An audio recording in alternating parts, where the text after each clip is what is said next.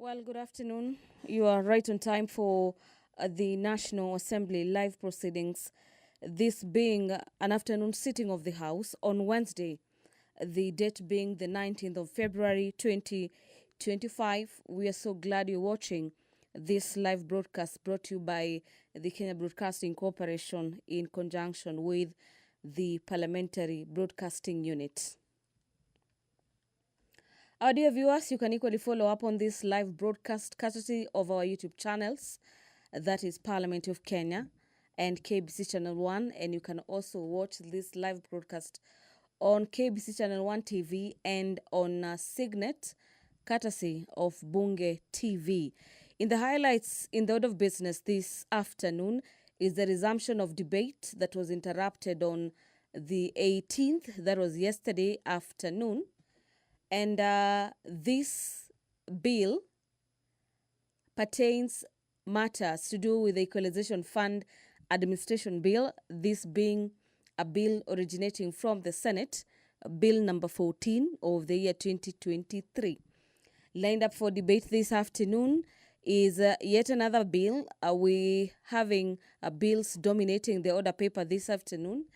And the other bill is the Political Parties Amendment Bill, National Assembly Bills number 35 of the year 2022. This bill is by the Vice Chairperson, Committee on Matters Procedure and House Rules Committee. The Insurance of Professionals Bill, National Assembly Bills number 13 of the year 2024 by the Chairperson, Departmental Committee on Matters Finance and National Planning, is yet another bill lined up for debate this afternoon, and we equally anticipate debate on the Cultural Bill, National Assembly Bills number 12 of the year 2024.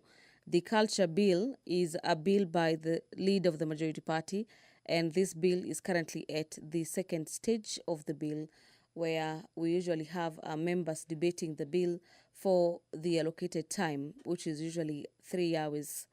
The Public Finance Management Amendment Bill number 2, National Assembly Bills number 26 of the year 2024 is lined up for debate this afternoon, where members of the National Assembly are set to ventilate on the provisions of the proposals in the Public Finance Management Amendment Bill number 2, this being a debate that members will be taking this afternoon to debate the various amendments proposed in the bill.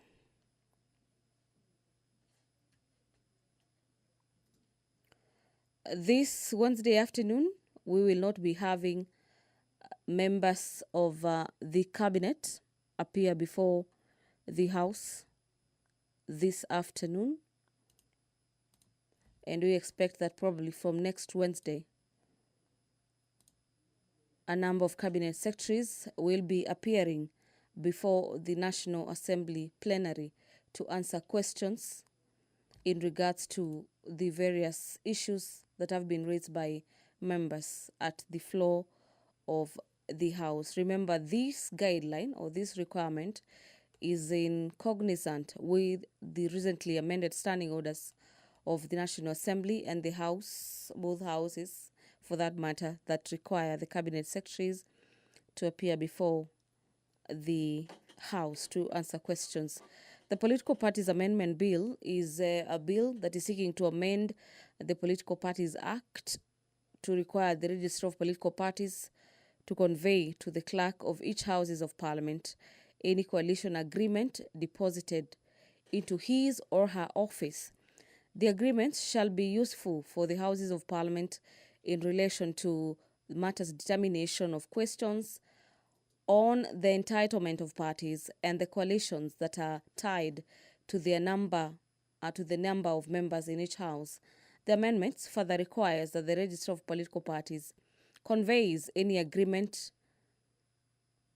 existing as the commencement or at the commencement of its provisions to the clerk of each houses of Parliament. The Political Parties Amendment Bill further seeks to implement the resolutions made on the 12th Parliament in its approval of the 5th report of the Procedure and House Rules Committee on matters amendments to the House Standing Orders.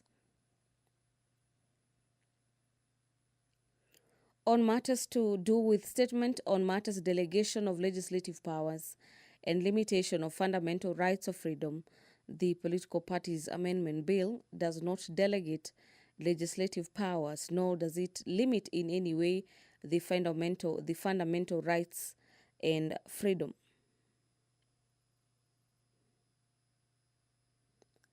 According to the move of the bill concerns county governments.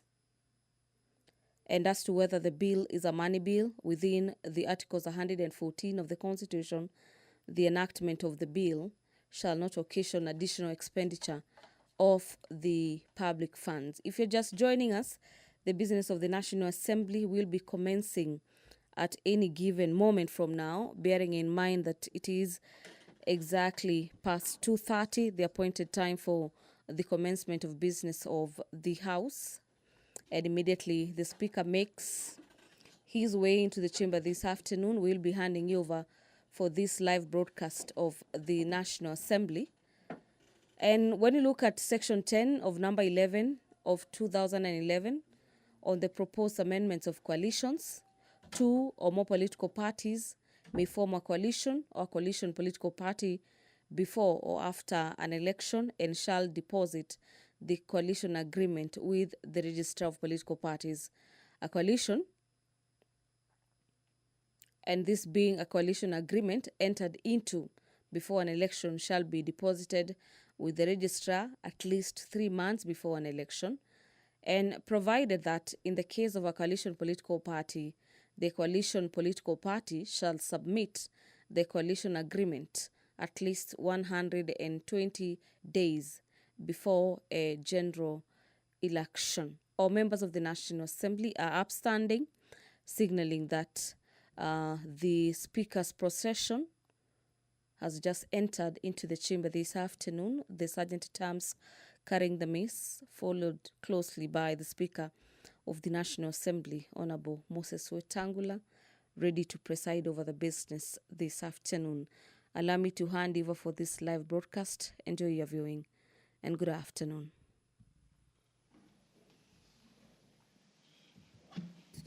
Mheshimiwa, tuombe. Ewe Mwenyezi Mungu ambaye kwa hekima na wema wako umetoa nyadhifa za viongozi na mabunge kwa ustawi wa jamii na utawala haki wanadamu, tukusihi utazame kwa neema nyingi sisi watumishi wako ambao ameridhika kutuita ili tutekeleze shughuli muhimu za jamhuri yetu. Tukuomba uteremshie baraka zako sisi tuliokutanika hapa, na utujalie tuyatende na kufikiria mambo yote yatakayofikishwa mbele yetu kwa njia ya haki na uaminifu, ili utukufu na sifa zako ziendelezwe, na ili kustawisha amani, ufanisi na heri ya nchi yetu na wale ambao haja zao umezikabidhi mikononi mwetu. Amen.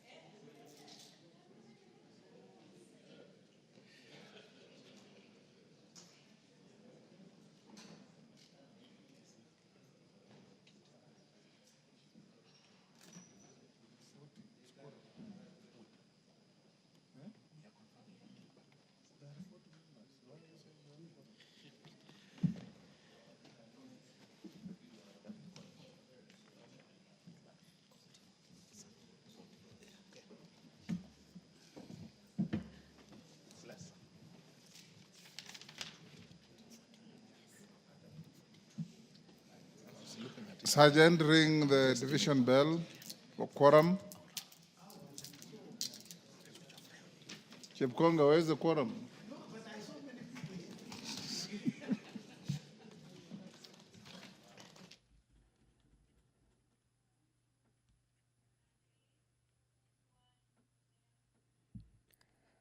The Speaker of the National Assembly, Honorable Dr. Moses Wetangula, who is currently presiding over the business of the House, has just directed that the quorum bell be rung immediately after the commencement of business this afternoon to allow the House raise quorum to commence business this afternoon. As we await for that quorum to be achieved, the Equalization Fund Administration Bill of 2023, a bill from the Senate, is lined up for debate this afternoon. The Equalization Fund Administration Bill is an act of Parliament that is seeking to provide for the administrative structures for the management of Equalization Fund, to establish an advisory board for the connected purposes. The Act may be referred to as the Equalization Fund Administration Act of 2023, and according to the sponsor of this bill is that it shall be deemed to have come into effect immediately after the ascension of the bill. Part 2 of the bill on the Equalization Fund. The fund shall pursuant to Article 204, subsection 1 of the Constitution, consist of 1/2 of all revenue collected. The clerk. Yes, I said call the order. Order number 1, administration of oath. Okay. Order number 2, communication from the chair. Order number 3, messages.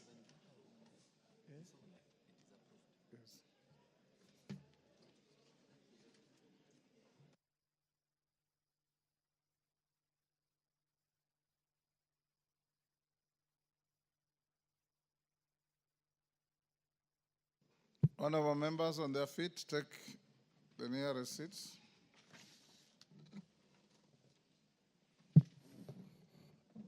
Order KJ.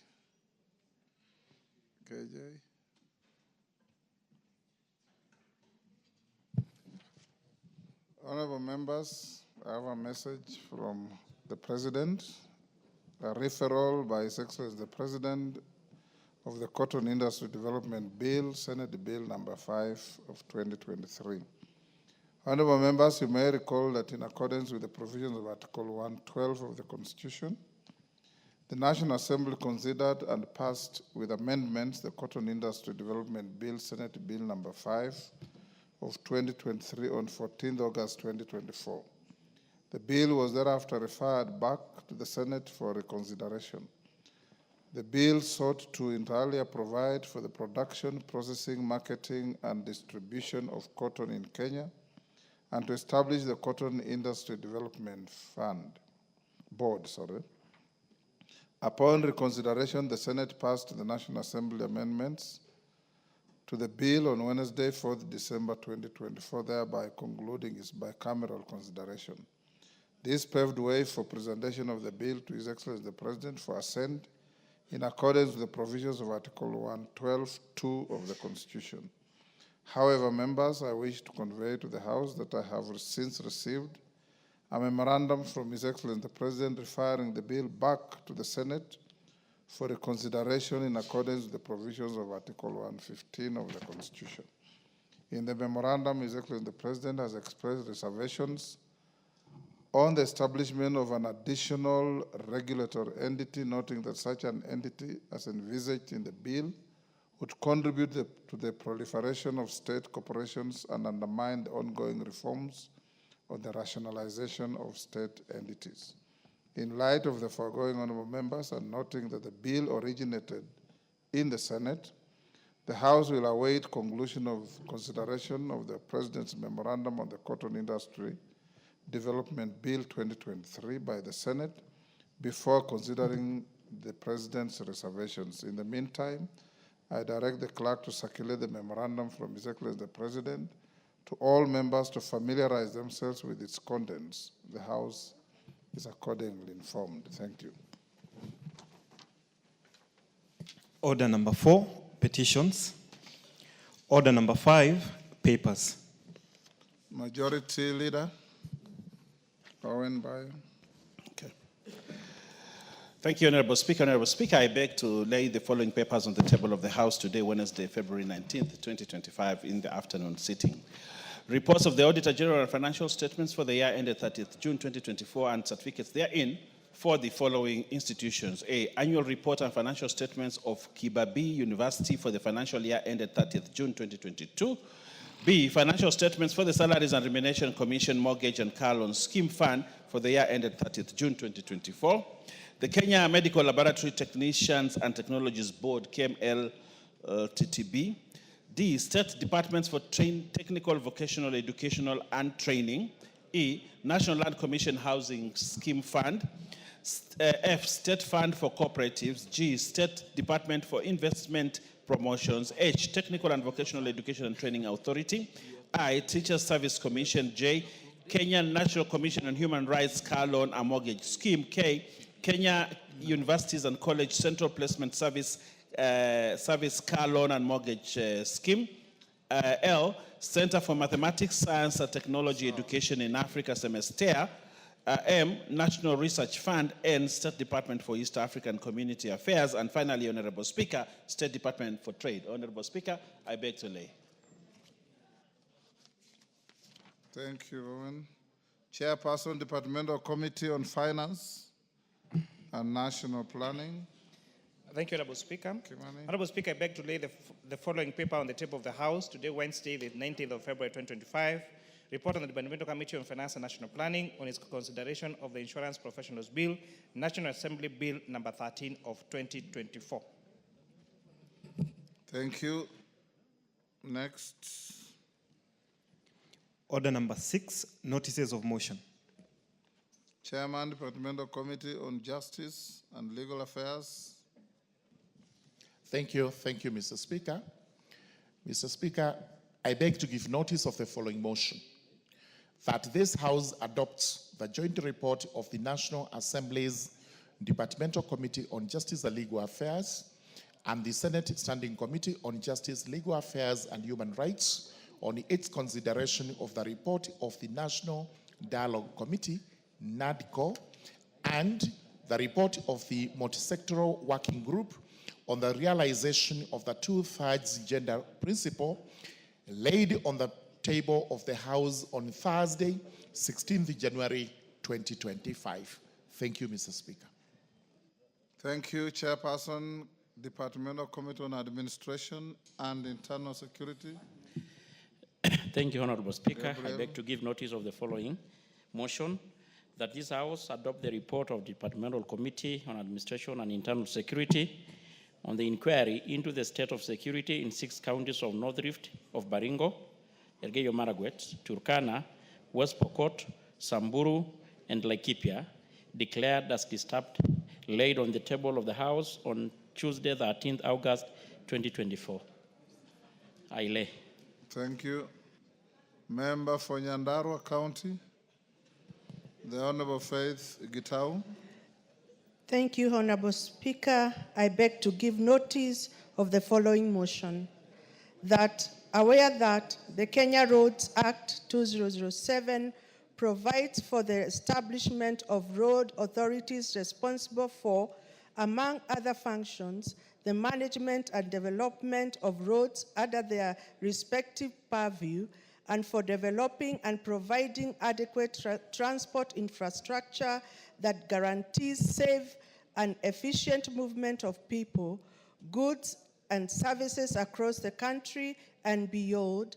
Further, aware that the first schedule of the Kenya Roads Act provides for the classification of national trunk roads into classes A, B, and C, recognizing that the 4th schedule to the Constitution assigns to the national government the function of the construction and operation of national trunk roads, noting that a significant portion of highways in the national trunk road network are currently single carriageways, concerned that single carriageway roads pose multifaceted challenges, including traffic congestion during peak periods, which limits movement of people, goods and services across regions, and increases vulnerability to road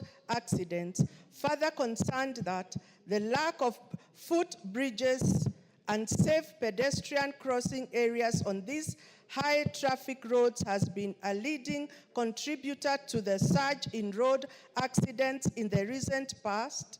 Cognizant of the duty of the government to provide a reliable transport system for efficient traffic management, economic development, and bolstering of interconnectivity among all regions in the country and beyond. Now, therefore, this House resolves that the government, through the Ministry of Roads and Transport, undertakes an expansion program of national trunk roads with a view of upgrading all classes A, B, and C roads in the country from two-way lanes to dual carriageway, one-way roads with the necessary infrastructure that include footbridges, safe crossing zones at regular intervals, proper drainage systems, and other requisite infrastructure for their optimal operation. Thank you, Honorable Speaker. Honorable Faith. Member for Lego Songa, Samuel Atandi. Is not in. Member for Mwingi West, Charles Ngusia. Thank you, Mr. Speaker. Mr. Speaker, I beg to move to give the notice of the following motion. Aware that sports play an integral role in promoting cultural heritage, national identity, national development, the well-being of the people, and sustenance of livelihoods, particularly of the youth, appreciating that sessional paper number 3 of 2005 provides a framework for sports development and operationalization in the country. Further appreciating that the sector plan for sports, culture, and arts 2018 by the Ministry of Sports, Culture, and Arts mainstreamed sports development in the third medium-term plan 3 for 2018 to 2022 under the Kenya's Vision 2030, recognizing that the Vision 2030 aims at capitalizing on the country's international reputation as a world-class sports powerhouse whose sportsmen and women have won international accolades and recognition, especially for the prowess in athletics. Concerned that despite bringing honor and national pride to the country, most of the sportsmen and women face a myriad of challenges such as lack of physiological support and social protection, hence pushing many to alarming levels of mental health challenges during their career and even after retirement. Noting that sessional paper number 3 of 2005 contemplated appointments as goodwill ambassadors and establishing contributory insurance and savings schemes, among other forms of motivations. Concerned of the fact that the prospect of receiving state recognition, financial grants, and other perks inspires sportsmen to push their limits in attaining their full potential, as fostering a collective sense of pride in sports achievements. Now, therefore, this House urges that the government, through the Minister of Youth Affairs, Sports, and Arts, develop a policy and standardized sports reward scheme for recognizing the achievements made by sports persons in internationally recognized competitions through 1. Financial rewards of 6 million for setting new world records, Kenya shillings 4 million for gold medalists, Kenya shillings 3 million for silver medalists, and Kenya shillings 2 million for bronze medalists. 2. Non-financial motivation, including facilitation with issuance of diplomatic passports for established sportsmen and women, appointment as sports as goodwill ambassadors, and conferring national honors and privileges. And 3, establishing a medical cover and post-retirement social protection scheme, including establishing contributory insurance and savings schemes to support sportsmen who retire from active sporting due to injuries or age. Thank you, Mr. Speaker. Thank you. Member for Alego Songa, has he come in? Matter deferred. You'll place on the order paper tomorrow. Next.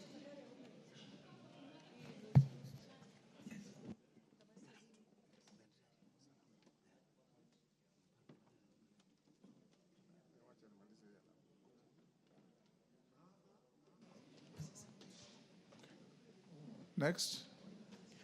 Order number 7, questions and statements.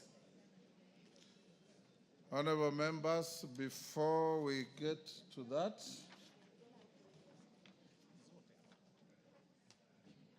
allow me to acknowledge order.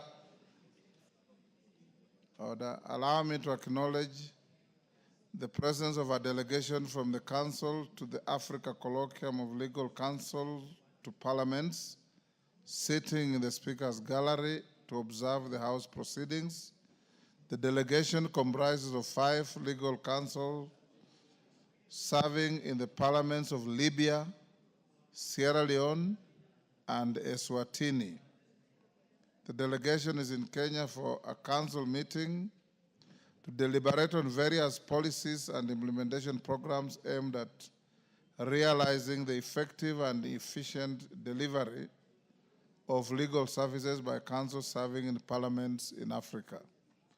On my own behalf and that of the National Assembly, I welcome the delegation to the National Assembly and wish them well. In the Speaker's Gallery, we have the following institutions: Mulima Kenya Secondary School from Kieni East, Nyeri; Masai Mara University from Narok County, Narok North; Ligao Mixed Secondary School from Embakasi East, Nairobi; and in the Speaker's Gallery we have Siakago Girls High School from Bere North, Embu.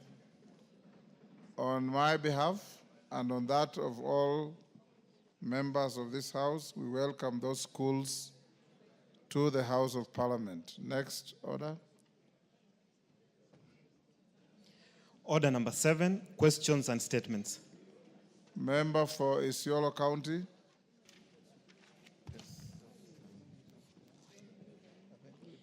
Honorable Speaker, I rise to request for a statement regarding transparency and accountability in the management of the Sports, Arts, and Social Development Fund. Honorable Speaker, pursuant to the provision of Standing Order 44-2C, I rise to request for a statement from the Chairperson of the Departmental Committee on Sports and Culture regarding transparency and accountability in the management of the Sports, Arts, and Social Development Fund. Honorable Speaker, the Constitution of Kenya empowers this House to oversee the operations of all state organs, including funds established under the Public Finance Management Act. Further, Article 229 mandates the Office of the Auditor General to audit and report on the accounts of all national government funds and authorities, including SASDEF. However, there has been a public outcry regarding financial mismanagement and lack of transparency in the administration of national revenue allocated to the Sports, Arts, and Social Development Fund and its associated entities, notably the Kenya Academy of Sports. Honorable Speaker, it is against this backdrop that I request for a statement from the Chairperson of the Departmental Committee on Sports and Culture on the following. 1. Criteria used by the Kenya Academy of Sports and the Sports, Arts, and Social Development Fund in identifying, assessing the needs of sports development in Kenya and the measures in place to ensure equitable distribution of funds across all regions. 2, reasons as to why the quality of preparations, the playing field, the sport gear, the entire organization of sports events do not reflect the budget allocated for their procurement, despite the seemingly large amounts of financial resources directed towards this purchase. 3, a comprehensive report detailing the breakdown of the funds allocated to SASDEV and spent on sports-related activities for the last 2 financial years, including the distribution across different regions in Kenya. And 4, a list of all companies contracted to supply playing kits and other sports equipment, along with detailed explanation of the tendering process followed. And lastly, a forensic audit to be undertaken by the Office of the Auditor General on the Sports, Arts and Social Development Fund for the last 2 financial years, including an audit of all companies contracted to supply goods and services, and be submitted to the Departmental Committee for consideration. I thank you, Honorable Speaker. Chair of Sports, Wanyama.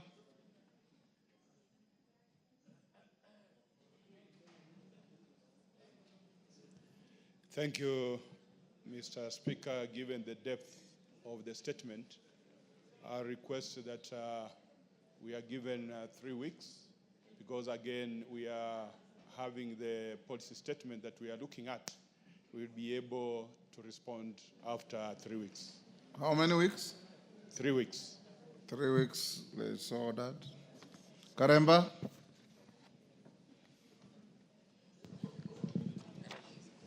Thank you, Honorable Speaker. This is a request for a statement regarding the absorption of universal health coverage, UHC, contract staff. Honorable Speaker, pursuant to the provisions of Standing Order 44-2C, I wish to request for a statement from the chairperson of the Departmental Committee on Health regarding the employment terms of nurses and the Universal Health Coverage, UHC, program. Honorable Speaker, in June 2020, the Public Service Commission employed approximately 2,700 nurses on contractual terms to serve in hospitals and strengthen health service delivery and the Universal Health Coverage, UHC program. However, despite performing similar duties as their counterparts in permanent and pensionable terms, UHC nurses receive significantly lower salaries and do not receive allowances such as nursing service allowance, health risk allowance, and hardship allowance. This disparity in remuneration contravenes the principles of equal pay for equal work, as stipulated in Section 5.5 of the Employment Act, Cap 226. Honorable Speaker, on 3rd of August 2021, the Public Service Commission, PSC, issued a circular committing to harmonize the terms of contract workers with the intention of transitioning them to permanent and pensionable employment. However, up to date, UHC nurses have not been absorbed into the service. Notably, their contracts lapsed in June 2023, and the Ministry of Health renewed it for a further 1 year. There is need to finalize their absorption into permanent and pensionable terms without undue delay to ensure continued service delivery within the healthcare system. Honorable Speaker, it is against this background that I request for a statement from the chairperson of the Departmental Committee on Health on the following. 1, a comprehensive report on the measures taken by the Ministry of Health to address the disparities in remuneration and allowances between UHC nurses and those on permanent and pensionable terms. 2, update on the consultations between the Ministry of Health, the Public Service Commission, and the county governments regarding the conversion of UHC contract nurses to permanent and pensionable terms.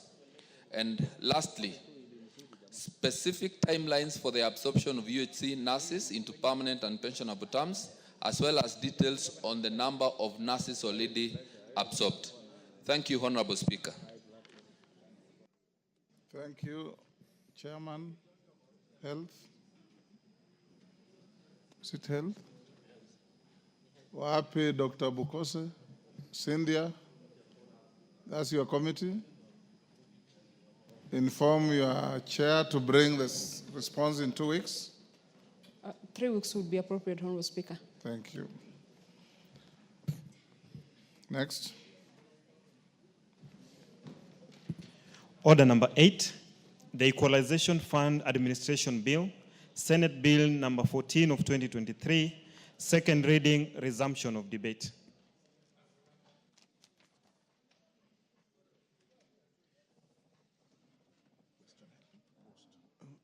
Honorable members, records show Kimani Kuria, chair, moved the motion. Benjamin Lagat seconded. Question proposed.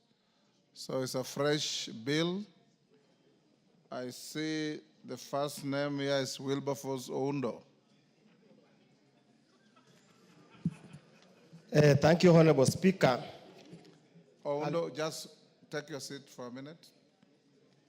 Before you take your floor, allow me to acknowledge in the Speaker's Gallery High Ridge Girls Secondary School from Westlands, Nairobi.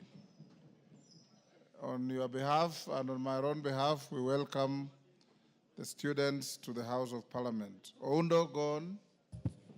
Thank you, Honorable Speaker, for the opportunity to contribute on the Equalization Fund Administration Bill 2023, Senate Bill number 14 of 2023. Honorable Speaker, the essence of the bill is literally to repeal the Public Finance Management Equalization Fund Administration Regulations 2021. Let me admit, Honorable Speaker, that I was not around when the committee chair moved the bill. I've not had a chance to look at the report, but obviously everybody would want to ask, why fix what's not broken?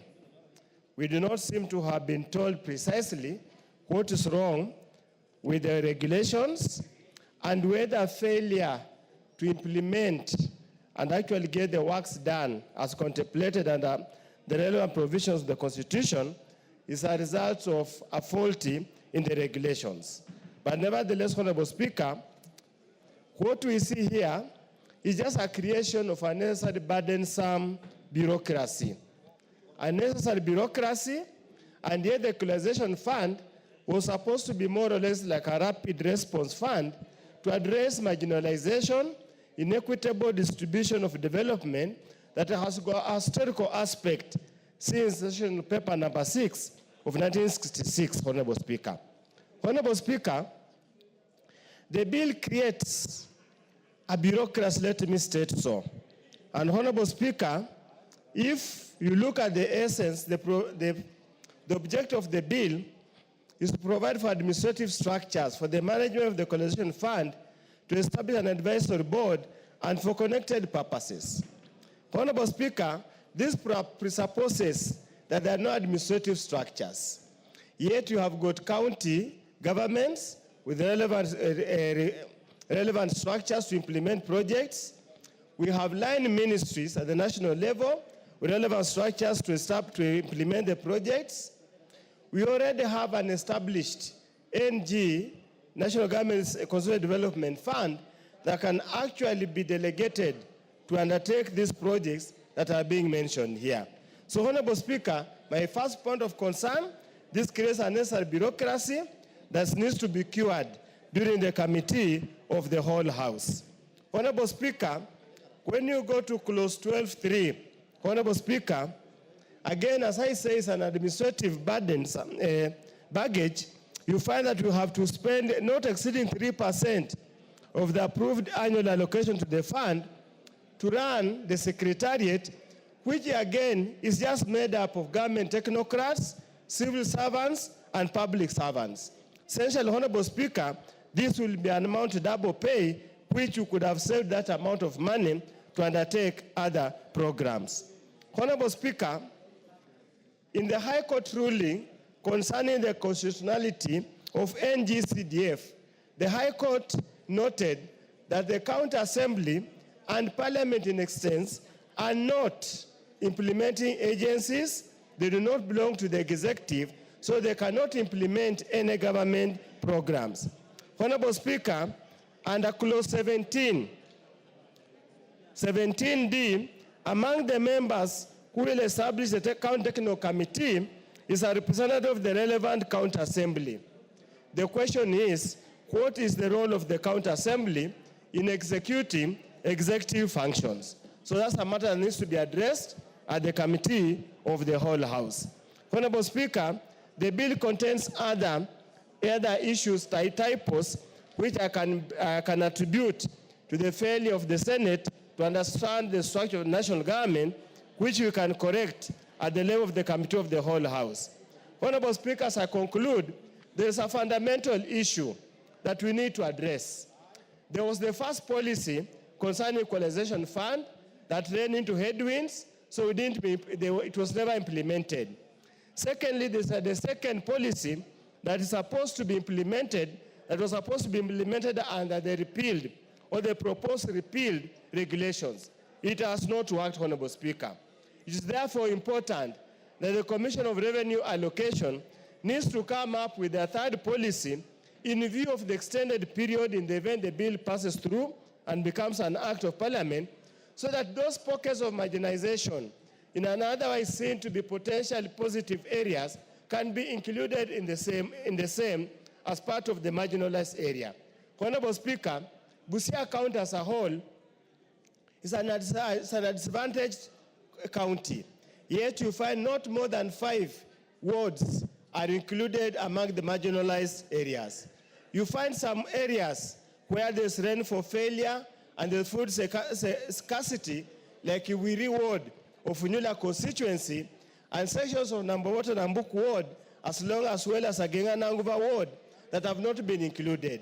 So we would urge the Commission of Revenue Allocation to basically have a fresh look as we roll out a third policy that will enable equity and fair distribution of these funds that were meant to attend and bring equity in the entire country. With those remarks, Honorable Speaker, I seek to second, subject to the reservation I've raised, which will address at the Committee of the Third House.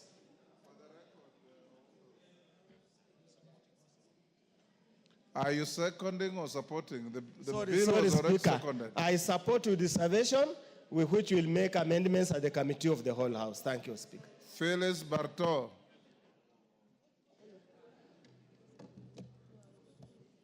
Have you keyed in for this bill? Mr. Speaker, sir, I was not to speak on this particular one. Those members who have not keyed in for this bill, log out so that I only deal with those who want to speak. Waluke? John Waluke? Makali Mulu? You want to speak to this? Yes, Honorable Speaker. Go ahead. Yeah, Honorable Speaker, thank you very much for this time. Honorable Speaker, I want also to support this bill on Equalization Fund. And Honorable Speaker, as I support, I think this fund, Honorable Speaker, had a time limit in terms of when it should be implemented. And over time, Honorable Speaker, we have faced a lot of challenges. And some of the challenges is what Honorable Udo has actually mentioned. But Honorable Speaker, the first challenge which this fund suffered and which I think has moved to the future, we need to really look at is the issue of underfunding. The Constitution is very clear what percentage should be allocated to this fund. But over time, this House, through the Budget Committee, after getting proposals from the executive, has always passed figures which are below what the Constitution says, Honorable Speaker. And even when the amounts are allocated, Honorable Speaker, we go to an extent of amending the same figures during the supplementary budget. So, Honorable Speaker, you find that over time we've not managed to allocate what should be allocated. I remember last year, Honorable Speaker, there was the issue of do we really factor in the arrears into the budget if we were to calculate on an annual basis what should have gone to the fund. And Honorable Speaker, the answer was that even though we wanted to cater for the arrears, it was about somehow impossible because of the existing budget deficits. So, Honorable Speaker, if we are really serious on this issue of equalization fund, the first thing we should be able to discuss is funding it as required by the Constitution, Honorable Speaker. The second matter, Honorable Speaker, is even where we have allocated resources, Honorable Speaker, there has been serious delay in implementation, where the money is in the budget, but a year goes to the end without any money being released to the concerned counties. And Honorable Speaker, the problem has always been, if you look at the first 14 counties which were recommended, Honorable Speaker, there were only 14 out of the 47. But during the second review, we increased the counties to over 20, Honorable Speaker. And then at the same time, we created a board which is supposed to oversee the implementation. And what has happened because of that, Honorable Speaker, we have made implementation almost impossible. At the same time, we have also suffered a problem where, Honorable Speaker, some counties, because there are only pockets where we have marginalization, Honorable Speaker, they get such a low figures in terms of budgeting. And the question is, if you get such a low budget, is it worth it really? You make the implementation so expensive because the figures are so low. So this is another area, Honorable Speaker, which should be streamlined.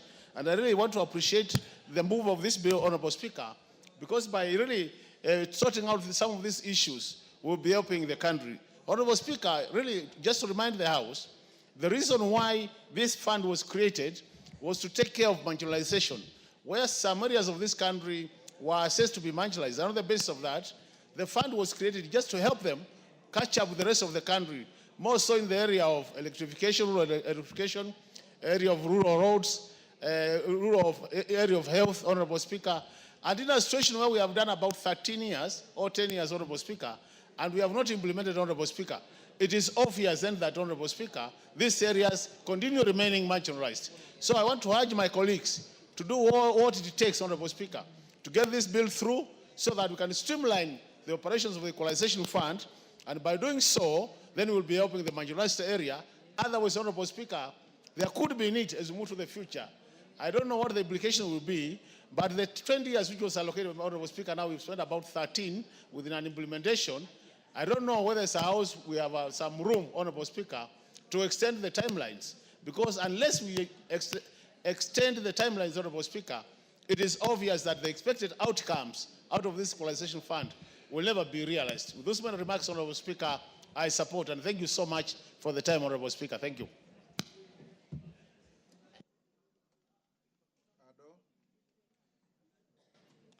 Honorable Addo.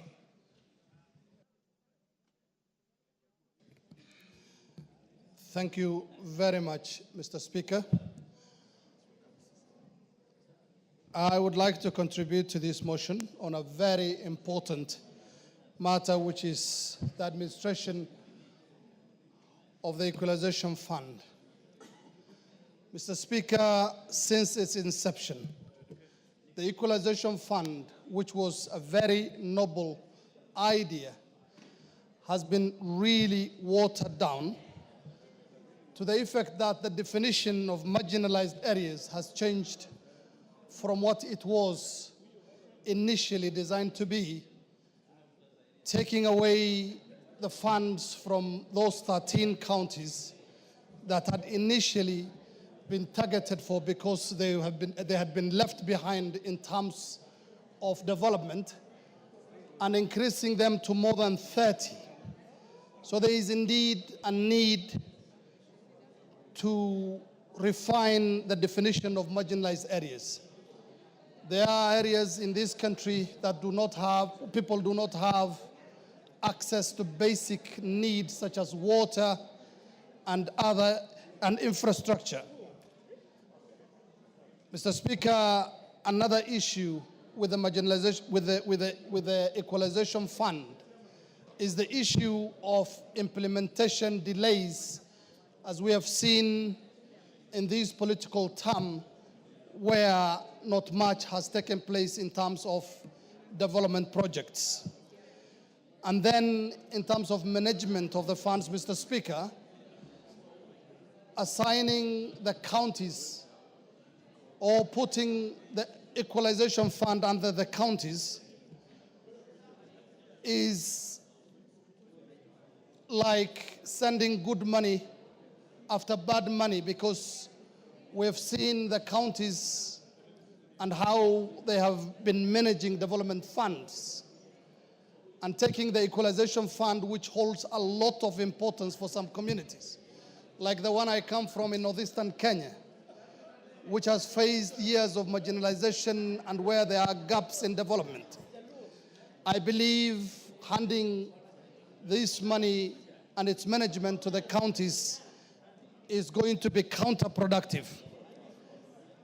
And then we have concerns, Mr. Speaker, about the expiration of the period the Equalization Fund is supposed to be in being. The fund was initially set to run for 20 years from 2010 to 2030, but there are right now concerns, and we would like to see the continuation because the Equalization Fund has not achieved most of what it was designed to be. And Mr. Speaker, in conclusion, we need to have clearer and more inclusive criteria in identifying marginalized areas, and there is a need to go back to the drawing board and ensure that those counties that were originally intended to benefit from the marginalization fund receive their dues. And Mr. Speaker, what we need to focus on at this moment is for the Equalization Fund to truly fulfill its purpose, reforms must focus on inclusivity, efficiency, transparency, and sustainability. There is a need to involve, Mr. Speaker, the communities, and then also targeting high-impact projects and improving fund management. And there is a need to have an independent administration on and management of this Equalization Fund. Mr. Speaker, thank you very much. Honorable Addo, I know you are a first-timer. It's against standing orders to read a contribution. You are supposed to be debating. You are reading a hidden text on your phone, and that's against standing orders. You are not, you are reading. I can see. Thank you. Yes. George Gitonga Murugara. Thank you. Thank you very much, Mr. Speaker. Mr. Speaker, I rise to support this Senate bill, which seeks to establish procedures for administration of the Equalization Fund in Kenya. Equalization Fund is a constitutional provision whereby the rationale is to ensure that all parts of the country are developed equally, or to some extent they come to some parity when it comes to matters development. We know very well that in this country there are areas that are more developed than others, and especially those we know as marginalized areas, which have actually been left behind, not just from the time of independence, but even during the colonial period. It is because of this that it became necessary in our constitution to make a provision for the equalization of these areas through a fund. And this is the fund which this Senate bill seeks to have administered in a structured manner. I come from a marginalized area in Tharaka Nithi County. My constituency, Tharaka, is highly marginalized, and I've always looked forward to benefiting from the Equalization Fund. But because of the way it is administered, which is not clear, and especially when it comes to who benefits, we have actually seen some counties getting the lion's share of these funds, while other counties, through sublocations, get minimal provisions, and this cannot be termed as equalization.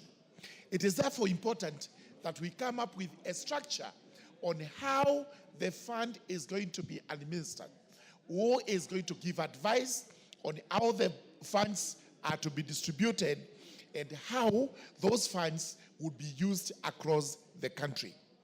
Therefore, this is an important bill which I believe the Finance Committee has looked at, and if there are necessities to actually make amendments, we will be doing that. The bill starts with the establishment, after preliminaries, the establishment of an advisory board. I believe this is the board which will be advising on which areas are marginalized and which areas should be getting the fund.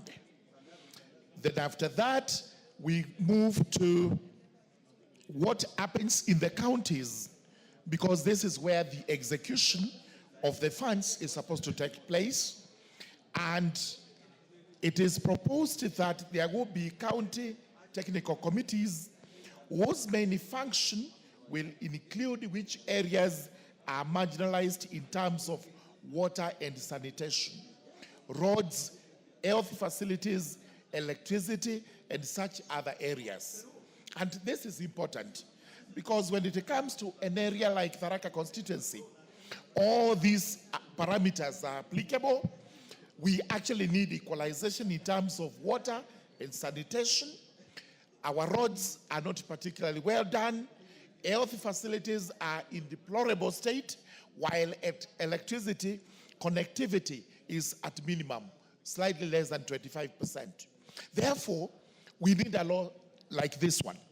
And I'll be advocating that as soon as the advisory board and the other mechanism is put in place, we actually look at these marginalized constituencies, including Tharaka, and after that, we can see whether we will come to par with the rest of the country.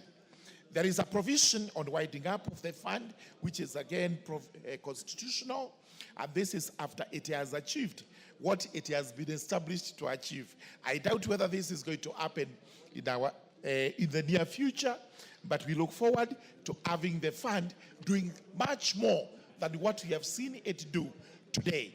Because, sincerely speaking, there are areas in this country, there are counties that are miles ahead of others, and unless we come up with a very equitable way of equalizing ourselves, then some areas will remain more developed, while other areas like Tharaka will remain marginalized. So with those remarks, I beg to support this bill so that we see whether we can have it better than it is when it comes to application of the Equalization Fund in the country. I beg to support, Mr. Speaker.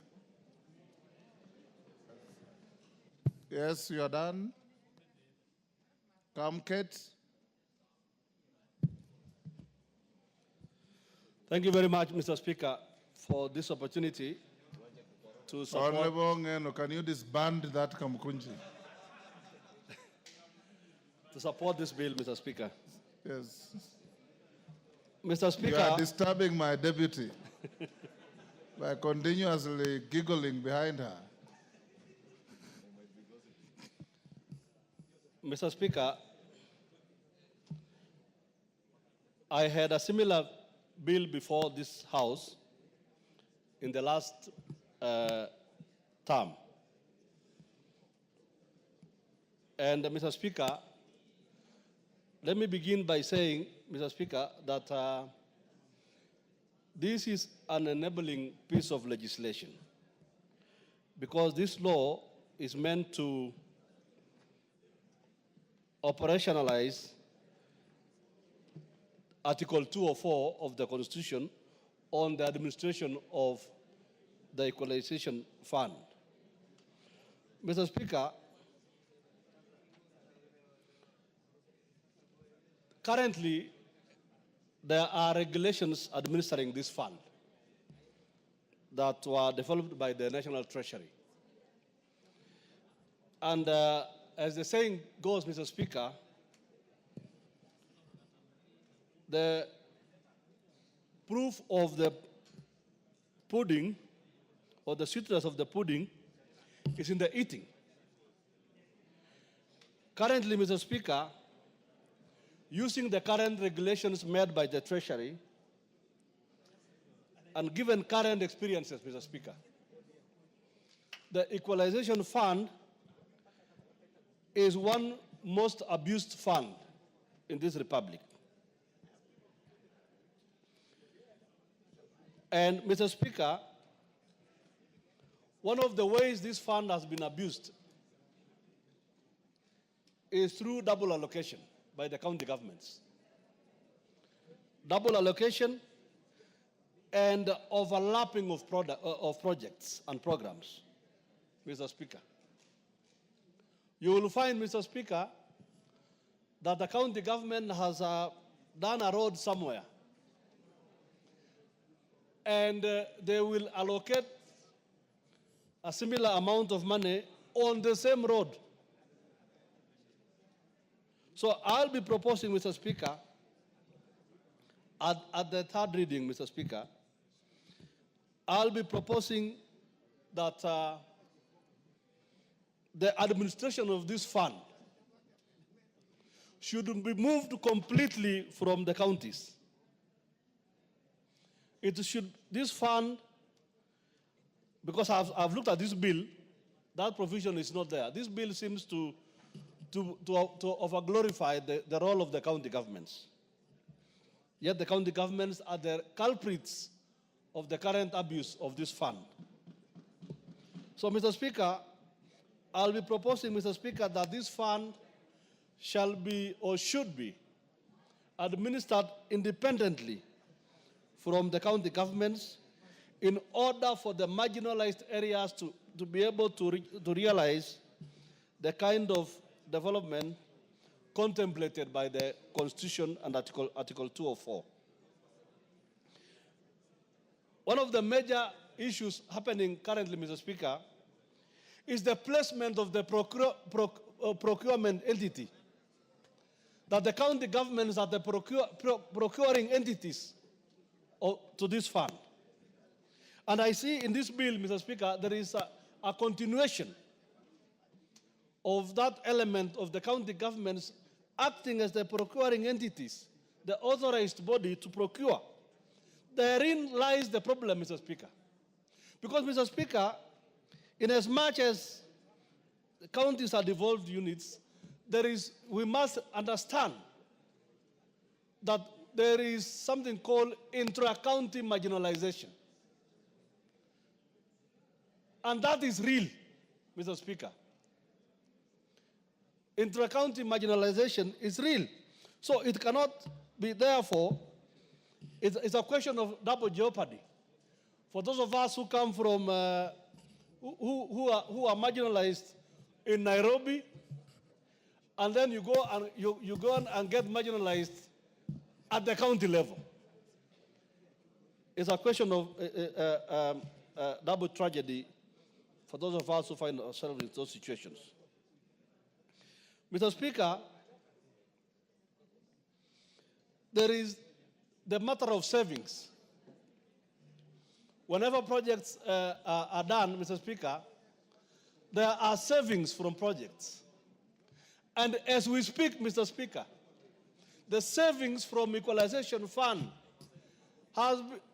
those monies have been abused left, right, using the current regulations. The savings that are made from those funds, Mr. Speaker, are being diverted to other ministries and other activities that are not even present in the marginalized areas, Mr. Speaker. So, and that is why I'm saying, Mr. Speaker, that this fund, the management of this fund must be removed completely from the county governments. In any case, Mr. Speaker, Article 204 of the Constitution is very clear, Mr. Speaker, if I may quote, Mr. Speaker. Article 204(2). Article 204(2) says, Mr. Speaker, that the national government shall use the Equalization Fund only to provide basic services, including water, roads, health facilities, and electricity to marginalized areas. the Constitution does not speak about marginalized counties. It speaks about marginalized areas, Mr. Speaker. Mr. Speaker, Article 2042B states that the national government may use the Equalization Fund, B, either directly or indirectly through conditional grants to counties. So there is the option, Mr. Speaker. Option A is to use this fund directly. But this bill, Mr. Speaker, seems to have ceded the utilization of this fund to county governments. And that is where the abuse begins. The double allocation of funds begins. So I'll be proposing, Mr. Speaker, to amend this bill to ensure that we minimize the role of the county governments in the utilization of this fund. Mr. Speaker, I want to disagree with my colleagues who have, to differ with my colleagues, who have spoken about the expansion of the space of this fund. The first deprivation policy by the Commission on Revenue Allocation identified counties erroneously as centers of deprivation. But the second policy, Mr. Speaker, I want to appreciate the second policy that was done by the Commission on Revenue Allocation, because they went up to the sub-location level. In the first policy, Mr. Speaker, most deserving areas and most deserving marginalized areas like Tiati were left out. But in the second policy, which went now up to the sub-location level, that is where the most deserving areas like Tiati constituency has been able to benefit from this fund. And suffice it to say, Mr. Speaker, that marginalization is not a good thing. I see some people here some colleagues trying to make marginalization a birthright. Marginalization is not a birthright. It's a bad situation that you find yourself in because of the policies of the past administrations. So therefore, Mr. Speaker, as I support this bill, Mr. Speaker, I want to state that let us all embrace the second policy that went up to the sub-location level to ensure that every part of the country is touched in order to correct the low levels of development. Mr. Speaker, I beg to support. Thank you very much.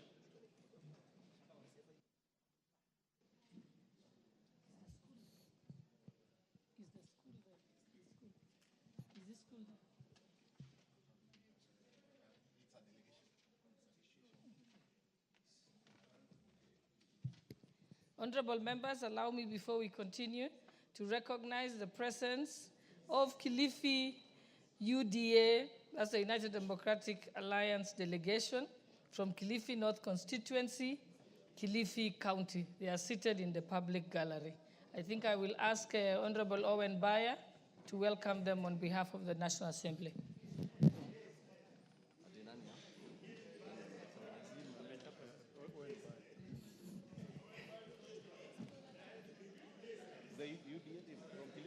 Majority Leader, you want to assist?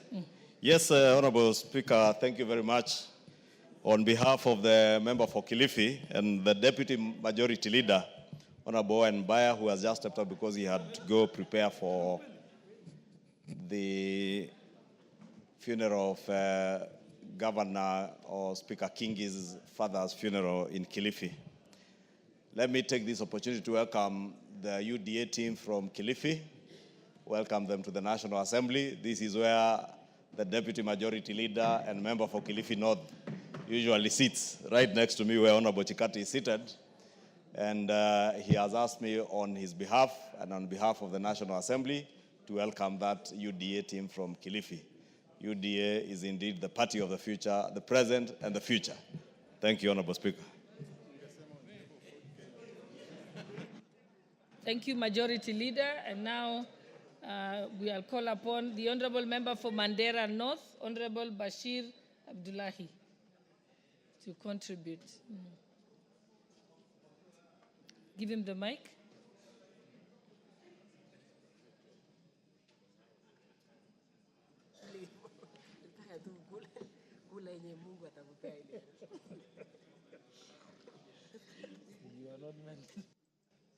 I think didn't give him, you gave him the mic behind him. Okay, move to another mic. Your mic has a problem. Go to the one to your left. The one to your left. Oh, there you are. Okay. Thank you. Thank you, Honorable Speaker. Is that working? It goes up. Thank you, Honorable Speaker, for giving me this opportunity, and I want to contribute to the bill that is on the floor of the House. Honorable Speaker, from the onset, as you know, Equalization Fund is within the Constitution under Article 2 or 4. And the framers of this Constitution from the beginning had in mind that counties within the country shall all be equal. And that's why they came up with the Equalization Fund. The initial concept was that it was supposed to cover 14 counties. But as we speak right now, it's now covering 34 counties. The unfortunate part is that the amount allocated to the same fund has not increased. The percentage still remains the same, despite the fact that it was initially 14, but now it is 34. Simply because other pockets of marginalization have been added, covering 34 counties.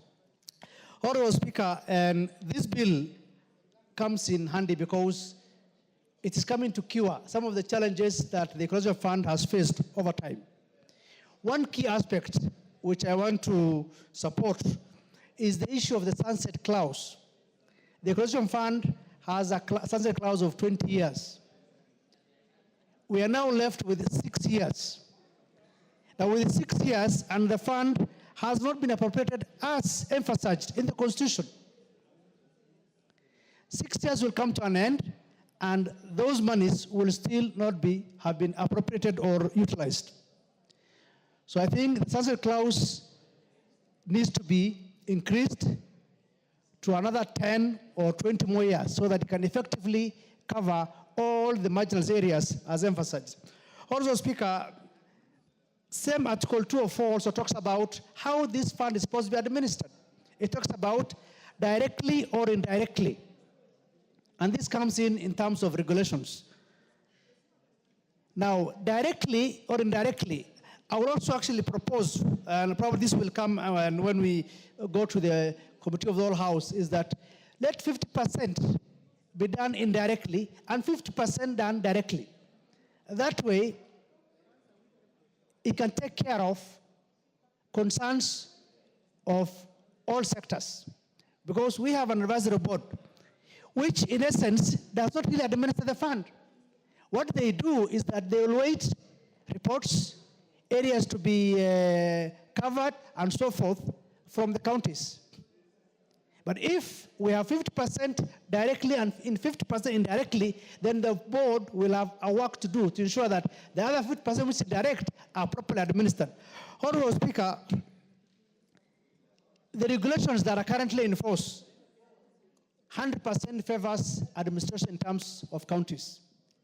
The worst part is that some of these funds are utilized for projects or minute projects to the tune of 4 million, 5 million, 3 million, 2.5 million.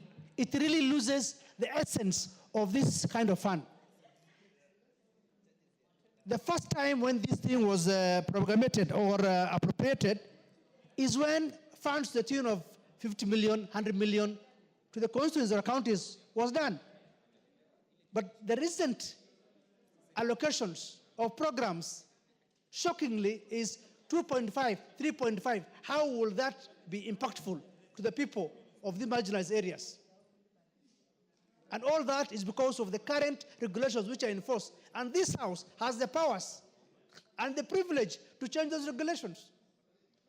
So the Equalization Bill as it is quite okay, quite in order. All we need to do is to ensure that the regulations are amended to suit the realities on the ground.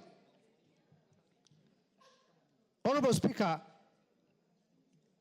in terms of the counties, I understand and 14 counties initially. Almost 60% of the fund still covers the 14%. And of course, with addition of the additional counties that has brought up to 34. But what we're talking about is, has this money also been utilized? Every financial year, this House appropriates funds, but it's not utilized. We have arrears to the tune of almost 13 billion lying at Treasury without being utilized. And yet, the sunset clause is just almost the corner, 6 years from now. And yet we have 13 billion arrears.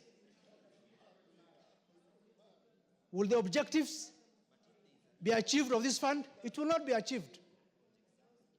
So I think we'll be making several amendments, of course, when it comes to the Committee of All House, but by and large, I support the bill, especially ensuring that the sunset clause for the Constitution Fund is extended by 10 or 20 years. And we look also fairly on the issue of administration of the fund. Is it the board that administers 100%, or it is the counties that administers? As it is now, it is the counties that administer 100%.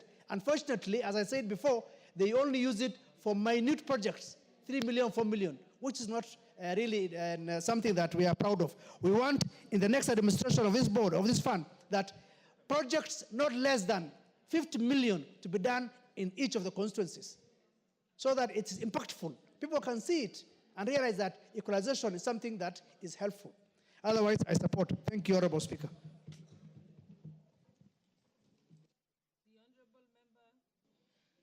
The Honorable Member for Elders, Honorable Adan Kainan. Thank you, Madam Speaker. Madam Speaker, allow me to delve a bit into the history of this particular article. Madam Speaker, during the countdown to the current constitution, there were 3 contending groups. One group led by Mr. Kibaki and cohort wanted a pure presidential system. Another group led by the Honorable Raila Odinga wanted a pure parliamentary system. And in between, during the discourse, there emerged another group who said, in the midst of all this, what is there for the disadvantaged group? And that brought in the issue of devolution and the inclusion of this particular clause to address all the historical marginalization pursuant to the wrong implementation of the old constitution, and also sessional paper number 10 of 1965, and you know the provisions. Madam Speaker, shockingly, even after the promulgation of the current constitution, again because of red tape, because of the bureaucratic nature of the system, the operationalization and the role of this particular article have not been conceptualized well, are not being implemented well, and the systems, and you understand, created some sort of jurisdictional conflict between the members of parliament and the governors. So the period, the 20 years period is coming to an end, and yet there is nothing to demonstrate. There is nothing to demonstrate on the ground. I represent one of the constituencies that ought to have benefited from this. There is nothing to demonstrate on the ground that this particular article or this particular funding has benefited those people that was tailor-made to benefit. Then what is the meaning of this? The meaning of this is we as members of parliament, we have been sucked into a role that is not ours. And I really want to believe with you. The governors want to usurp the mandate of the National Assembly. We as the members of the National Assembly have failed to think out of the box, and we have fallen into their trap. This trap only suits the bureaucrats and the treasury mandarins. We have lost it. It's not 13 billion. It's over 70 billion that is floating between treasury, the National Assembly, and the counties. The sunset period, the time is coming to an end. What is our take? It is the high time that we put aside all our differences and apply the letter and the spirit of what this particular clause article was intended for, and resist and budget for all the outstanding monies, send the money direct to CDF and the constituencies. And this bill should address and facilitate so that members of parliament have a role to play. Madam Speaker, as it is, this is meant right now I followed what happened to the budget of this in the last financial year. And what happened, I'm told, other than what Honorable Bashir has alluded to, of having small projects here and there, 2 million, 3 million, that have no impact. I'm told the remaining junk part of the budgetary allocation have been sucked into the county money, county allocations. This will not help us. Through the PPG, through the other groups. Right now, I'm not worried. Even the 34 counties can benefit. The original 13 can benefit. But this program is not working. We cannot be lamenting as the leadership. Through this bill, we must cure the pitfalls. We must address the challenges so that the next 6 years remaining from these people, this program can be turned into a productive 6 years. Colleagues, for those of you who have joined this house, this program was supposed to be a life changer. This program is not working. And it was picked, Madam Speaker, you remember at the end of the Second World War, the victors and the vanquished came together and came up with something called the Marshall Plan. Marshall Plan gave birth to something called USAID. USAID is right now what has been, you have heard what is happening, unfortunately. In our context, for those of us who live under this sovereign republic called Kenya, this is our Marshall Plan. Why is it not working? The Marshall Plan of the US worked. Why is this not working? How comes we are not getting our rightful share? How comes every step that we take must attract a court battle? It is because we are not thinking out of the box. So I want to thank the mover of this bill.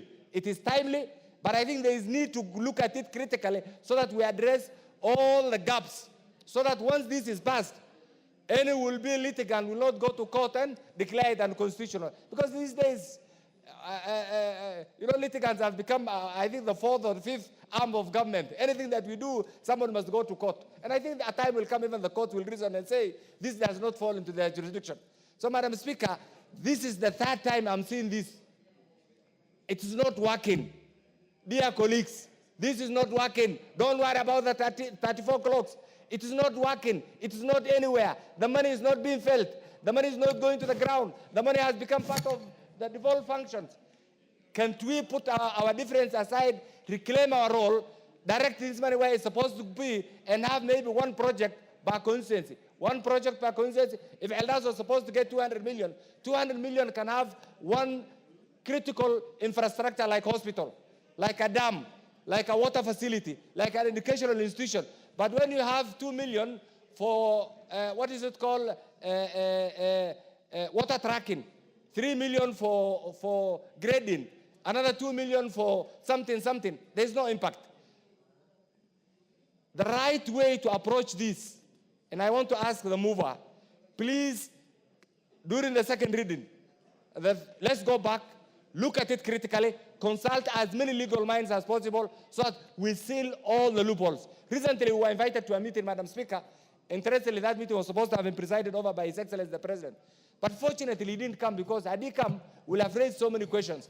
In the KICC, out of the plus 109 MPs who are supposed to attend, we were 4. That tells you the level of disinterest. We need to deal with this. The resources are there, yet we are complaining about lack of resources. Can we utilize these that we have so that in the next 6 years, these regions that have been neglected, these regions that have been stereotypes, these regions that have been completely left out in the National Development Agenda. Madam Speaker, this morning, I participated in a program that was being launched by His Excellency called, it's called Solar Mini-Grids. Madam Speaker, I just said, I am today the father of Parliament. One time I joined this Parliament as one of the young legislators. There are 2 things that I was looking forward to. One of them was to see at least a black substance called black substance in the definition of those school-going children in northern Kenya found in down Kenya. That black substance is tarmac. It has now gone to our region, courtesy of devolution. The other bit that I was saying during my lifetime as an MP, I will see, is the extension of the national grid from Nairobi and other parts that have been advantaged and take it to northern Kenya. It's still stuck at Garissa.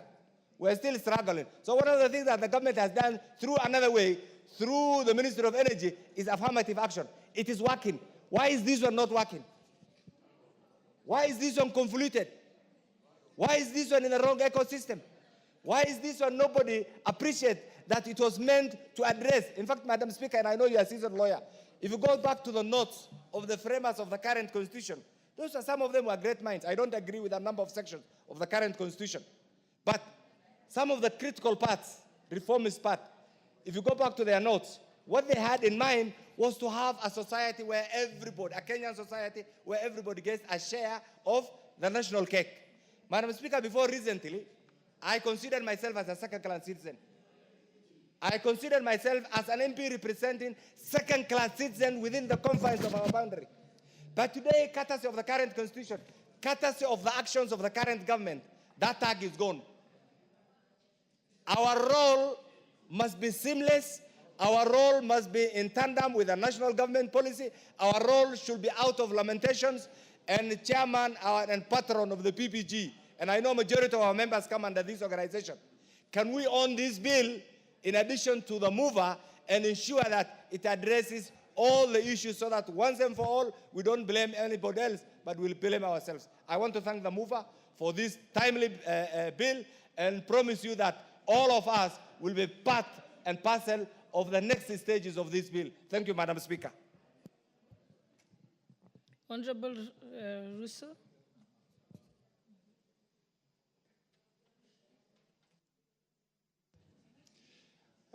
Thank you very much, Madam Speaker. Just one moment. For those who want to participate in this bill, please press the intervention button. Currently, I only have the member for Lamu East who's on it here. Press the intervention. Thank you very much, Madam Speaker. Madam Speaker, I rise to also add my word to what honorable colleagues who have preceded me have talked about. Article 204 of our Constitution is a very important article. Equalization in Oxford English Dictionary means to make two things equal. And the framers of our Constitution had a very clear intent that since 1965, Sessional Paper number 10,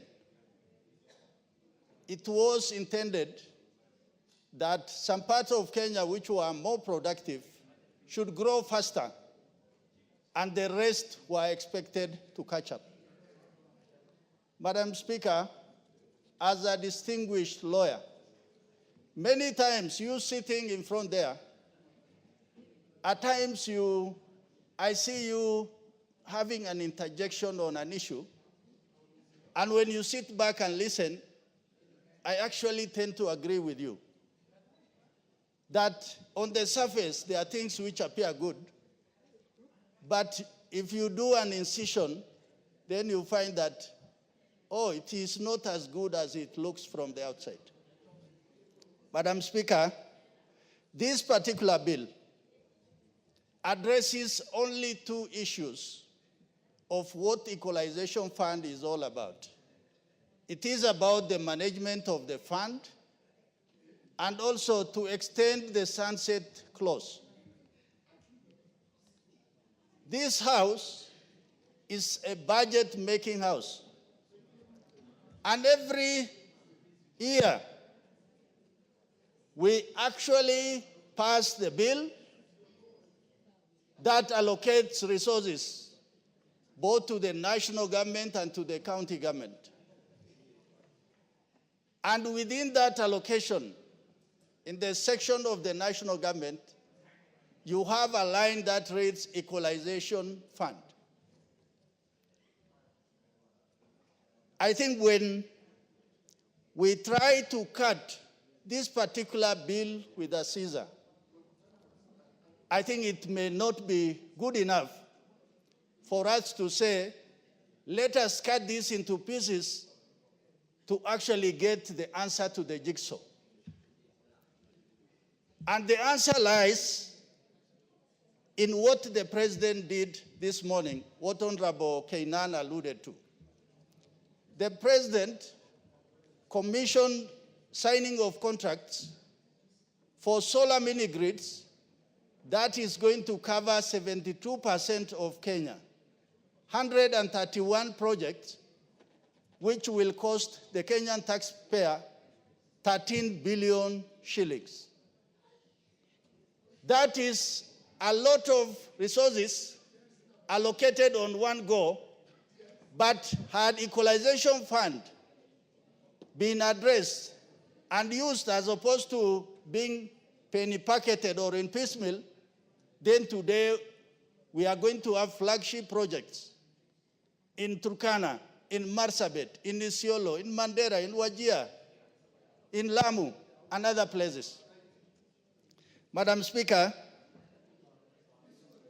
my concern is that since independence, 60 years plus, today this government is constructing a road, a tarmac road or a highway, if you may say, between Isiolo and Mandera, a distance of 800 kilometers, where that population, almost close to 2 million people, live in that region, but until now, no one has seen it fit that a road was necessary, because it was put aside in 1965 that it was not the most productive parts of Kenya, because they never produced tea, coffee, pyrethrum, sugar.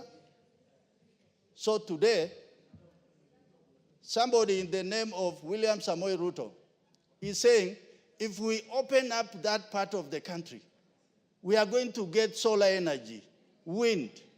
We are going to prospect for minerals. It is the frontier of development in Kenya. And that is where ASA lies, and somebody is beginning to identify. Madam Speaker, national government and county government in Schedule 4, their task or roles is clearly defined. Equalization Fund is a fund drawn from the consolidated fund. It does not belong to what is allocated to the counties. So, what Honorable Kainan there said, if the national government want to achieve impactful projects through this fund, they can direct it to have a hospital in Moyale, a power station in Mandera, so that this money is not just pilfered away in terms of 3 million, 5 million, which at the end of the day is a pinch of salt. Finally, Honorable Speaker, initially, this fund was intended to address inequality or marginalization in 15 counties of the ASAL. Today, they said that let it address pockets of marginalization. So the pocket will be in Kiambu, it will be in Nairobi, it will be in Muranga, it will be in Uasin-Gishu, where you come from, Honorable Speaker. So it misses the thread of why did we have this fund in the first place. So for that reason, Madam Speaker, I support this bill, but we as the Pastoralist Parliamentary Group, we will make our voices and positions known during the third reading.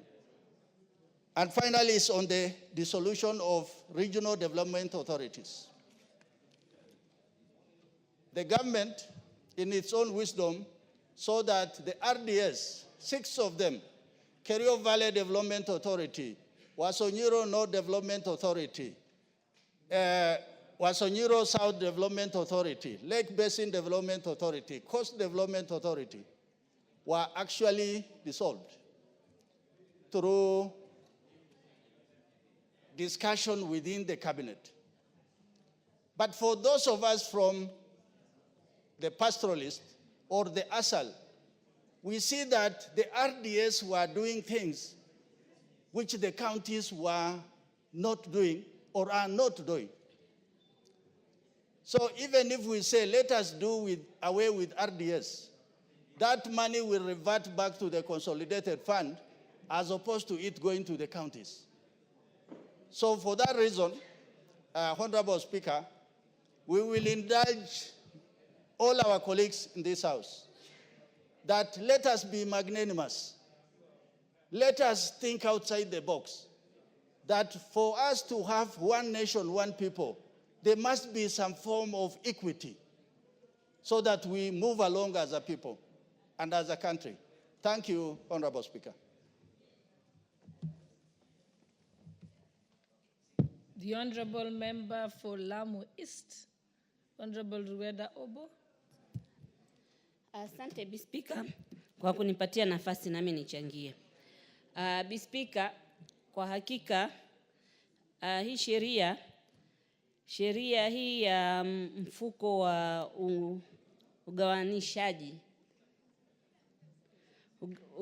ugawanishi ni kwamba yale maeneo bunge ambayo yalikuwa yako chini nayo yainuliwe yawe sawa na mengine.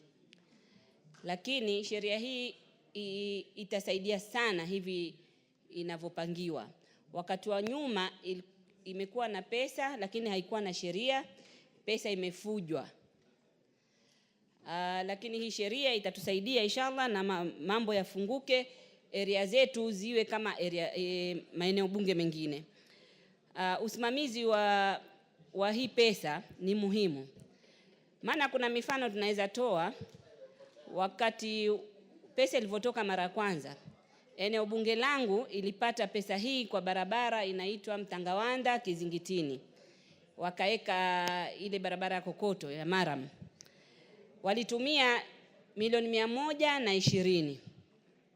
Na kulikuwa na kampuni inaitwa Zarara imekuja kutafuta gas pale, nao pia walitengeza hiyo barabara. Barabara hiyo ni kama ilitengezwa nusu na Zarara na nusu na Equalization Fund. Lakini hiyo pesa ukweli wa mambo ilifujwa. Lakini kitu ya kusikitisha ni kwa vile ni Maram, barabara ya Maram haikuweza kufuatiliwa kwa sababu atasema kulinyesha mvua, kulifanyika hivi, pesa ikatumika. Mimi pia ningetoa suggestion kwamba hii pesa isitumike kwa maana barabara za udongo au za matope. Ikifanywa ifanye hata kama ni kilomita 1 barabara ya lami. Ndio hii pesa isitumike kwa njia ambayo mtu anaweza jificha nayo akaimaliza. Hii pesa ni pesa ya maskini.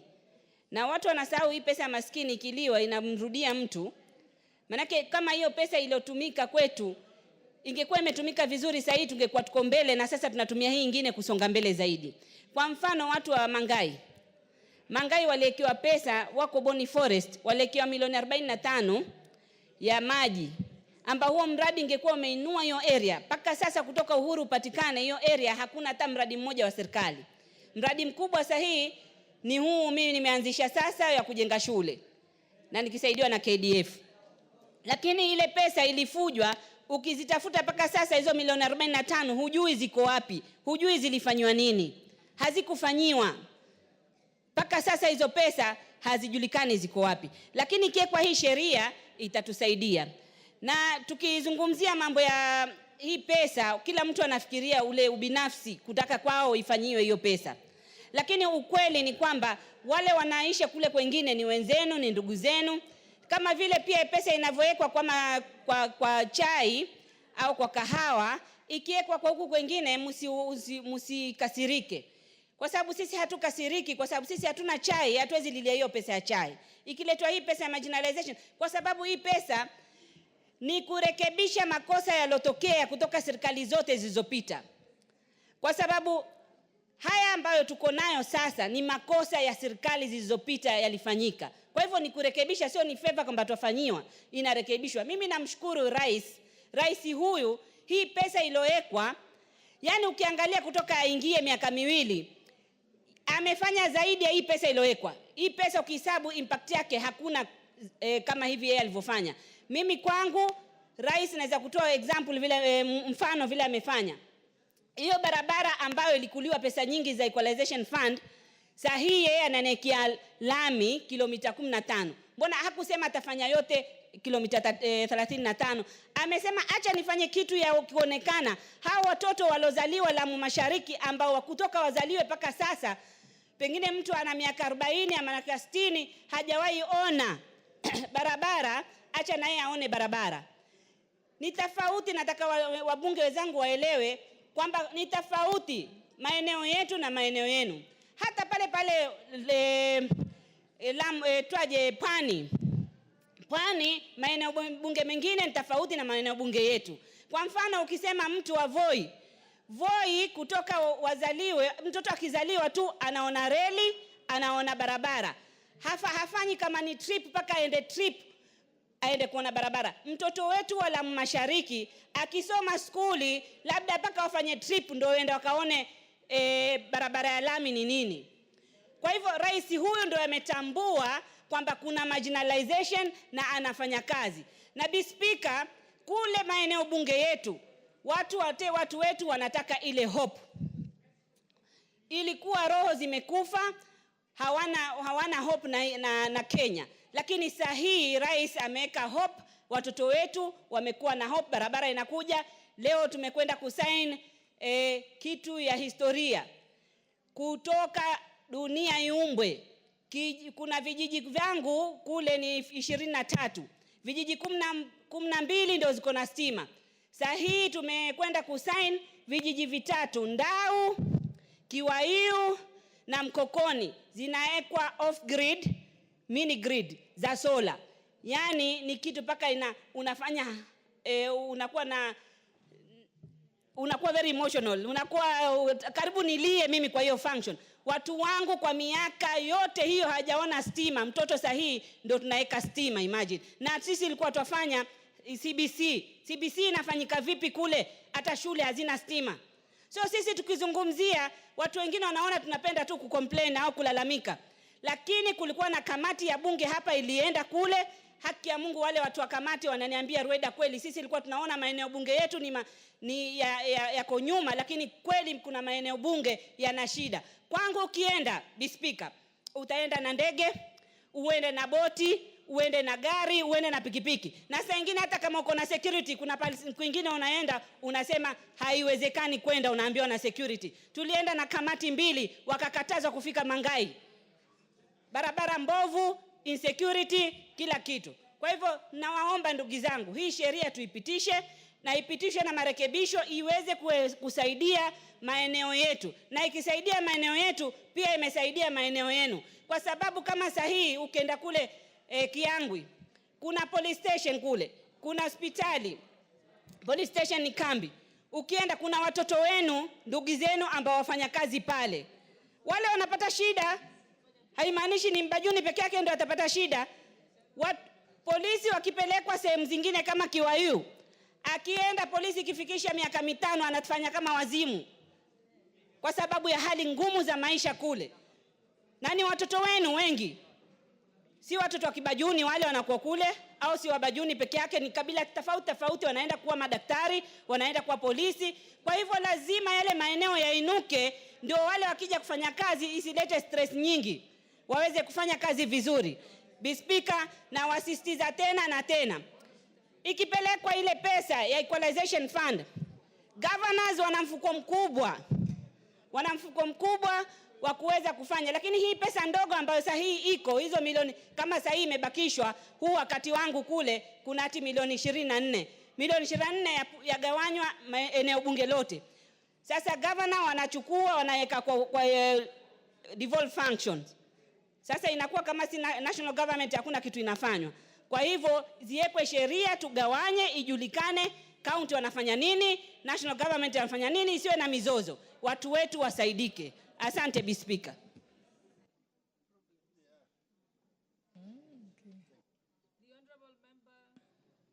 The Honorable Member for Likoni, Honorable Mishimboko. Asante sana Bi Speaker.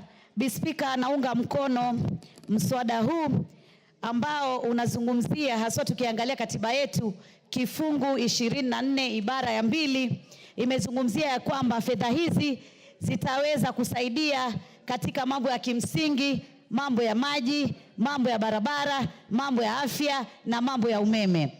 Na imezungumzia haswa huduma hizi zitaweza kufikishwa katika sehemu ambazo zilikuwa zimesaulika, sehemu ambazo zimekuwa nyuma katika maendeleo, haswa kwa misingi ya mambo ya maji, barabara, afya. Na tukiangalia haswa, Speaker, tunaona zile sehemu 14 ama kaunti 14 ambazo zitafaidika ama zimefaidika na pesa hizi ama hazina hii ni kama sehemu ya Turkana.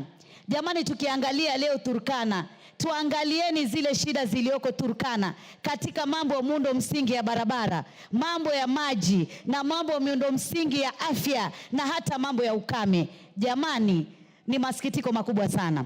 Ukiangalia sehemu ya Lamu ni masikitiko makubwa, sehemu ya Mandera, sehemu ya Wajia, sehemu hata ya Kwale, sehemu za Kwale nyingine, sehemu za Kilifi nyingine, sehemu za Marsabit.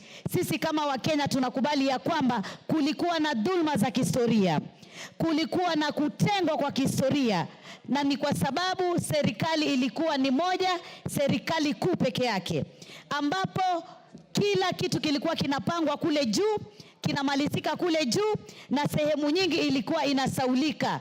Tushukuru sana hivi sasa kuna ugatuzi, tunaweza kuona maendeleo mengine yakipitia mambo ya ugatuzi. Nataka kuunga mkono kwa sababu mswada huu pia umetaka kuongeza, yani maisha ya fedha hizi ilikuwa ifike mpaka mwaka 2030, lakini sasa inaomba iongezwe miaka 10 mengine zaidi. Na hii ni kwa sababu bado tunaona zile sehemu ambazo zilitengwa ama zilidhulumika bado hawajafikia ile shabaha katika mambo ya maji, mambo ya barabara, mambo ya umeme na hata mambo ya kielimu. Hazijafika sehemu kama hizo. Kwa hivyo kuongozwa kwa uno muda, na mimi ningependa kusema hata miaka 10 ni michache, tuweke kama miaka 20. Miaka 20 itakuwa miaka mizuri sana kuhakikisha hivi sasa, kwa sababu Daktari William Samoei Ruto yuko imara kuhakikisha ya kwamba hizi fedha zitatumika kwa njia inayofaa na zitaweza kubadilisha maisha ya Mkenya, haswa yule ambaye ametengwa kwa miaka mingi sana. Mheshimiwa Speaker, pia lazima tuwe na muundo msingi na taratibu za mwafaka za kuonyesha ya kwamba kutakuwa na usawa, kutakuwa na uwazi, kuweza kusambaza fedha hizi katika zile sehemu zilizotajwa. Kusiwe ya kwamba sehemu nyingine wanapata zaidi na nyingine wanapata chache. Na pia wananchi wenyewe waweze kuhusishwa vilivyo ili waweze kusema zile shida ambazo zinawakwaza sana katika ile mipango ya maji, mipango ya barabara, mipango ya afya, mipango ya umeme. Kwa mfano, unaweza fika sehemu museme mnajenga visima na kumbe visima havitatosha. Pengine sehemu ile wanataka kuwa na mabawa ili hata yale mabawa mbali na kutumia maji nyumbani waweze kutumia katika mambo ya kilimo. Kwa hivyo pesa hizi ni pesa ambazo ikiwa tutaziangazia kwa njia inayofaa na tutoe ufisadi. Ndugu yangu dadangu Rueda amezungumzia ya kwamba barabara ya Mtangawanda ilitengezwa kwa pesa nyingi na kulikuwa na wafadhili wengine na inaonekana ni kama pesa nyingine ilipotea. Na mimi niweze kumshukuru sana rais. Hata juzi Mheshimiwa Rueda basi ya kwanza imeweza kubebwa na boti na ikafika kule Amu. Unajua kwa Kiswahili tunaita Amu. Na hiyo yote naona ni mipango ya Daktari William Samoei Ruto. Kwa hivyo tunampatia kongole kwa jambo hilo. Na tunataka kuweka Wakenya wawe sawa, wawe sawia, haswa katika mambo ya kimsingi, yale mambo ambayo yanatukwaza sana. Mambo ya maji ukiangalia hata kule Kwale na Kilifi kuna sehemu mpaka sasa kina mama wanachoka vichwa, wanachoka migongo, wanatembea makilomita mingi sana kutafuta maji. Na hatutaki kuona Kenya kwengine kuna maji kila mahali, hata inapotea tu, inatumika tu bure bure, na sehemu nyingine hakuna maji. Sehemu nyingine kuna barabara zinaanikiwa mahindi, sehemu nyingine watu hawajawahi kuona hata lami, hawajui lami ni nini. Kuna jamii kama ya Wadorobo, jamii ya Waongek, zile sehemu walizo mambo mengi ya kimuundo misingi katika maisha hawajawahi kuona. Na Speaker, tungependa pia tuweke amendment tuseme ya kwamba hata sehemu za kielimu, mambo ya kielimu yaweze kuangaliwa na fedha hizi, kwa sababu leo kuna sehemu hawana shule ile tunaita kwa Kiingereza national school. Hawana hata ile kwa Kiingereza tunaita provisional school. Yaani wako na shule tu zile ambazo ziko katika kiwango cha wilaya peke yake, na hawana zile ambazo ziko katika hali ya shule zile nzuri, kama kusema ya kwamba tukisema kama shule nzuri kama Starehe Boys kwa mfano. Lakini kuna sehemu hawana shule kama hizo ambazo hata zinaweza kutoa watoto na natija juu sana ya kielimu. Kwa hivyo mambo ya pesa hii lazima tuiangalie, na tuangalie zile nyanja nyingine ambazo hazijawekwa katika katiba kuangaliwa na fedha hii. Mambo hata ya chakula. Tumekuwa na ukame sana katika taifa letu. Sehemu za Tana River, sehemu za kule Marsabit na sehemu za kame nyingi sana katika sehemu yetu ya Kenya. Wamekuwa wakikosa chakula, wamekuwa na shida, kina mama na watoto wanahangaika, mifugo pia inakufa kwa sababu ya maji, kwa sababu ya chakula na kwa sababu ya miundo misingi kwa mambo ya kijamii sana. Kwa hivyo mimi nataka niseme, tumejua kuna ile board. Lazima ile board pia iangaliwe na ipigwe msasa, na iwe ni board ambayo itakuwa inafanya usawa, na haswa iweke vigezo na mikakati ya kuwa fedha hizi zitatumika kivipi. Hii sitofahamu ya serikali kuu na serikali ya kaunti pia lazima imalizike, kwa sababu tunajua kaunti wako na fedha zao ambazo wanazipata. Lakini fedha hizi ingekuwa mwafaka kama serikali kuu ingetumia hata mfumo wa NGCDF, iweze kupeleka pesa zile pale, mbunge akiwa pale anaelewa haswa matatizo nyeti katika mambo ya maji, barabara, afya na umeme. Inaelewa zaidi sana kuliko katika kaunti, kwa sababu pengine kaunti ni kubwa sana, lakini ukipitisha chini mashinani ambapo tunazungumzia ugatuzi, tunaweza kuona ya kwamba Wakenya wanaweza kubadilisha hali zao za maisha. Na mimi nataka niseme mwaka huu wa 2025 ni mwaka wa mageuzi katika mambo ya maendeleo. Na katika sehemu hii ya fedha hizi ni sehemu ambayo lazima tukifanya ile tunaita kwa Kiingereza supplementary budget, tuweze pia kuangalia hata tukiweka bajeti, pesa hii lazima iwekwe ya kutosha, kwa sababu ni kweli hatuko sawa katika sehemu zetu tunazotoka katika Jamhuri ya Taifa letu la Kenya. Na hii yote ililetwa ya kwamba kulikuwa na mambo ya ukabila wakati huo wa nyuma. Ndio unaona Mheshimiwa Rais kila saa anasema, anazungumzia Ukenya na anazungumzia kuwa tushikane kama Wakenya, tuwe Kenya moja na tuwe kitu kimoja. Ndio sababu kila Mkenya awe pale alipo anapata maji, ana muundo msingi wa barabara, kama ni mambo ya zahanati tuweze kujua. Sasa hivi kuna maradhi ya saratani yameenea sana, kina mama wengi wanakufa na saratani. Je, sehemu hizi ambazo zilitengwa, sehemu nyingi za kame, sehemu ambazo zilikuwa zimesauliwa, wana zahanati ambayo inaweza kuwa na sehemu ya kuangalia mambo ya saratani? Hilo ni swali lazima tuliulize. Kuna maradhi magumu mazito ambayo sasa hivi tuko nayo hapa katika taifa letu la Kenya, na iwapo hatutakuwa na zahanati ambazo zina vifaa, zina madaktari, zina madawa ya kutosha, basi Wakenya wengi wataweza kupoteza maisha yao. Ndiposa tukasema lazima tuweke jambo kama hili liweze kupiga darubini na kutathmini, je, katika taifa letu la Kenya, kaunti zetu 47, mabunge yetu 290, ni sehemu gani ambazo zimetengwa, ziko nyuma, hazijapata maendeleo? Kwa hivyo naunga mkono Bi Spika, na naambia wabunge wenzangu tuangalie mikakati ya sheria na mbinu na miundo misingi ya kuonyesha fedha hizi zitamsaidia Mkenya, na Kenya itakuwa moja na Wakenya sote tutafurahia. Asante sana Bi Spika. Asante sana.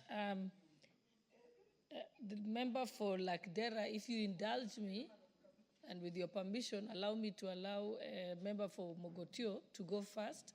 I know you are ahead of him, but I know he's been sent to some other duties by the Right Honorable Speaker relating to our late colleague. So if you allow him, and then you'll be next. Is that okay? Okay. Proceed, Honorable Kiborek. Thank you, Madam Speaker. Madam Speaker, equalization funds is the second most important thing to happen to this country after devolution. Some part of this country had been neglected and marginalized for far too long since independence. And with the coming of devolution, it gave some ray of hope to those places which were marginalized for a long time. After devolution, Equalization Fund came in handy. That it enabled some areas which are very much marginalized to get resources to be able to catch up with the rest of the country. Due to urbanization and the policy of 1965, where they developed the high potential areas, those far-flung areas, which are part of this country, and actually constitute over 70% of the Kenya landmass, had been marginalized for far too long, with no water, with no electricity, with no good roads, no hospitals, and they were surviving, while the rest of the country were living large and living well, Madam Speaker. When this Equalization Fund came, it gave hope to Kenyans from those areas that will be remembered, and they will catch up with the rest of the country. However, Madam Speaker, just like devolution, we have to make sure that we follow it up so that it doesn't miss the point, so that we don't inherit corruption through this fund, Madam Speaker, so that we don't inherit misappropriation through this fund, because devolution has failed to attain the main goal which they intended to do because of misappropriation, mismanagement, and corruption. And now, as we speak, for the last almost 12 years or 13 years in devolution, you rarely see a project done by the devolution. And while yet, there's a lot of money which are appropriated to these counties. Equalization Fund equally risk going the same line because of management and oversight. Madam Speaker, I support this bill because, and I support Senate for this, because if we don't follow up with a strong oversight and to know where this fund lies, either in county or in national, and it should be fully, for it to have a very clear oversight, we'll end up losing the achievement which this fund will have given to this nation. Madam Speaker, as it is at the moment, you cannot tell whether it is fully in county, devolved, or whether it is in national, making it very difficult to oversight because it's almost a 50-50 kind of sharing between the national and the county government, making it hard. Is it MCA to oversight? Is it member of parliament? Or is it senator? Coming with this, now with the Equalization Advisory Board, it can be now clear in following up on the records and the books and everything of this equalization, it will be able to achieve the intended purpose. And my prayer is that this Equalization Fund should have a very lean team, just like NGCDF, so that less than 8% of it goes to the administration. The rest, 92%, should go to development so that we're able to see tangible development and we're able to see fast-track development.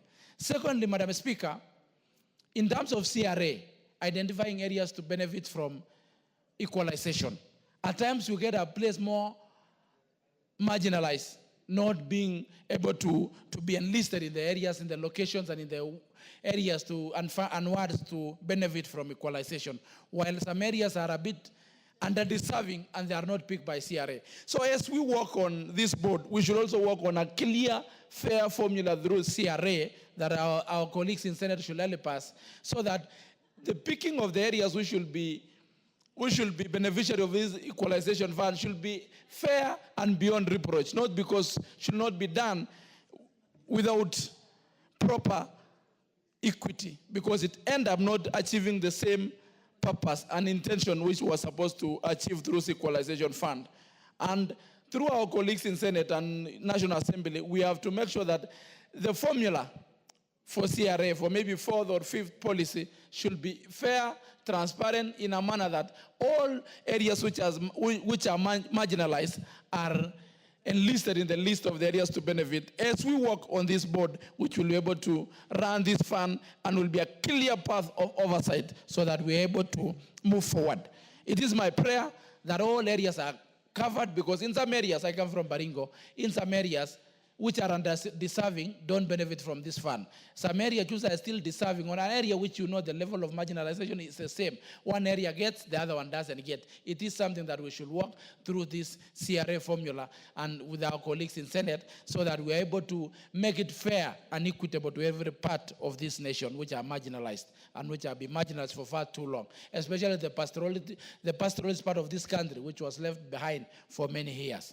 Madam Speaker, and as I say this, allow me to pay tribute to a great man who was a great believer of of this bill, a senator, a great man, amiable man, very humble man, very kind-hearted human being, a true Christian, a believer, a son of the soil, son of the great Baringo, a man, William Kipkiror Cheptumo. He believed in this bill. With him, I have discussed about this bill and the relationship between National Assembly and Senate for many times. And he was a believer that this will be a game changer to the areas that we come from, which has been marginalized for far too long. Especially as Madam Speaker, who come from Baringo. We have two kinds of marginalization. One is the marginalization by nature and by previous governments and, and whatever it happened.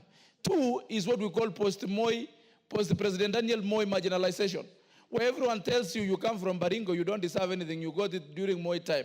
As if problems are not evolving. As if every other day it comes with new challenges. So, Madam Speaker, a great man called William Kipkiror Cheptumo, we lost a son of the soil. A good human being by excellence. A good believer of devolution, equalization, and nationhood. He believed in a project called Kenya, just like our President William Ruto. He was an advocate of social justice. He was an advocate of development. William Kipkiror Cheptumo was a good listener. He was a good advisor and a counselor to many of us young people. He was a mentor to many of us. He took us, when we were elected into this house, William Kipkiror Cheptumo took his time to advise us, being a senior. He will call us and with authority reminds us that he's an elder and he's a ranking member, and whatever he says, whatever he says, he's saying out of authority. One thing that Cheptumo will tell us, and will tell me personally, is that work for the people. Just work for the people. Don't mind about election. When you work for the people, people will re-elect you. When you don't work for the people, you will not be re-elected. So it will remind me every other time, don't even bother yourself thinking about 2027, think about development, because a total sum of what you do now will be judged when it comes to election time. He will tell us to always devote ourselves and our energy to serving our people and to serving this nation and to believe in this project called Kenya. He was a nationalist. He was never a tribalist. He was never someone who would look down upon people, given that he was a much elder person than us. He never dismissed us based on age. He was not an ageist. He was not someone who would look down upon you because he was more older than us, but he was someone who comforted us with his wisdom, with his experience. And he did a lot of development in Baringo while he was member of parliament Baringo North. He did tarmacs, he did roads, he did many other things. While he was senator, he was a unifying factor in my county for Baringo. He was a person who will sit all of us down and, chant away and bring a formula on how to make Baringo a better county and make this nation a better country. So we want to pray with the people of Baringo. We want to pray with the people, the family of William Cheptumo. Pray with the people of Baringo North, from Tunoyua where he was born, and the entire Baringo North, the people of Baringo, the people of Kenya, and the senators who worked closely with Cheptumo. May God comfort them at this difficult time. They lost a great man, and we also lost a great father and a brother and a senior to us. So we want to pray with his family and also take this opportunity, because in the same breath, to also pray with the family of Malulu Njendi, Honorable Malulu Njendi, a good man, a gentleman by excellence. He will always sit here. He was also equally ready to give us wisdom, to always advise us, and he was very passionate about his bill on the salaries for the village elders, which you always push in this house. So, Madam Speaker, I want to thank you, and I want to tell you this Equalization Fund is the best fund to ever happen to this country.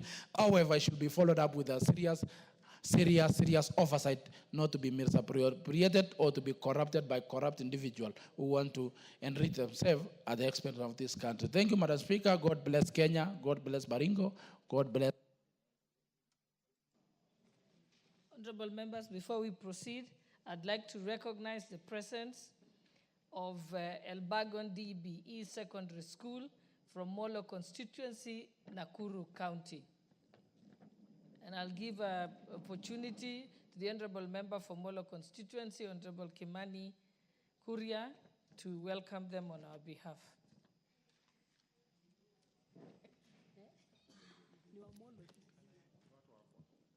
And make it brief. Honorable Speaker, I want to thank you very much for giving this opportunity. I take this chance to welcome the great students of Elbagon Secondary School into this, to observe these proceedings, and to tell them when they go back home to work very, very hard. Elbagon Secondary School, coincidentally, is where my mom went to school. It's was one of our best extra county schools in Nakuru County. They did very, very well, and we congratulate them, and I know that this group will even make us more proud. Thank you, Honorable Speaker. The Honorable Member for Lagdera, Honorable Abdikadir Mohammed, and thank you very much for indulging your colleague. Thank you, Madam Speaker, for giving me this opportunity to contribute to this bill, the Equalization Fund Administration Bill. Madam Speaker, as it is now, Equalization Fund is administered by a regulation. A regulation, by the time it was done by people who had counties in mind, because they're given very many roles to the counties.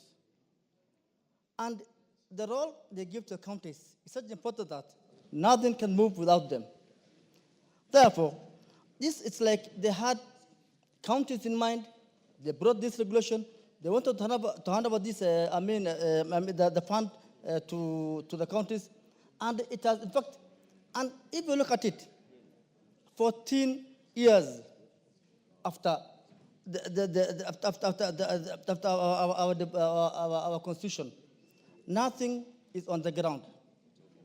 Nothing done by Malchan Fund. After 70 billion shillings, if you go to my constituency, you will not even see a single toilet done through Malchan Fund. But the money has been utilized. So we can ask ourselves, where is this money going to? Where has it gone to?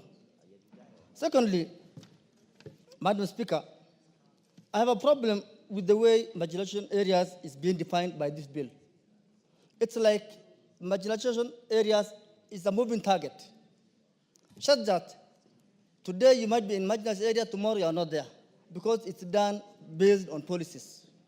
And the previous policies have moved the fund, the marginalized counties from 14 to 34 currently. When you see some small pockets of areas which have been developed by session paper number 10, being now called marginalized. They are now eaten into the fund, which was meant for areas which are marginalized. So I think we must have parameters on how to define marginalized areas. They must put parameters in place. The other thing is, Madam Speaker,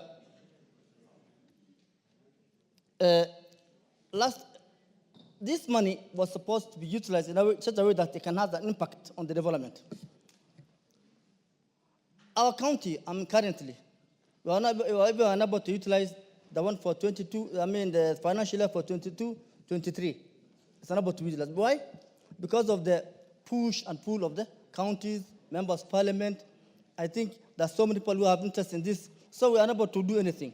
And when we try to put these projects to one single project that will have an impact. An example, I wanted the money for Lagdera, or our people wanted to put into electricity. That is, taking the national grid from Garissa to Modogashi. Modogashi currently doesn't have electricity. It is done by diesel generator. And it was, they denied. We have a secretariat here at headquarters administering this fund, which they believe that this money should be cut in small pieces and put in small projects, 3 million, 4 million, those things which completely have no impact. They denied our proposal that we put this money into one single project that can have a very big impact in the constituency. They told us to go back and divide the money into locations, sub-locations. Those are things which will have no impact. After 1 year, it will disappear. For example, if you put a toilet today, or if you have a small water pump today, after 3 years, it will disappear. But if I use that money on electricity, it will help. It will be something which will be there forever. So I think one thing I will say is that a reform, in fact, we don't need to wait for this bill. We need the Secretariat at this headquarters to be reformed immediately, because their mindset is the that mindset of the county government. They think they work for the county government. They hear from the county government. They don't hear contribution from any other people. They always want to hear from county government. And we know the problem we have with the county government right now. They are never even to account for their own monies. Then why should you give them more money to go and misuse? They go and they normally do what we call the double allocation. Project done, and then they will say that it's done by a collection fund, and the money goes like that. Madam Speaker, the coming policy, I think this is the third policy. I think that policy should be looked into very seriously so that this money can have impact on development on the ground. Because the one which carries in place, I think, is recognizing locations and sub-locations as areas, as a pockets of development. But if we look at it very seriously, those development that they want to put there do not have an impact. With those few remarks, Madam Speaker, I do support the bill, but with amendment. Thank you. The Honourable Member for Kitui West, Honourable Edith Nyenze.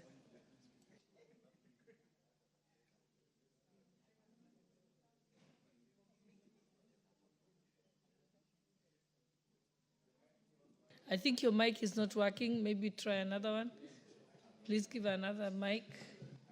Move to the next one on your left.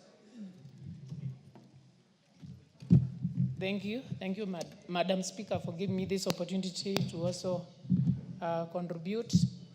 Is that better? I think. Is it okay now? No, move to the next one after that.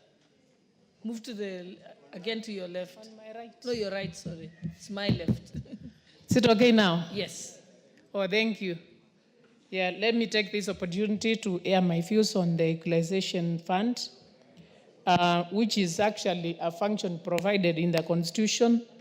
Our Constitution of 2010 provides that the national government shall actually use the fund to provide basic services, including water, roads, electricity, health facilities, and such services to marginalized areas. And the intention is actually to ensure that such areas which do not have these facilities are brought to par, or these services are improved in these regions so that they are brought to par with the other regions. And I also note that Commission on Revenue Allocation is responsible for reviewing and determining which areas are marginalized. They're actually the ones who come up with a formula to show how such areas are identified. And these areas also include the areas which are the services which I've mentioned, like where the supply of water is low, also where there is water access is not adequate, attendance in schools is not well as compared to the other regions, sanitation also, and availability of electricity.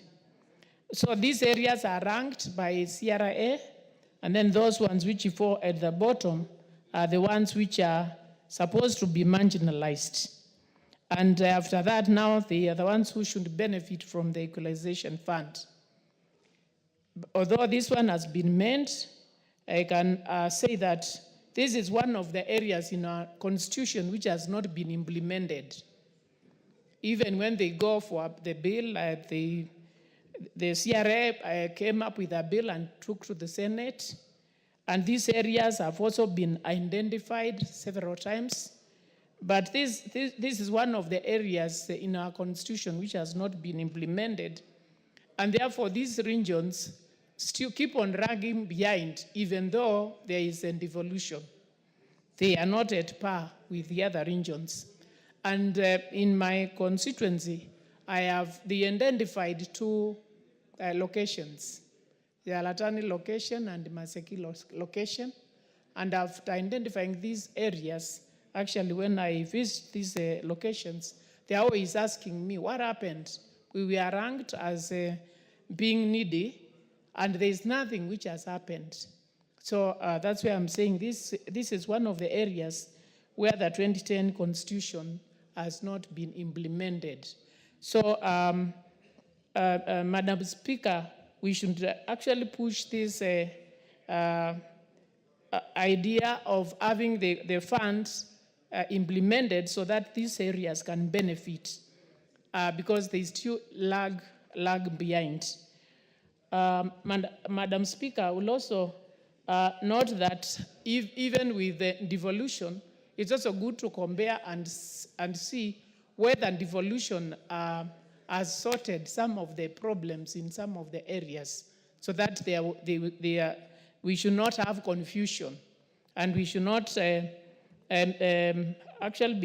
it should not be said that since devolution has come, then we don't need equalization fund, because this money which is always set aside, so where does the money go?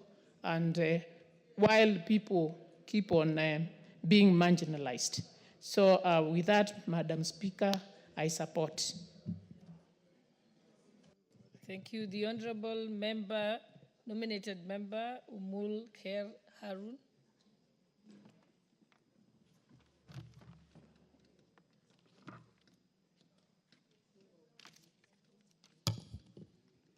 Thank you, Madam Speaker, for the chance to contribute on the matter on the floor.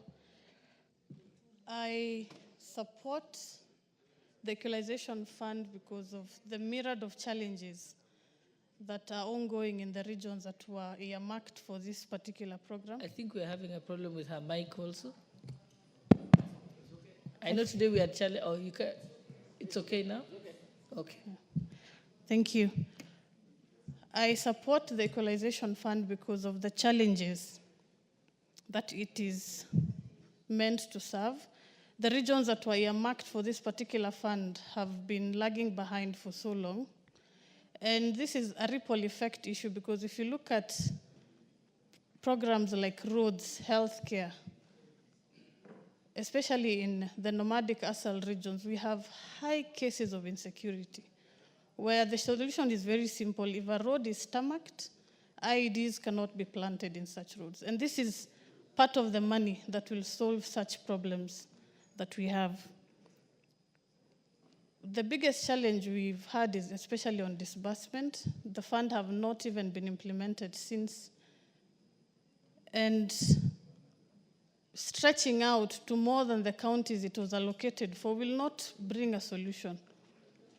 Proposing, for example, a budget like 6 million cannot do much, but if we're able to have targeted focus, these are regions that will benefit.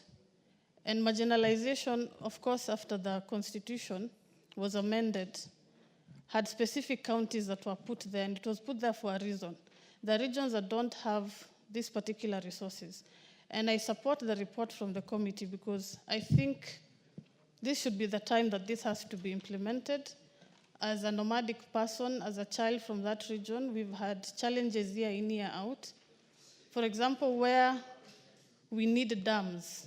We have a particular case where we always have overflow from the upper river counties that the water has to flow down to our areas, and it affects the crops. Such can only be solved by having one dam or two dams, and we're done with that. So for me, from where I sit, I support this motion. If we are able to take care of everything that has been highlighted, then we are headed to development. And for that, Madam Speaker, I support the agenda. Thank you very much. The Honorable Member for Nandi County, Honorable Cynthia Muge. Thank you, Honorable Speaker. I support this motion from the onset. But of course, Honorable Speaker, I have reservations on a few matters. I appreciate, Honorable Speaker, the efforts that have been put into this bill by the Senate and the committee, Honorable Speaker, in a bid to actually operationalize Article 204 of the Constitution of Kenya 2010. Honorable Speaker, this bill, going through this bill, I appreciate the committee because they have really tried to cure some of the inequalities that had been inflicted on this bill by the original drafters, Honorable Speaker. And I do not want to go back to the original draft. I appreciate the amendments that have been made. And Honorable Speaker, we all appreciate that this particular bill is supposed to give us the framework for identification, selection, and even implementation of the programs under in the marginalized areas, Honorable Speaker, so that they can be brought back or up in terms of development. Honorable Speaker, I have a problem with CRA in regards to how much time they take to do monitoring and evaluation. The Equalization Fund, Honorable Speaker, is not a birthright to anyone. And in any case, Honorable Speaker, no one likes to be a beneficiary of the Equalization Fund because it is an indicator of the poverty levels in that area. Honorable Speaker, I appreciate also the Constitution for putting in the kind of activities that this fund can actually be able to do. That it has factored in the health facilities, it has also factored in the roads, it has factored in the water and sanitation, and it also has a very important clause, Honorable Speaker, that says, and any other matter that CRA seems or deems fit, that it can be put under the same Equalization Fund program. Honorable Speaker, what surprises me here is that in the implementation, especially in the advisory board, Honorable Speaker, and even in the committees, you find, Honorable Speaker, that we have people representing the county governments, we have a person representing the NGCDF, we have people representing persons living with disabilities, and Honorable Speaker, even this House has members who are actually representing marginalized groups, Honorable Speaker. Those are the women and other groups, Honorable Speaker. And you find here, Honorable Speaker, that they are not included in the list of those people who can have a say in regards to the projects that are undertaken in this fund, Honorable Speaker. Honorable Speaker, I wonder how those other basic services, Honorable Speaker, will be remembered if those people are not put in this particular category, Honorable Speaker. So that, Honorable Speaker, when the office that represents some of the marginalized groups, Honorable Speaker, sits in that particular board, in that particular committee, they are able then to bring the issues that touches on the people who are marginalized that they represent. And Honorable Speaker, I have a problem with that. Again, Honorable Speaker, the issue of where the fund ends. In my county, Honorable Speaker, Tindred constituency is a beneficiary of the Equalization Fund. Honorable Speaker, if you go to the ground and look at the constituency of Aldai, you will also notice that it is equally marginalized. You find a place like Chebirir, Honorable Speaker, you can spit when you are in Maraba and your saliva will get to Chebirir, but you have to go all the way to Kisumu for you to be able to access that particular place. And Honorable Speaker, you wonder why CRA takes so long to do monitoring and evaluation, to be able to remove villages and locations and sub-locations that have so far benefited from this particular equalization program and put other people who are still marginalized, Honorable Speaker. And I think that is a problem with CRA that needs to be addressed urgently so that we have periodic and more subsequent monitoring and evaluation exercises to be able to onboard other marginalized areas. Honorable Speaker, the marginalization that we are talking about in the provision of the Constitution, Article 204, is majorly really structural in terms of they are tangible. There are other issues, Honorable Speaker, that need to be looked at. There are people who come from very far-flung areas that cannot access areas, Honorable Speaker. And I feel like this should be enhanced to be able to cover those kind of issues, Honorable Speaker. Again, Honorable Speaker, I appreciate this bill because it's been able to extend the sunset clause that was capped at the 20 years, which is ending in a few days, in a few years, Honorable Speaker, so they can be able to continue. Why do we support that it continues, Honorable Speaker? Because as much as the Equalization Fund has been here, the aspect of the monitoring and evaluation has been missing, and therefore, Honorable Speaker, we have not been able to equally bring on board all the sub-locations and the locations that are still marginalized, and therefore, they need a boost in terms of development. Honorable Speaker, I also have a problem with identification of the projects. You find that in a place where there's a road that cuts through 3 constituencies, and one of the constituencies is actually listed as a beneficiary of Equalization Fund. And therefore, the road, Honorable Speaker, when they are doing the budgeting, they consider an allocation for a road starting from point A, and it has to go through point B, C, D, E, and F for it to reach the end. But Honorable Speaker, what do? Where the constituency boundary ends, that is where the road ends, Honorable Speaker. And in that manner, Honorable Speaker, we are not able to then really lift the marginalization aspect of that community because you have not gotten them to the desired point, which is point F. And I feel, Honorable Speaker, we should be able to have better understanding of what this Equalization Fund should be able to achieve in the long run. Lastly, Honorable Speaker, I have always had a problem with the use of the statement in every paper, Honorable Speaker, regarding money that says you have to use the recent audited accounts. Honorable Speaker, if we were to go today into the documents of this country today, Honorable Speaker, to look at the exact last audited accounts of this country, you will be surprised, Honorable Speaker, to see the year that it was officially audited, Honorable Speaker. And therefore, Honorable Speaker, that means we are actually denying these marginalized areas an opportunity to actually have more money so that we can then avoid, Honorable Speaker, a situation where our whole constituency that is utterly marginalized is getting 20 million, whereas there is money that could still be channeled, Honorable Speaker, to that particular kitty so they can be able to do a good project. Again, Honorable Speaker, it should be considered, Honorable Speaker, that this Equalization Fund should be able to sort out some of the issues that have been pertinent in that area and not the small issues, Honorable Speaker, because devolution is here and devolution is was supposed to sort out the small problems that we have in the counties and even the major one. But this Equalization Fund, Honorable Speaker, it should be looked into critically by the beneficiaries so that, Honorable Speaker,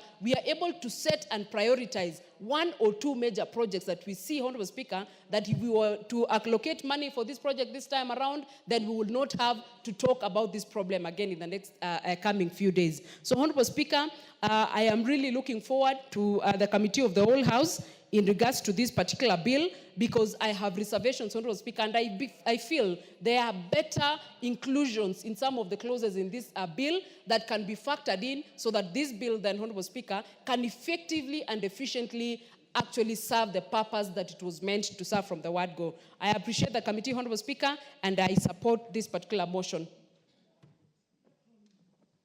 The Honorable Member for Marsabit County, Honorable Naomi Wako.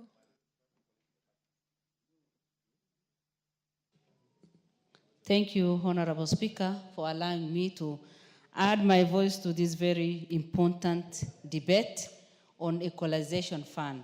Honorable Speaker, as we know very well, that this fund is as a result of Article 204(1) of the Constitution, which consists of 1/2 of revenue collected by national government each year.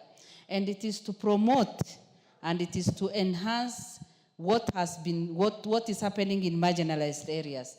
As you know, for many years, there are areas that have been marginalized in terms of development, progress, and growth. And especially northern and northeastern part of Kenya have been left behind. And that area has been marginalized in terms of water, road connectivity, health facilities, and electricity. These areas have remained marginalized. And it is through these funds that the county government can be able to improve the area so that at least we can catch up with the other part of the country. But, Honorable Speaker, however much I support this bill, there is need for us still to review and see how best it can incorporate other areas and how best all the leaders can also be brought together so that proper development can be brought to those areas. So far, in some areas, the effect of this is seen, but unfortunately in some areas, it cannot be seen. So we must also advocate for proper accountability. We must also advocate for inclusivity in terms of those who are doing the work, those who will be given the work, they should consider both genders, male and female. They should also consider people living with disability so that all Kenyans who have the capacity can be able to participate in this, because however much we are concentrating on the areas that have been marginalized, we also want the individuals in those areas to grow themselves economically. We have women who are in business and who have not had the opportunity to do any tendering and any work, and they have not been even done a lot of contract works. But this gives them the opportunity. So even if we are looking at the counties to grow, we need to also look at the individuals living in those counties so that they can be grown. And the same method that has been used for the counties to be given this money, we need to look at the marginalized among the marginalized communities so that we give the opportunity to the people who have a bit of capacity so that we can grow them, so that they can do businesses, so that they can also get the experience. And as the time goes by, they will be able to graduate from one level to the other. Honorable Speaker, as this august house, there is need for us to look at what is happening, do some research and see the areas that we have already covered, the progress that has already been there, and see how we can improve. Honorable Speaker, you can see that the functions of Secretariat have been clearly indicated under on page 11. We can also see that the County Technical Committee, that is where I give a lot of attention, because under Part 4, County Technical Committees, 16, the fund shall finance programs or projects for the provision of the following basic services in areas identified as marginalized areas by Commission on Revenue Allocation. Water and sanitation. One moment, Honorable Wako. Honorable members, those members who want to contribute to this particular bill, please press the intervention button.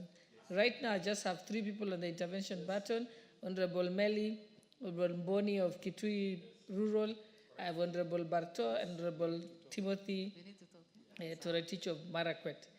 Okay, at least I see Basil now, so please do that. You may proceed, Honorable Wako. Thank you, Honorable Speaker.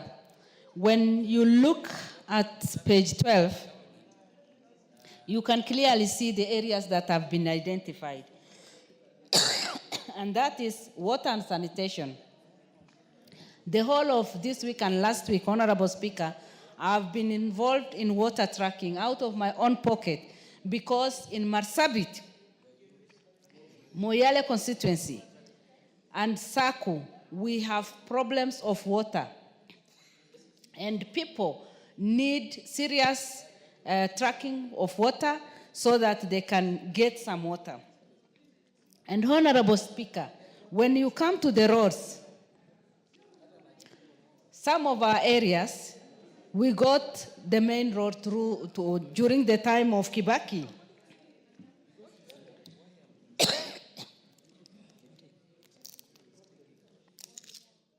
Sorry, my throat is...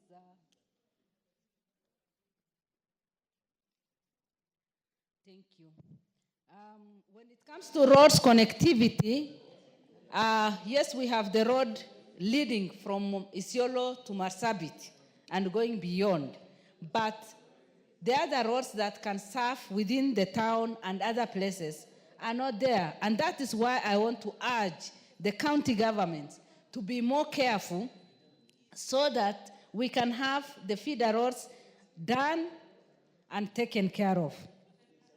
When it comes to health facilities, some people in our place travel for over 300 kilometers to get to health facilities. And sometimes expectant mothers suffer on the road, they deliver on the road, and sometimes they are not even taken care of hygienically. And most of the time, some of them even lose their lives. And that is why we need this. Up to today, in some parts of our country, electricity is not there. And that is why today we advocate for electricity connectivity.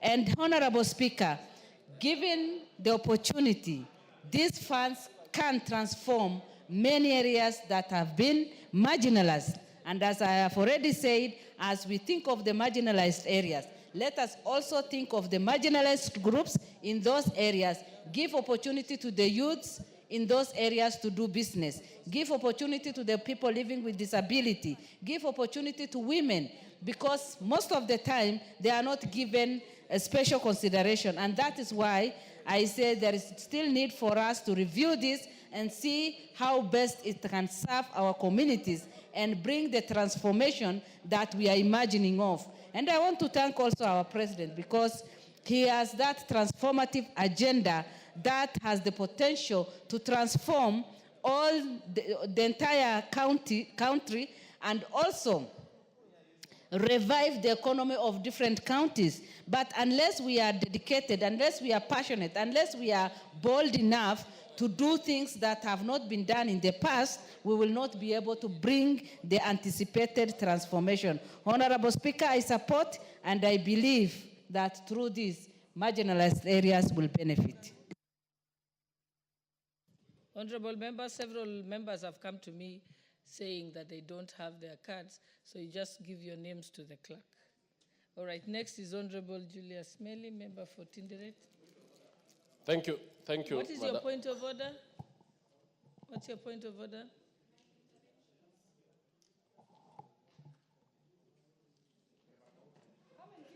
Honorable Catherine Amaya, we have you. Member for Busia, we have you, but you wait. Yes, you're on the queue. Yes. What's your point of order?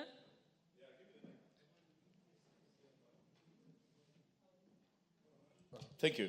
Madam Speaker, it's more or less, I'm seeking for your guidance. Madam Speaker, when you look at this bill, some time back, and I'm sure you are in this house, we looked at this bill and all members were in agreement that the zoning should be done so that it carries along this bill. Madam Speaker. That's not a point of order. That's why I was asking for your guidance so that we know as members, as we continue debating it, is it of beneficial to the people we represent, or this House amends this bill so that we discuss it as in an amended form, Madam Speaker? I think it's very important, even for record and for the Hansard and for posterity, for what the sentiments of the members, that they are able to ventilate in the House and they are able to have it recorded in the Hansard, so that at the time when it comes to the committee of the whole, then there is a basis for having reached those amendments. So I think that's important. We can't skip that and assume that members wanted to catapult to the amendments. Yes, I think that will be cutting a shortcut. And not everyone has the benefit, like you do, of what was discussed, maybe at committee stage or at public participation. So I think, and this is a very important bill that has been long overdue, that there's been discussions in the country as far back as 1965. It's not something light to be taken lightly, and hence the reason why we are giving members sufficient time to ventilate, and then at the time it comes to committee of the whole, we know how we arrived there. Thank you. Okay. Honorable Melly, you may proceed. Thank you, Madam Speaker. Madam Speaker, I arise to support this bill. And Madam Speaker, Equalization Fund is a fund that has actually been used by many developed nations to actually uplift areas within their countries to come to par with the rest of the country. Madam Speaker, this is a bill that I want to support a lot, more importantly, knowing that this country is differently developed. It is differently developed because we have regions in this country that have not even seen tap water, no electricity, no roads, motorable roads, and they have no health services or health facilities. Madam Speaker, the bill we have a number of devolved funds in this country that actually needs a bill of this nature for proper administration. Equalization fund is supposed to cover areas that have actually been marginalized, not necessarily in terms of aridity or lack of rain or such a kind of thing, but it is because they are actually they are backward in terms of levels of development. I can give several examples, especially in the northeastern region, parts of the Rift Valley, the northern parts, most areas that are actually no development. But I want to chip in and look at it more critically, especially in form of administration. The bill tries to really go into and enumerate and establish several frameworks on how this fund is going to be administered. It sets out an advisory board that particular board seeks to make sure that this fund is utilized well, there is value for money, and in fact, it also makes sure that the projects are identified well. Madam Speaker, if you look at the NGCDF, the county government, among even the NGAF, those are devolved funds. But one of the issues that is facing a number of these devolved funds is actually the implementation or the administration aspect of it. I want to thank the proponents of this bill because they have gone down to identify problems that are bedeviling the Equalization Fund. A project that is going to uplift areas in this country, and as the Constitution identified, it says that it shall actually be in use or actually run in force for about 20 years, as envisaged by the Constitution 2010.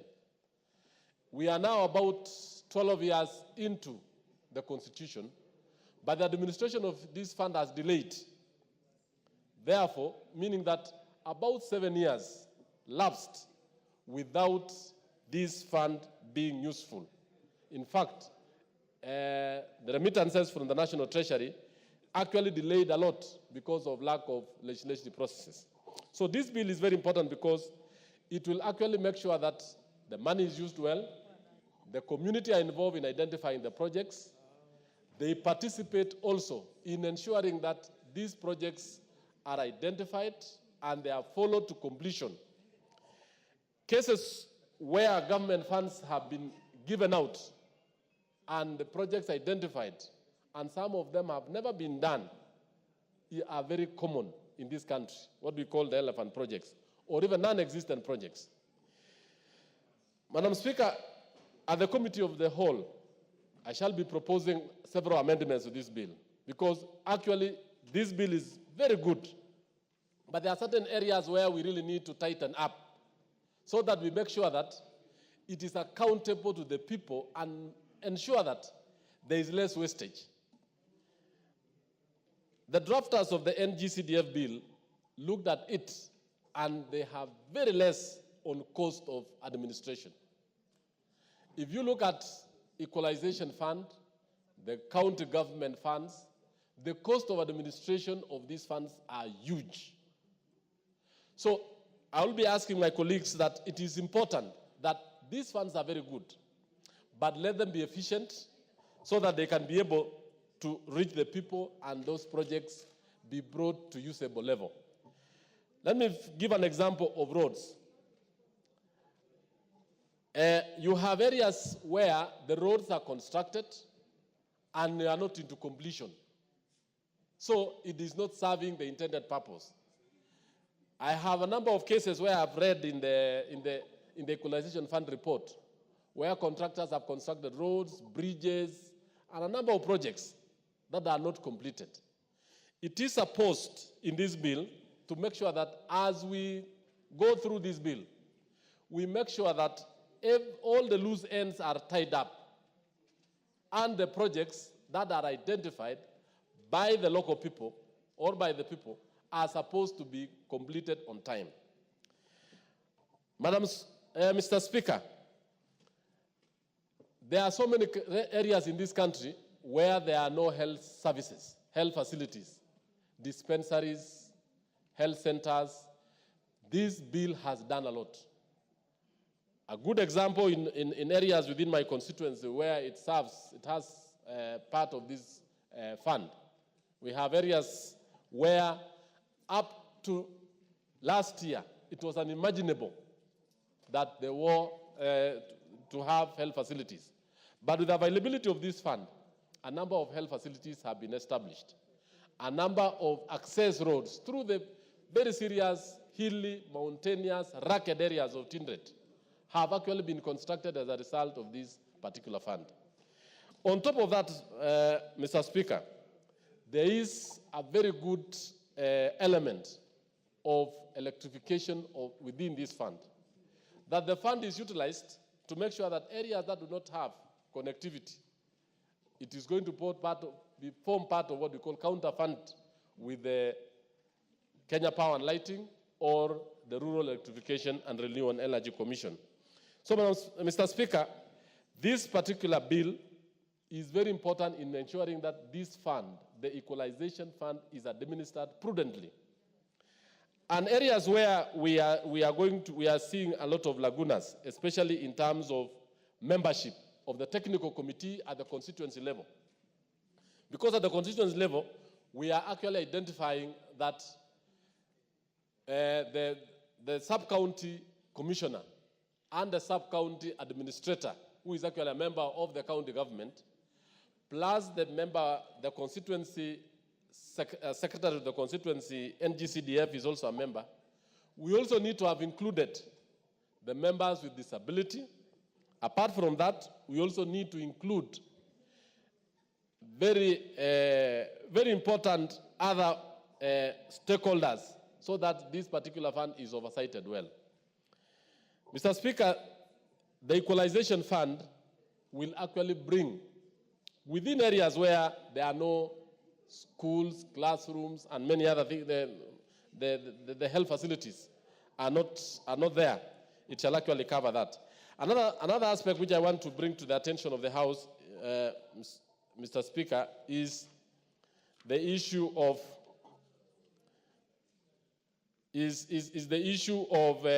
bank accounts. It has actually gone down to elucidate how the accounts of this fund are going to be managed, who are the signatories, when are the funds going to be released, and more importantly, how are the projects going to be oversighted by the various committees. So this bill is very important for this House, and I want to urge the members that we support it, and we bring more amendments to make it more, to strengthen it, and to really make sure that this particular bill passes. And the last area where I want to put a lot of emphasis is the issue of water. Water, I think all members know, is one of the basic needs in our society.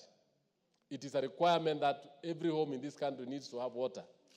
And if we are going to use these funds very well, it shall actually enable our homes, our villages, and even areas that are arid. We can drill boreholes using this particular fund. I support, and therefore I ask my colleagues to support this bill. Thank you, Mr. Speaker.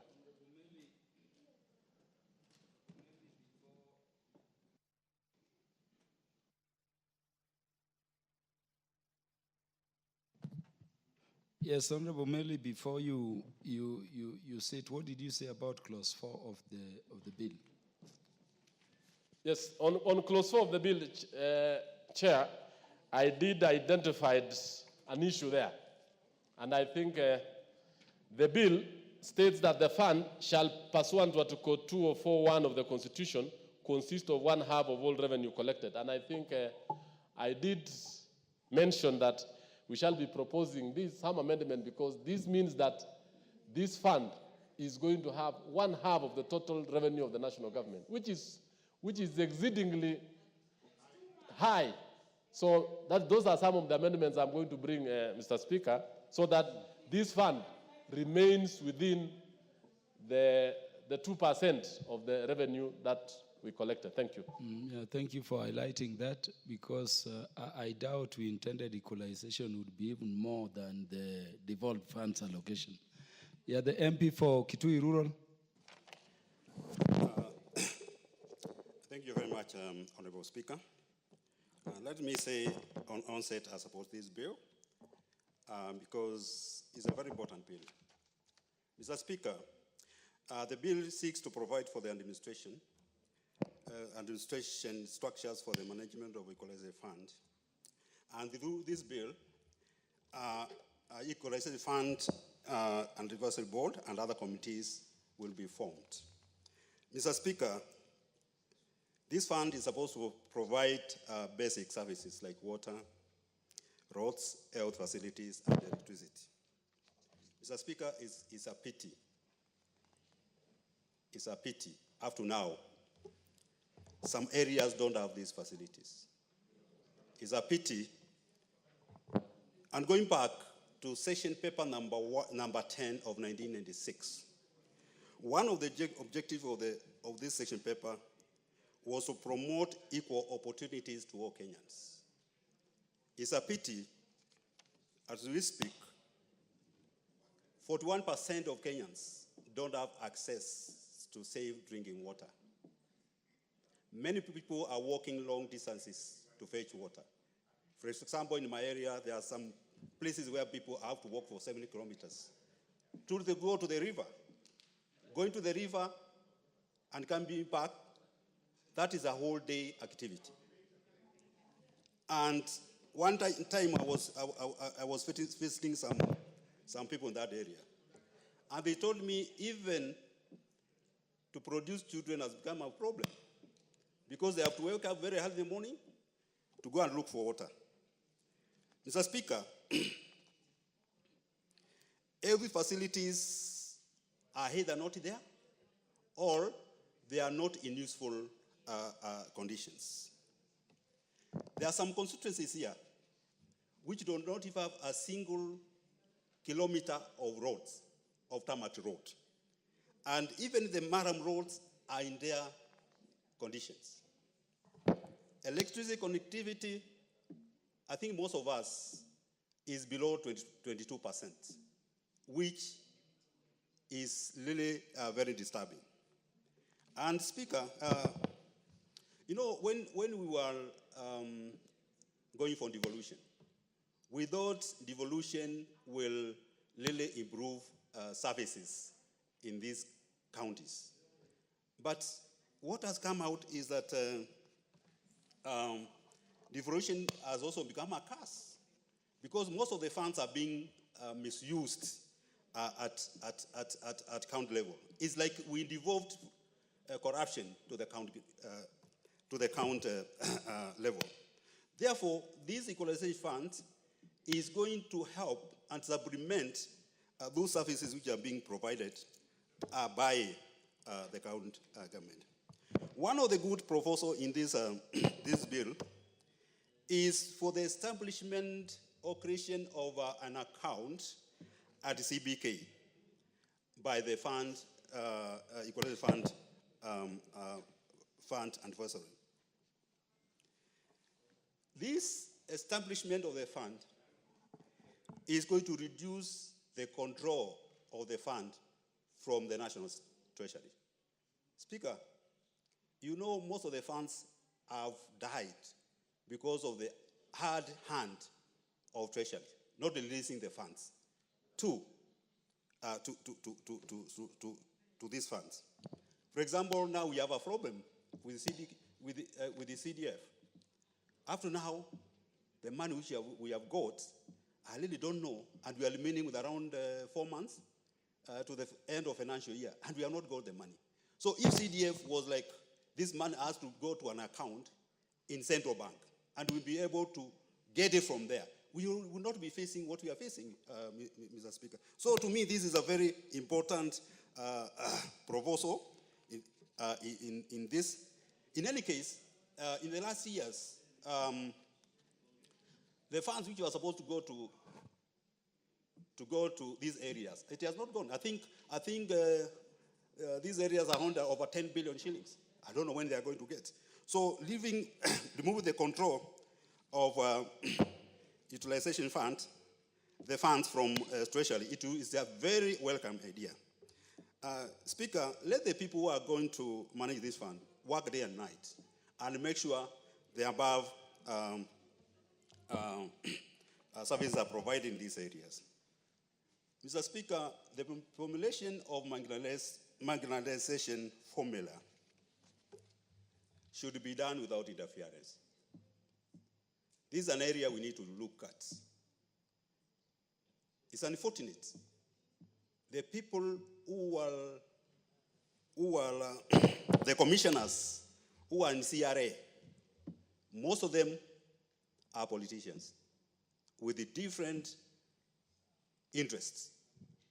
And this is the area which we need to check, to make sure that the areas which deserve to get these funds are the areas which are going to get the funds. Not anybody, not personal interest, not partisan interest, not because I'm a member of the commission, I want my area to get this fund. These funds should go to the deserving areas, like Northeastern and also district. On this formula, I think it's very important to use quality data. And I've been championing for funding of Kenya National Bureau of Statistics. Kenya National Bureau of Statistics is the government agency which is entrusted in collecting, analyzing, validating, and disseminating of official statistics. If it's not funded well, then we are not getting quality data so that we can be able to do the formula. Mr. Speaker, those few remarks I support. Thank you very much.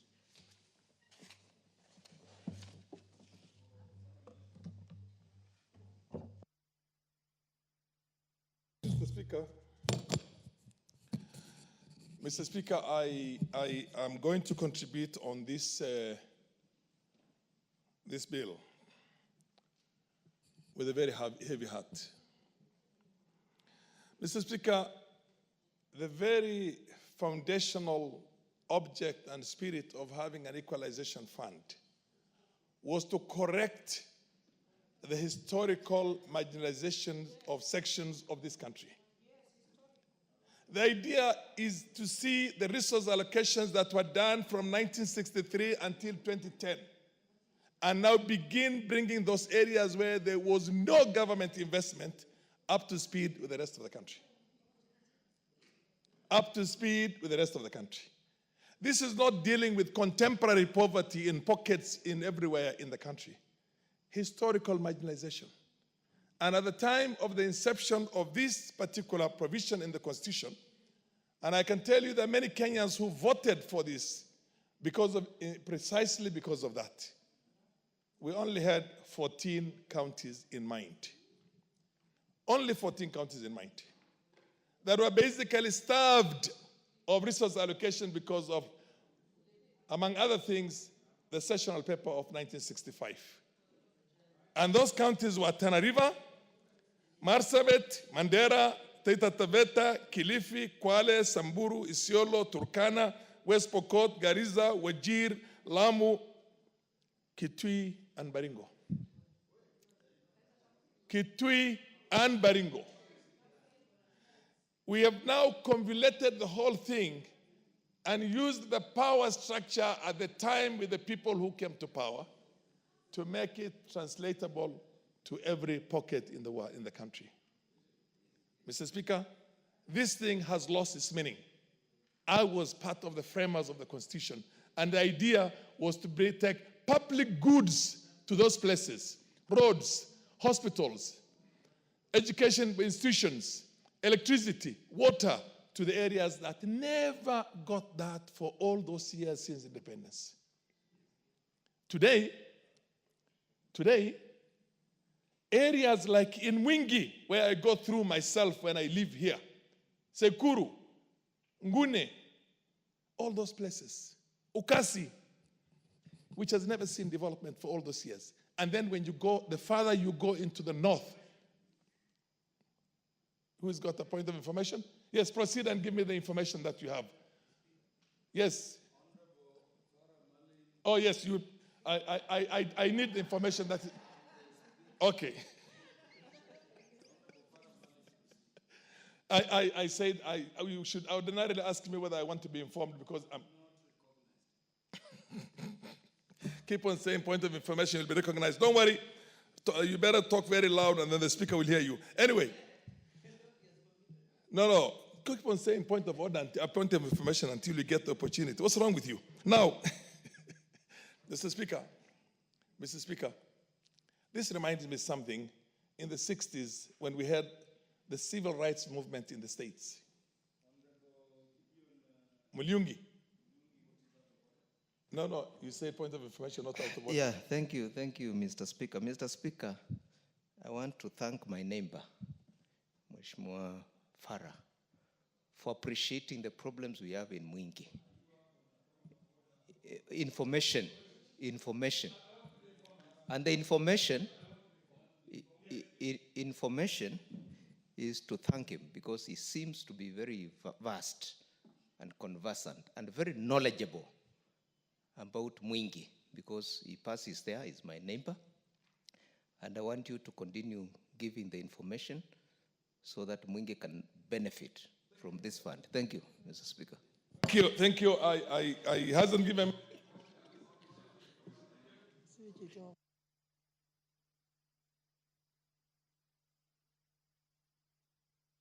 Yeah. Now.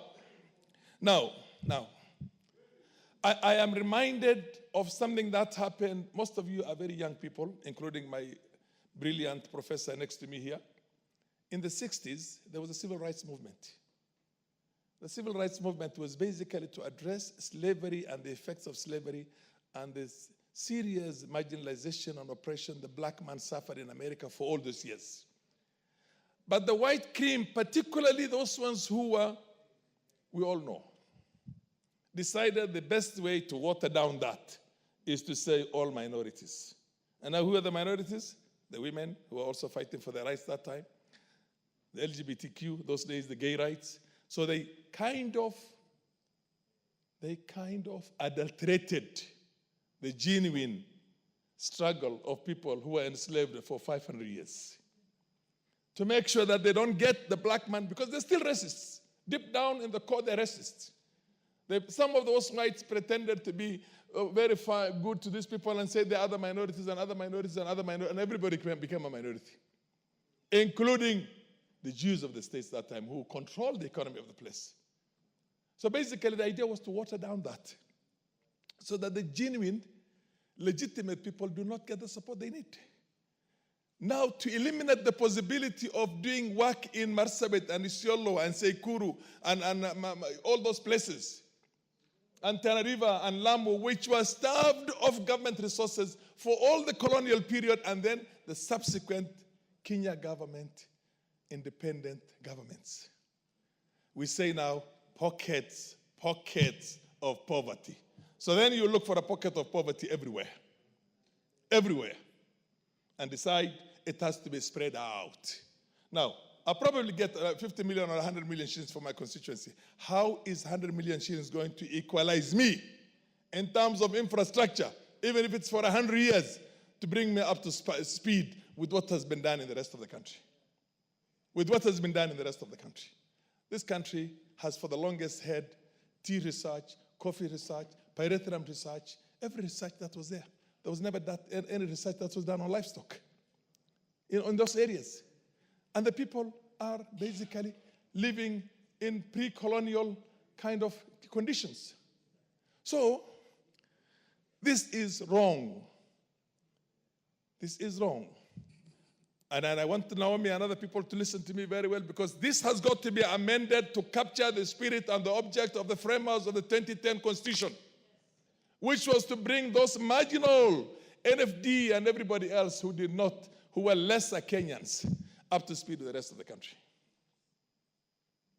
How many years will it take me with 50 million per annum in my constituency and every constituency, in Taita Taveta, in Kitui, in Isiolo, in Marsabit, in North Hor, in areas that has never seen government for the longest, to have the kind of roads we have in Kiambu, for example, or to have it in all these other places that have been taken very well care of, Eldoret, Kitale, Kericho, you know what I mean?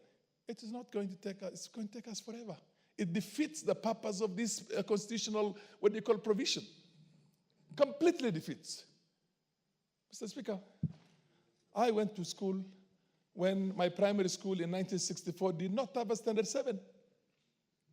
We got independence without a Standard 7 in Northeastern Province, except one school in Wajir and I think one in Marsabit, period.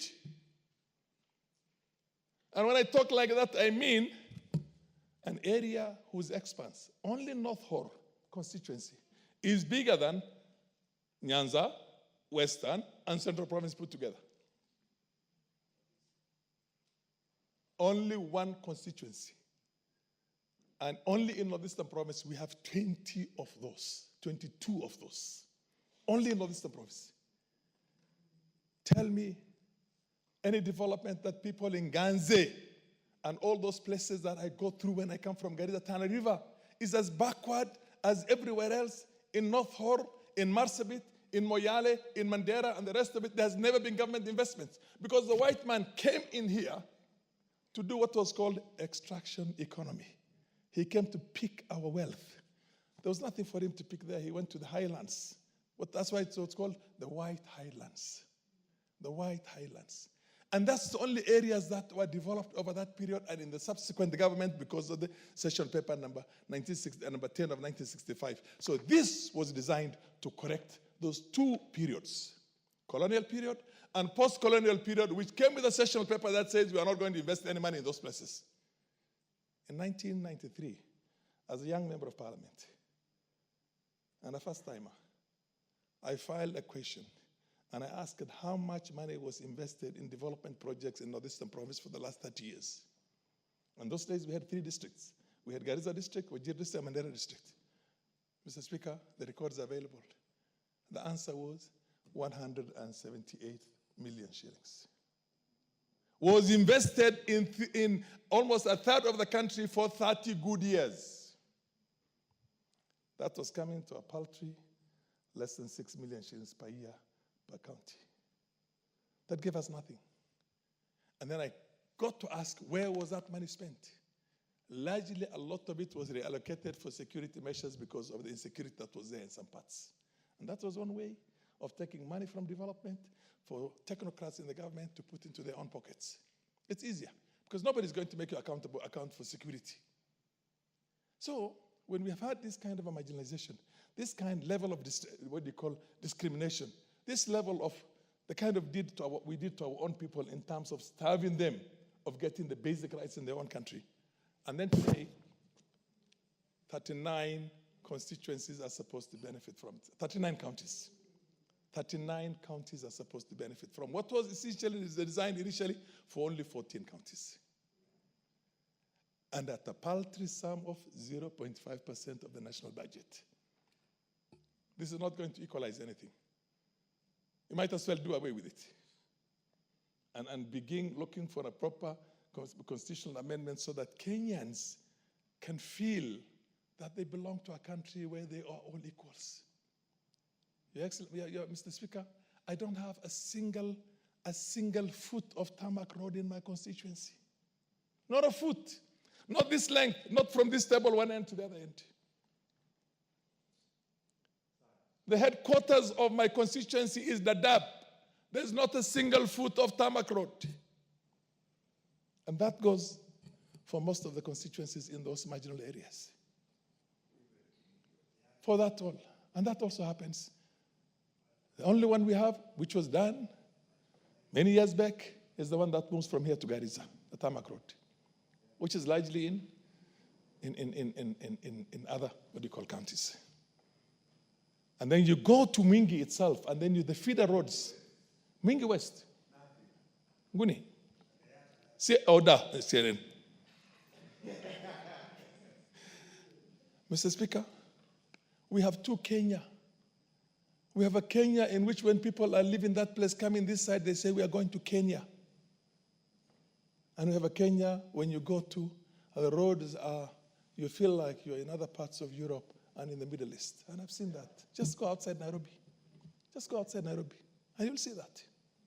Do you think those people are going to feel the same in terms of patriotism for those countries, for their country? Mr. Speaker, I came to Parliament here. When we're sending to universities in Kenya 1 or 2 students as a whole province in a year. And out of 100,000 students those days who are going to our universities, only 65 of them were of northeastern origin. Majority of them were children of civil servants who are working around here, but from northeastern schools, there were less than 15. You could go to the medical school and not see anybody. Mr. Speaker, we need to unite our country. Can I have 2 more minutes, if you don't mind, in view of my old... Thank you. Mr. Speaker, let us look at the resource allocations that were done in all the constituencies in this country from 1965 to 2010. For serious infrastructural development, for development purposes, and look at the areas that were left out and say, let us allocate this as a what you call a positive discrimination so that they can also come up with the rest of the country. An affirmative action of some kind. Mr. Speaker, I was in this country. I was in this country as a young man. I've given 3 minutes. Most of you do not know. When Tom Boyer took students to the famous airlift to the US, the late Jaramogi Oginga Odinga took many students to Eastern Europe. And I would say majority of them were from Luo Nyanza. The Western, those days were called the Kavirondo. I don't know what Kavirondo meant, but it was the Western side. When they come back from those places because they were not in favor with the government, if somebody comes back with a PhD, he was relegated to a master's. If somebody came back with a master's, he was relegated to a bachelor's. If somebody came back from Hungary, Romania, and all those countries, Russia, Ukraine, those days, which was part of Russia, Ukraine, they were relegated to a diploma. This country has seen apartheid.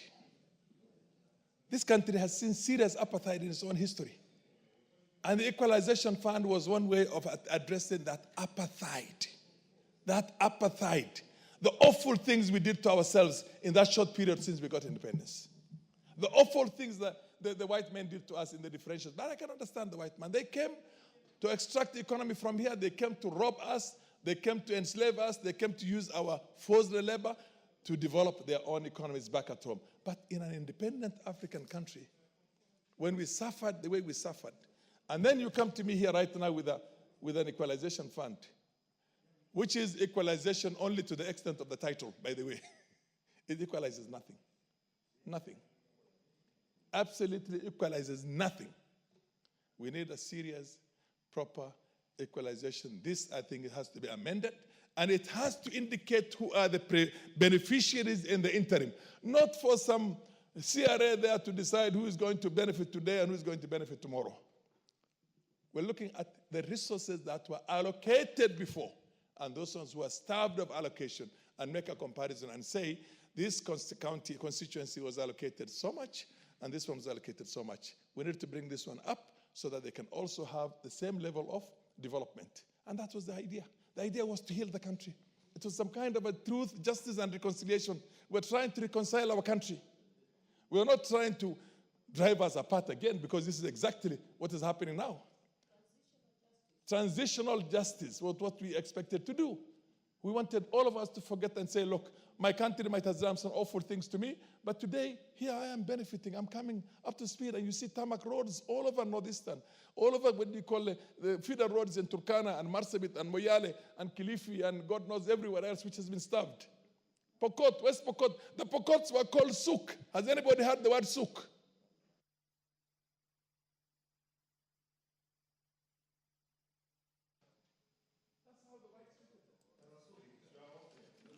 Honorable Phyllis Bato. Thank you, Honorable Farah Malim, for that informative contribution. Farah Malim. Thank you, Mr. Speaker, sir. It is interesting to listen to a ranking member, Honorable Farah Malim, for taking us through down memory lane and giving us the true picture of what has transpired in Kenya for quite a long time. Mr. Speaker, sir, I don't come from, I'm not a beneficiary. My county is not a beneficiary of this equalization fund. But Mr. Speaker, what I'm wondering is, when are we going to be equal? How long will it take us to be equal? And Mr. Speaker, we put in place institutions to take care of different parts of Kenya. We have had devolution. The 2010 Constitution is very progressive, and one of it is this, the Article 204 on the Equalization Fund. But standing here, I'm starting to think that we want to create a body, just like any other, which is going to sit in Nairobi and decide who gets what, who is allocated what, despite the fact that people are already marginalized. Mr. Speaker, case in point is bodies like KERA. It is supposed to be doing roads all over Kenya. But Mr. Speaker, up to date, we still have places where there are no, the roads are in very bad shape. The other time, we had accompanied the president for a development tour, and we toured Elgeyo Marakwet County, Marakwet West, and such places you would not, when you land there, you wouldn't imagine that you are still in Kenya. But we have devolution.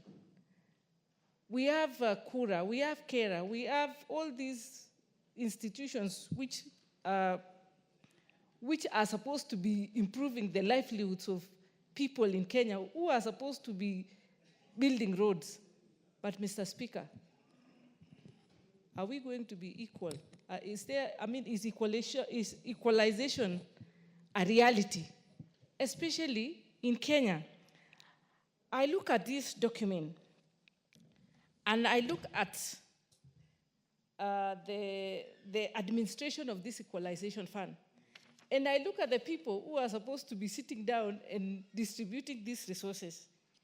Case in point is even the qualifications for you to become part of this board. We have a CEO who is supposed to, there has to be a CEO who has a qualification in master's, law, finance, etc. We are dealing with people who are already marginalized. We start marginalizing them even from the creation of this body, which is going to look into the equalization. So we are marginalizing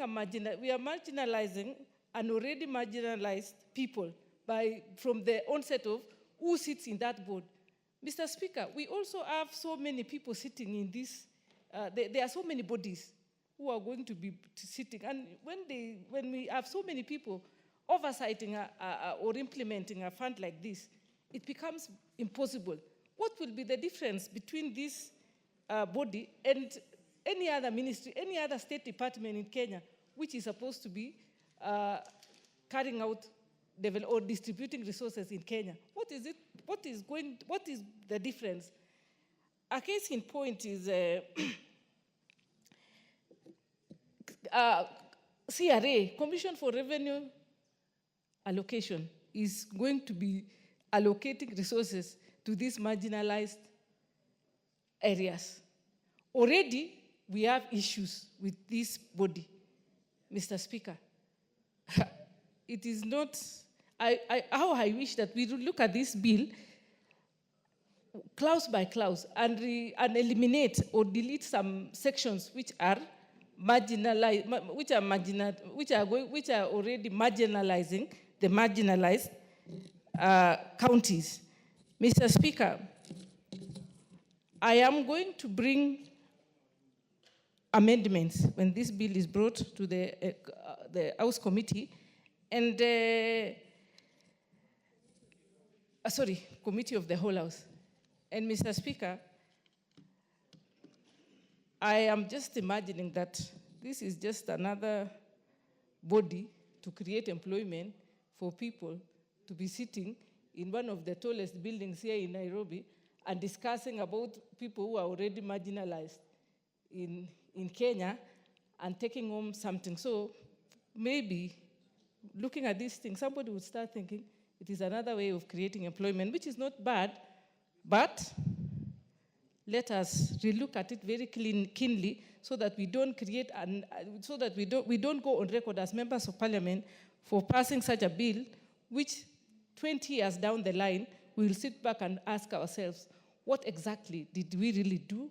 What exactly did we really pass? Thank you, Mr. Speaker.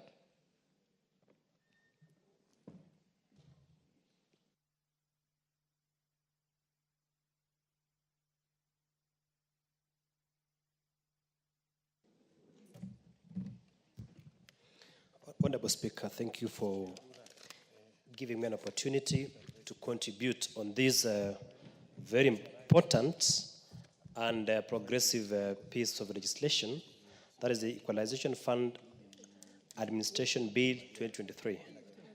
Honorable Speaker, looking at the letter, the spirit, and the intent of this legislation, Honorable Speaker, it raises serious fundamental legal issues.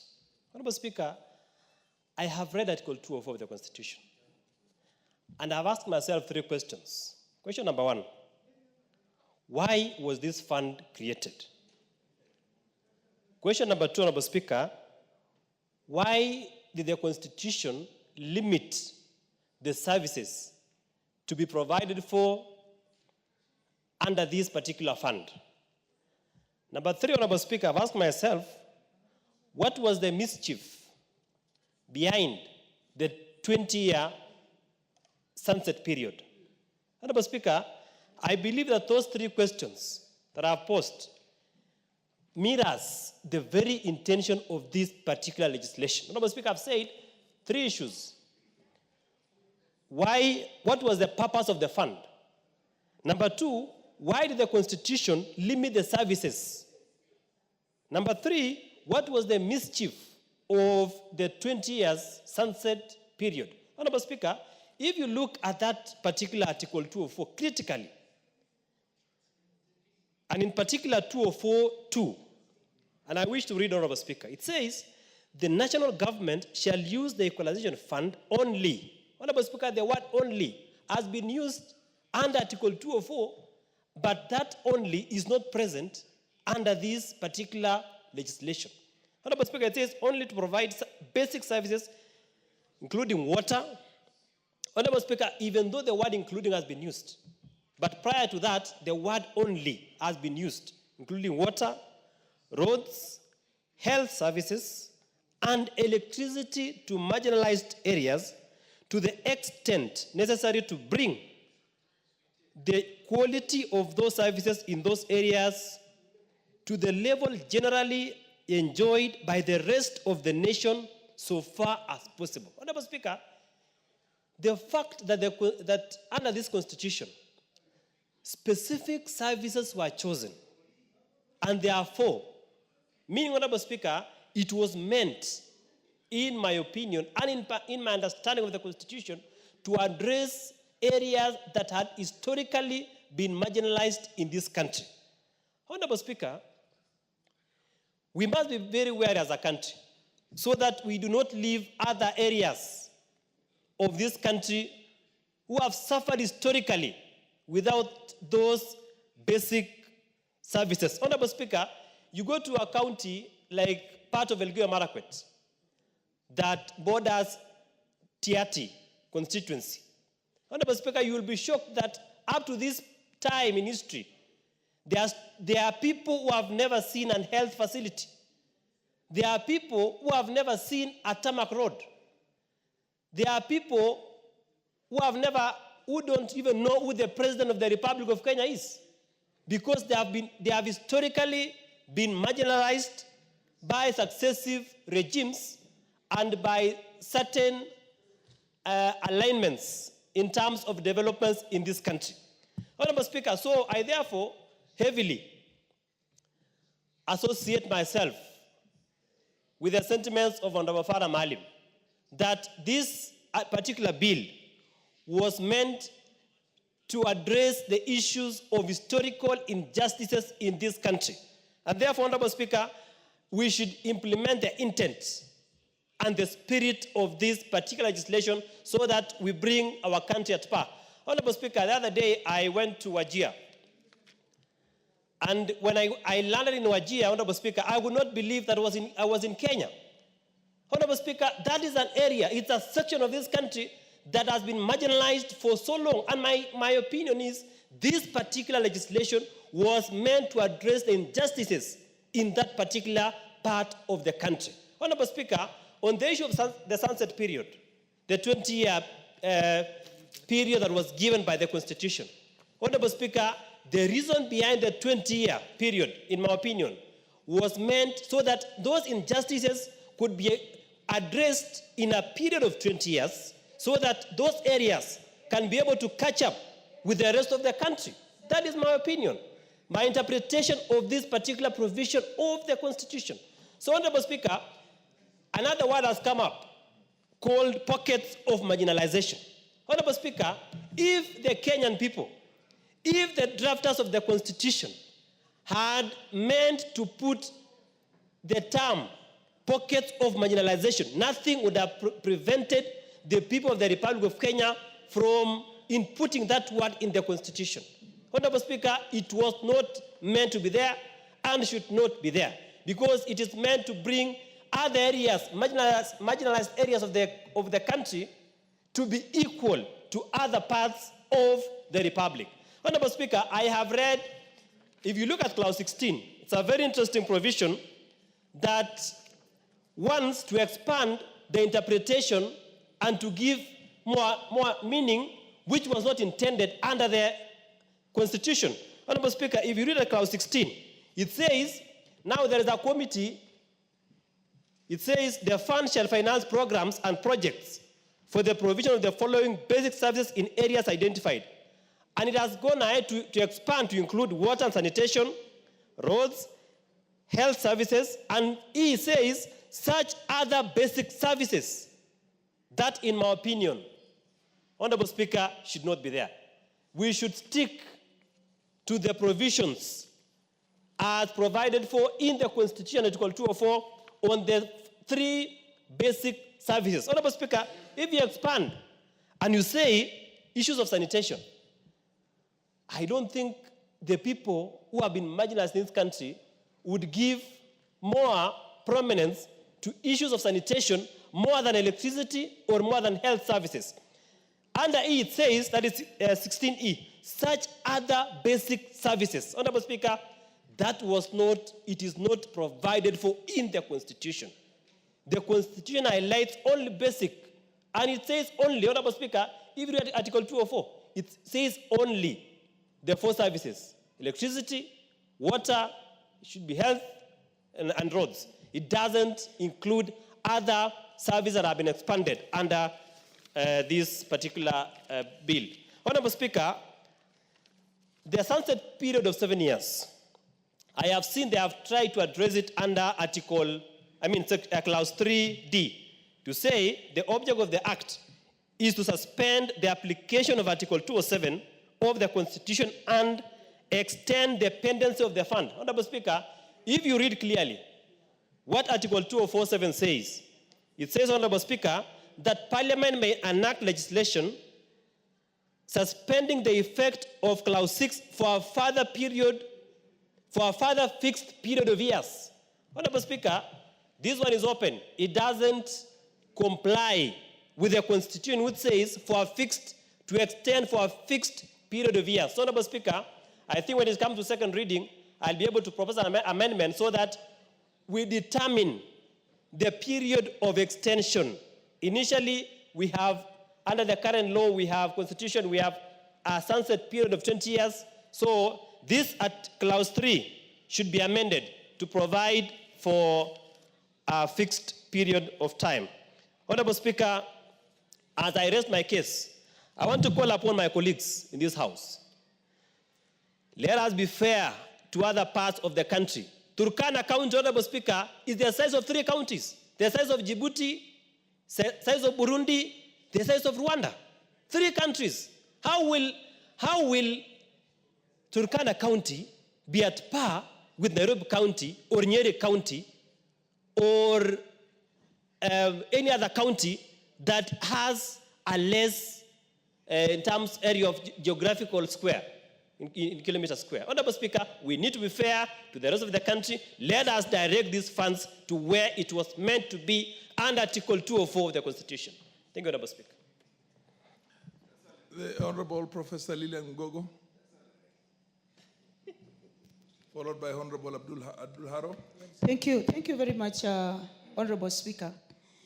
And I must give you some accolade, Honorable Speaker, for laying it bare, laying it academically bare, and you gave us some very, very useful information for especially the younger generation that may not necessarily understand the historical issues that may have been there, given that you have lived them, Honorable Speaker, you have walked them, you have seen them.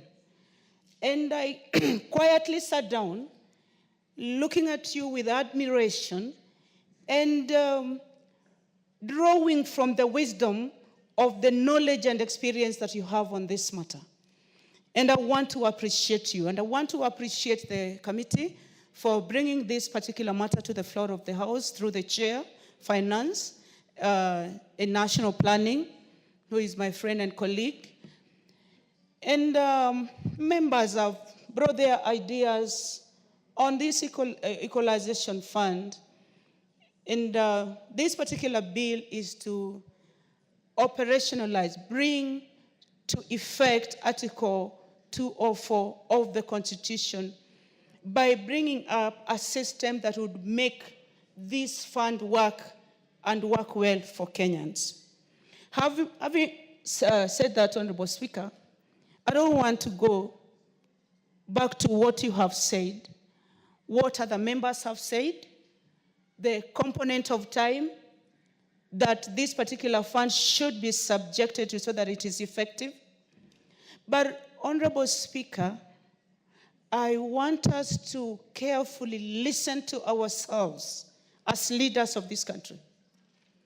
I want each leader of this country, Honorable Speaker, to have a conference with themselves, call themselves to order, and look at the role that they have played in neo-inequality in this country.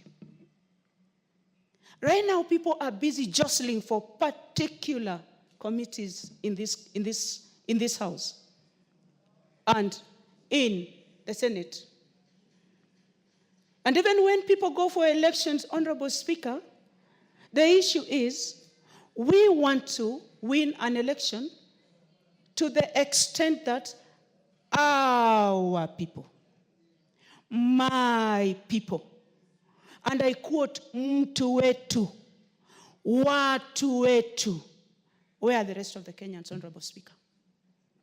Where do we put the rest of the country? Where did we ever take our patriotism as a nation? To the extent that when somebody is put in a seat of responsibility, they should be able to consider Kenya from Turkana to Coast to Western to Maasai Land to Migori. We have historical injustices that this particular fund was supposed to have addressed, Honorable Speaker. And indeed, as I had actually added, as I was applauding you, we need transitional justice in this country. By way of development, by way of addressing political issues and socio-economic issues. Honorable Speaker, we have the Constituency Development Fund that is given equally distributed equally across the country to the 290 constituencies. Honorable Speaker, what does CDF do in this country? Can't it even address the very basic issues? It is in this very house, Honorable Speaker, that we have members who don't even use that Constituency Development Fund well. I stand to be guided and I stand to be corrected. But these are some of the causes of injustices, economic injustices in this country. Honorable Speaker, we have 47 constituencies where money goes in equal measure. We also have devolved systems, Honorable Speaker. What's your point of order, the Honorable Mugaka? Mr. Speaker, is the member on the floor in order when she is intimating that it is members of parliament who are not utilizing NGCDF funds when we know that under the law and practice, the NGCDF board is managed by a board, funds are managed by a board, and the member of parliament has no role in that. Is she in order by saying that members of this house are not utilizing NGCDF money? Proceed, Honorable Professor. Thank you so much, Honorable Speaker. Thank you, my brother, and for your information. It is in the basic role of a member of parliament to legislate, oversight, and represent. So, if a member does not oversight well, they are directly responsible for the use of NGCDF. I want to say this, Honorable Speaker. It is important for us as Kenyans that we take the very, very, very basic care of all Kenyans. That Kenya grows as a whole. That when we look at development index for the whole country, that it is equal, Honorable Speaker. As much as we are talking about in historical injustices, Honorable Speaker, it is known in this house that there is budgeted injustices in this country, and this is a house of budget. I stand to be corrected. This house does budgeting and appropriation. And you find one single constituency getting most of the funds that is meant for the development of the roads in this country, Honorable Speaker. And I will not shy away from mentioning it as I contribute to this matter. We have ourselves as leadership, both in the executive, both in the judiciary, and in our parliamentary system, Honorable Speaker, to blame. It is high time, as Kenyans, we became patriotic. It is high time we took our responsibility seriously, Honorable Speaker. It is high time as leadership of this country that we took seriously the issue of education of this country. We are talking of water, we are talking of roads, we are talking of electricity. What about education of marginalized communities? What about education of the disadvantaged communities? What about provision of basic health care to women of this country who still have to do so many kilometers to go and deliver children despite devolved systems of government and the devolution of the healthcare system? Honorable Speaker, I want to say this. There have been historical injustices. But apart from what was envisaged in the Constitution 2010, development has been skewed to political loyalty to some extent. To the extent that what has been considered opposition areas have not been equally developed. These are also injustices, Honorable Speaker. And as much as we are busy saying that we should stick to what was envisaged, I also intend to bring amendments to the effect that we need to have this particular board identify. You rightfully said that it was intended for initial, was it an initial 14 counties? Then it was extended. But I have parts in Rangwe constituency, Honorable Speaker, that do not have electricity up to today. I have many parts in Rangwe constituency where the road coverage is not as the residents and the electorate would want, Honorable Speaker. Honorable Speaker, we still need health care improved in my constituency.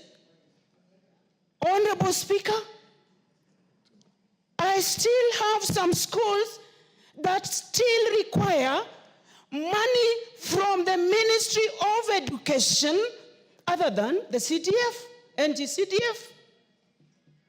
Honorable Speaker, this is what I'm trying to say, if you allow me, that we need to rethink our value systems as spelled out in the Constitution of Kenya 2010. We need to rethink our religiosity. We have Christians in this country. We have Muslims in this country. We have other religions. We have Hindus. We have traditionalists. And over whatever time people decide to go and worship, they do. And it all ends there.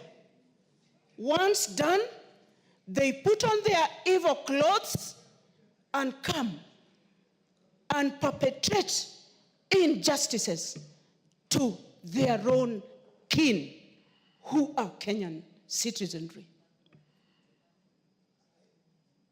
This particular fund, Honorable Speaker, it is supposed to have been dispensed over a period of time. Can we have a review? What has it done so far? What has it done so far? How much money goes into its management? Like a lot of money is wasted on managing some of these funds. And that is why I also like NGCDF. It is restrictive on administration and education. When we just have an amorphous fund, Honorable Speaker, it is difficult to implement. I want to conclude by saying, it is a good fund, I support it.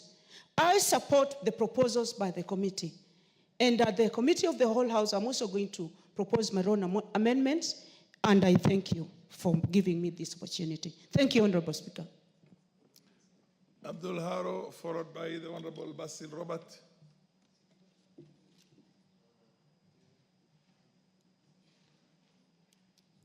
Please give the mic to Abdul Haro. Thank you, Honorable Speaker, for this opportunity. From the onset, I'll thank the committee for the bill, the Equalization Fund Administration Bill 2023, which is a bill for an act of parliament to provide for the for management of the Equalization Fund, established advisory board, and for connected purposes. Honorable Speaker, I think the idea of this bill is actually trying to cure some of the challenges that have been found in the Equalization Fund for the last 14 years. Actually, it is 14 years now. And the reason why the Equalization Fund has not functioned is because of some of these provisions that we find in this bill that are being introduced, which were absent. For example, the advisory board is supposed to advise and recommend to the CS on distribution of resources for provision of basic services to marginalized areas under Article 204. The advisory board is also supposed to appraise and evaluate projects, which was lacking in the previous years. The advisory board is also supposed to make recommendations on priority areas requiring financing, which was also lacking in the previous years. And also the advisory board is also supposed to establish a framework for collaboration between the two levels of government, while at the same time try to oversee the implementation of the project in as far as it relates to the constitutional provisions. One of the problems of the Equalization Fund so far is the fact that the Article 204 of the Constitution has not been implemented fully as required. And I don't want to belabor on the background to why the drafters of the Constitution thought about Equalization Fund, because, Honorable Speaker, in your wisdom and experience, you have elucidated very clearly about the background from the colonial period to the successive Kenyan governments up to 2010 when we enacted the new constitution that gave us the provision 204 on equalization fund. The Honorable Speaker, the fund, as it has been said by most members, has been established under Article 204(1), and the fund, the fund actually takes up 0.5% of all revenue collected by the national government, and it's supposed to cover 4 main areas: water, roads, health, and electricity. Honorable Speaker, the politics of high potential areas and low potential areas, and sessional paper number 10, has been referred to by many members. And the fact that the sessional paper number 10 had envisaged a situation where if you develop high potential areas, development will trickle down to low potential areas. This has never happened, 61 years since independence. And that is why Equalization Fund came into being. And Honorable Speaker, we are informed that 7.4 billion of first policy has not been disbursed. The second policy has not been implemented. I'm told CRA is thinking about a third policy. I'm wondering, does it make sense to think of a third policy when you have not even reviewed the first policies and the second policies? This is where the challenge lies.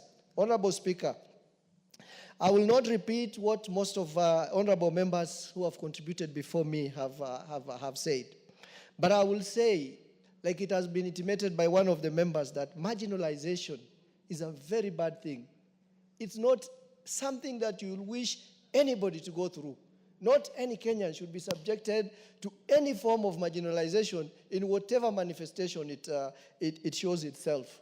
So when we're talking about Equalization Fund and the 14 counties that were defined actually by the drafters of the Constitution, and by the way, Article 260 of the Constitution also defines which are these marginalized areas and who are these marginalized communities. So it's very clear. So when the drafters of Constitution identified these 14 counties and actually went ahead and defined what marginalization means, it was not in vain.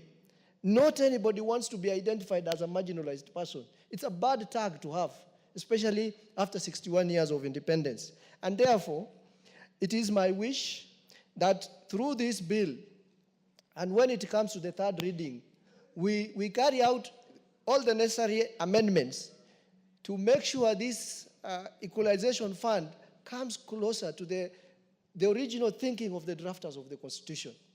And if there is any recommendations that you can make in terms of how to improve it, I think I'll be one of the people who will move a motion. Who will have amendments, especially on the question of the proposal of how it is supposed to be implemented. You know, the Constitution says the fund can be implemented either directly or indirectly through the counties. And because there is this tug of war between the counties and the national government or other stakeholders, I think we can propose. I agree with the proposal that was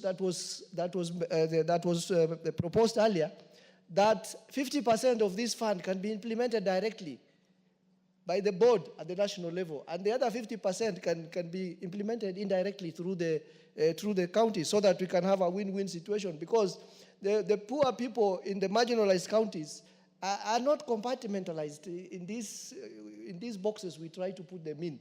They need water, they need electricity, they need health services, and they need roads. They are not interested in this compartmentalization and push and pull between different levels of government and stakeholders. So I support that proposal.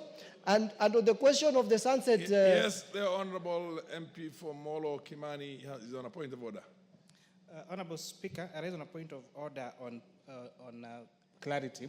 I don't want to distract my good colleague, but when he misinforms the House that Article 260 of the Constitution actually lists the marginalized counties, that is not factual. The marginalized areas are determined by the Commission on Revenue Allocation. It is not provided for in the Constitution which those marginalized counties are. I thought it's mutter that I also informed the House, and I'm a member of that fact. Thank you, Honorable Speaker. Yeah, actually, Article 260 of the Constitution is interpretations. It's not, but I don't think he said that. But I while contributing on this, said that the framers, the intention and the spirit and the object of the framers at the time was to bring up to speed those counties that were historically marginalized. And we only had 14 counties at the time in mind. I must admit, people took advantage of that to expand that into, but anyway, continue. But clearly the Constitution does not indicate the counties themselves, as he has put it.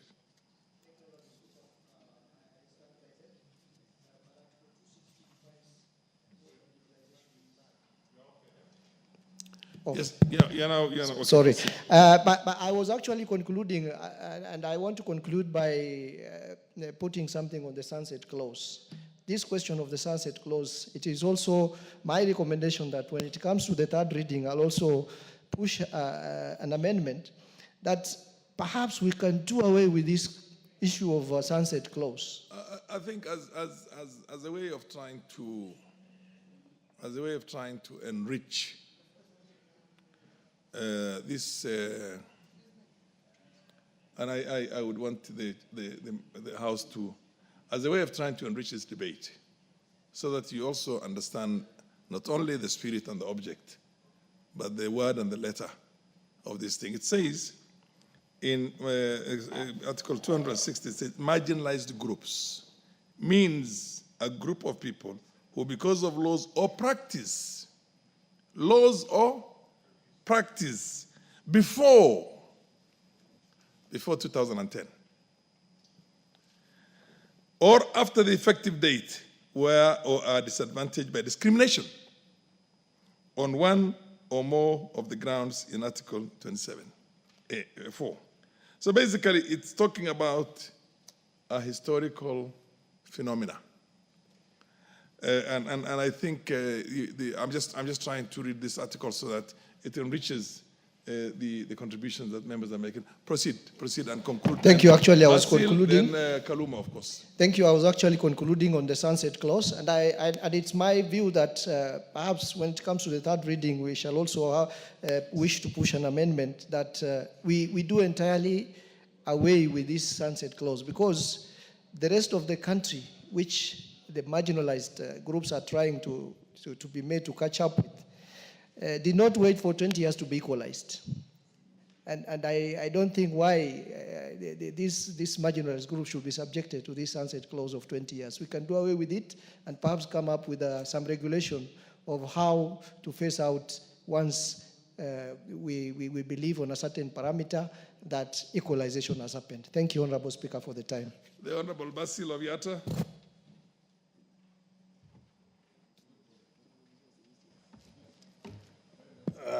Thank you, Mr. Speaker, for giving me the floor. To contribute to the Equalization Fund, the bill, Senate Bill number 14 of 2023. Mr. Speaker, as you just said very well, that historical injustices has actually caused serious disparities in this country.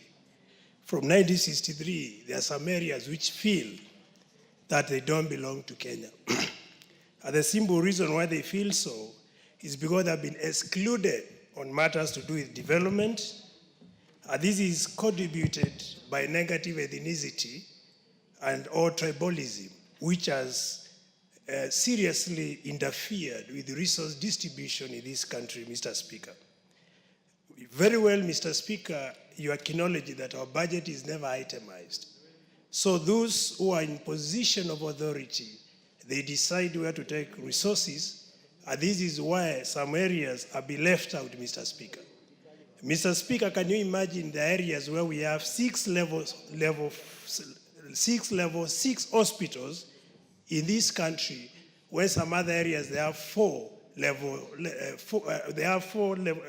level 4 hospitals in this country, Mr. Speaker. And all these regions, people pay taxes. So it is very worrying, and that is why I strongly support this bill.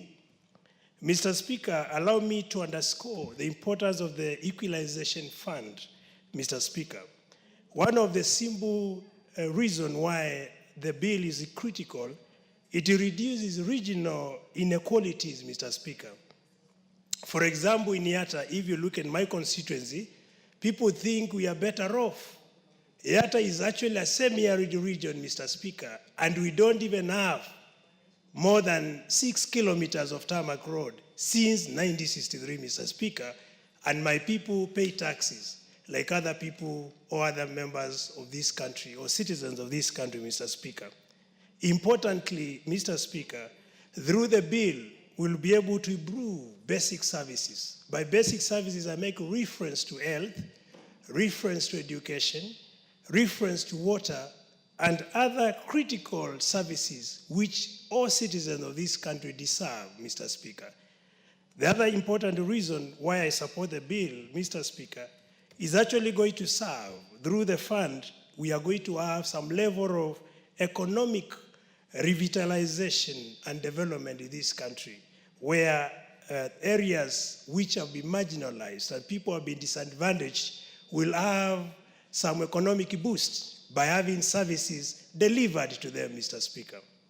Additionally, Mr. Speaker, through the fund, we'll be able to uplift the marginalized people and build some level of parity between those who are disadvantaged and those who have or have been enjoying benefits since 1963, Mr. Speaker. Additionally, Mr. Speaker, as I've stated earlier, there are people who feel excluded. You remember the time when people used to say Pwani is not Kenya, even Northeastern, where people thought they should just be left out and perhaps not, they don't feel they are part of this country. And that level of patriotism is completely fending off, simply because they have been ignored. And through this fund, we'll be able to promote national unity, stability, and enhance some form of social cohesion where these people feel they are part and parcel of this great nation we call Kenya, Mr. Speaker. Allow me, Mr. Speaker, to give some points or some opinion on how I feel through the fund that we can be able to achieve parity by proper utilization of these resources, Mr. Speaker. We must ensure there is public participation. All people of this country have, their voices must be heard and considered when this fund is being implemented, Mr. Speaker. Importantly, we must ensure fair distribution. And the only way you can have fair distribution is to make use of empirical data. Because through data, you'll have targeted intervention and have resources channeled where the money is needed. And that has not been happening, and that will be part of my amendment when it comes to the committee of the All House, Mr. Speaker. Additionally, Mr. Speaker, allow me to say that we also have to ensure prompt disbursement of this money. You had an earlier speaker who said, as of today, even NGCDF, We are 4 months to the end of the financial year, and we have not gotten the money. Poor students or poor parents are at home, still waiting money for them to go back to school and resume learning. So we must ensure we have a legal framework to mitigate challenges in disbursement of resources, Mr. Speaker. And that is something that all of us should actually support and advocate. Otherwise, we'll be talking of budget after budget, supplementary budget after supplementary budget, but there is continuous delay, protracted delay when it comes to disbursement of resources, and we must ensure this one we deal with. Otherwise, we are going to slow development. And when we slow development, then our country lags behind when it comes to growth. And that is not what all of us want to see. Mr. Speaker, because I didn't want to take too long to talk, I wanted also to, if you allow me, because I did not have a chance to condole with the families that lost one of our members, the late Honorable Injendi Malulu, and also the Senator Cheptumo for Baringo. Mr. Speaker, allow me to convey my deepest condolences and also those of people of Yatta for the loss of these great men who are contributing to the nation, the building of this country. We do pray to the Lord to give the families the fortitude to bear with the loss. And also the family of Kemshak Chair, Johnson Zioka, who passed on last week through a tragic road accident. So allow me to convey those condolences, and I do submit, Mr. Speaker, thanks for giving me the floor. Yes, the Honorable Kaluma. Thank you, Mr. Speaker. Mr. Speaker, I'm pleased that I'm speaking after you spoke on this very important matter. And honorable members, without repeating the words of Honorable Farah Malim when he contributed to this bill, let me say that this is not a bill implementing Article 204 of the Constitution. And if we are to look at it and have it passed, then we must have very fundamental amendments. Honorable Speaker, I've traveled across this country, and I want to thank the people of Homa Bay Town constituency for electing me here to be able to do so. Honorable Speaker, it is in the 12th Parliament then when my eyes got opened to the disparities in this country. When as a member of the Security Committee, forced to travel multiple times to all regions of the North and Northeastern, I came face to face with the open marginalization of the people of Kenya from before independence, post-independence. Honorable Speaker, it is sad it is continuing. Honorable Speaker, my first trip out of this country took me to Turkana. And let me tell you, flying over the land of Turkana before we landed, I was asking, where are we? I found a country where you cannot see a single green thing, and you cannot see water in very many places other than along some river, which was also dry. Honorable Speaker, at that time I was traveling to Turkana for a public participation on the current Refugees Act. And we met the communities and they were asking, why are they not being given services like refugees? Members, I'm saying I was very sad when I looked at Kenyans asking to be treated or to be refugees in their own country because they would be served better. And so the Turkana people were asking why refugees have health facilities, but they don't have. They were asking whether refugees have water pipes, but they don't have. And so we may take it lightly, but even in terms of populations working in that committee, we've had populations registering as refugees, Kenyan Speaker, so that they can get services. We went to Dadaab, and I bear truth to what you have said here today. There are places in this country, honorable members, that this bottle of water you have taken and you've left halfway or at 75% gone, you are requested to drop it for another human being. And not just a human being, but a Kenyan, to quench their thirst were there to pass at those places. Honorable Speaker, and that is the situation in the northern frontier and very many places. I went to the constituency of Honorable Murugara, just at the border across Mwingi North. You remember, Honorable Speaker, after the 2007 elections, when the results of Tharaka were said to have overturned Raila's win, I went to see how many are these Tharakas. Honorable Speaker, I saw a dry place, a desert, where the only thing at that time you would pick were honey. Everything was dry. And Honorable Mburugara, let me tell you a very sad thing I saw about Tharaka. That time we went crossing some rivers, a woman had died crossing a river using rope with a child, and both the lady and the child had died. I'm therefore saying that when we are talking about Equalization Fund, Point of order? Point of order or information? Order or information? Yes. Yes, proceed and give the information. Thank you very much, Mr. But Speaker. do you want the information to be informed? Yes. Okay. Yes. Thank you very much, Mr. Speaker. Mr. Speaker, I've listened to Honorable Kaluma trying to describe Tharaka graphically, how it looks like. He may be right to the extent that the southern bit, which borders Mwingi, is actually dry, arid, semi-arid, and marginalized, but there is the better part towards Meru, which possibly he has not visited. That does not negate what he says, but I confirm that the situation from 2008 is good today. It is not as bad, and therefore that graphic description may not apply today. Yeah, Honorable Speaker, a lot has changed in terms of road network, and I'm saying that, Honorable Murugara, to emphasize the need for this fund in some parts of the country. Of course, the Nithi side, the side facing Nyeri, very green, very populated, but the southern part of Tharaka, facing Mwingi, yes. The other side. And Kitui. In fact, Honorable Murugara will tell you when he told me he was running, I was like, as a prominent lawyer, do you really want to run to be the MP there? And he told me his soul is in the service of his people. And I thank him for that. And it is my prayer that the people of Tharakanithi lift him even higher, because I know the spirit he has and the sacrifices he made to go serving the Tharaka people.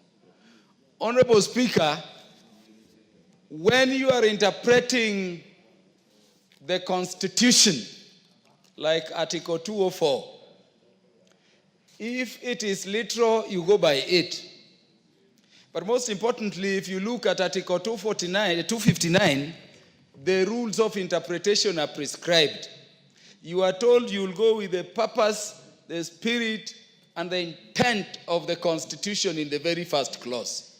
And this brings me to the contribution you are making. Why did the people of Kenya, in promulgating this Constitution, provide for an equalization fund beyond devolution?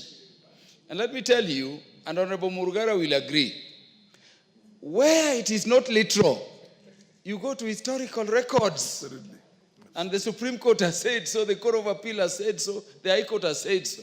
So the first point in interpreting the areas, marginalized areas, having been not specifically defined, because, Honorable Speaker, when you look at Article 260, it defines marginalized communities and marginalized groups. Mm-hmm. You can borrow a bit from marginalized communities. And it is talking about these communities which have been pushed to the periphery of the socio-economic life of the country, yes, either by practice or law. Or by law. But once you borrow what is decipherable from the constitutional text in terms of interpretation, Honorable Speaker, go to the records at Bomas. What informed the decision of the people of Kenya to make Article 204 a constitutional provision? Full stop.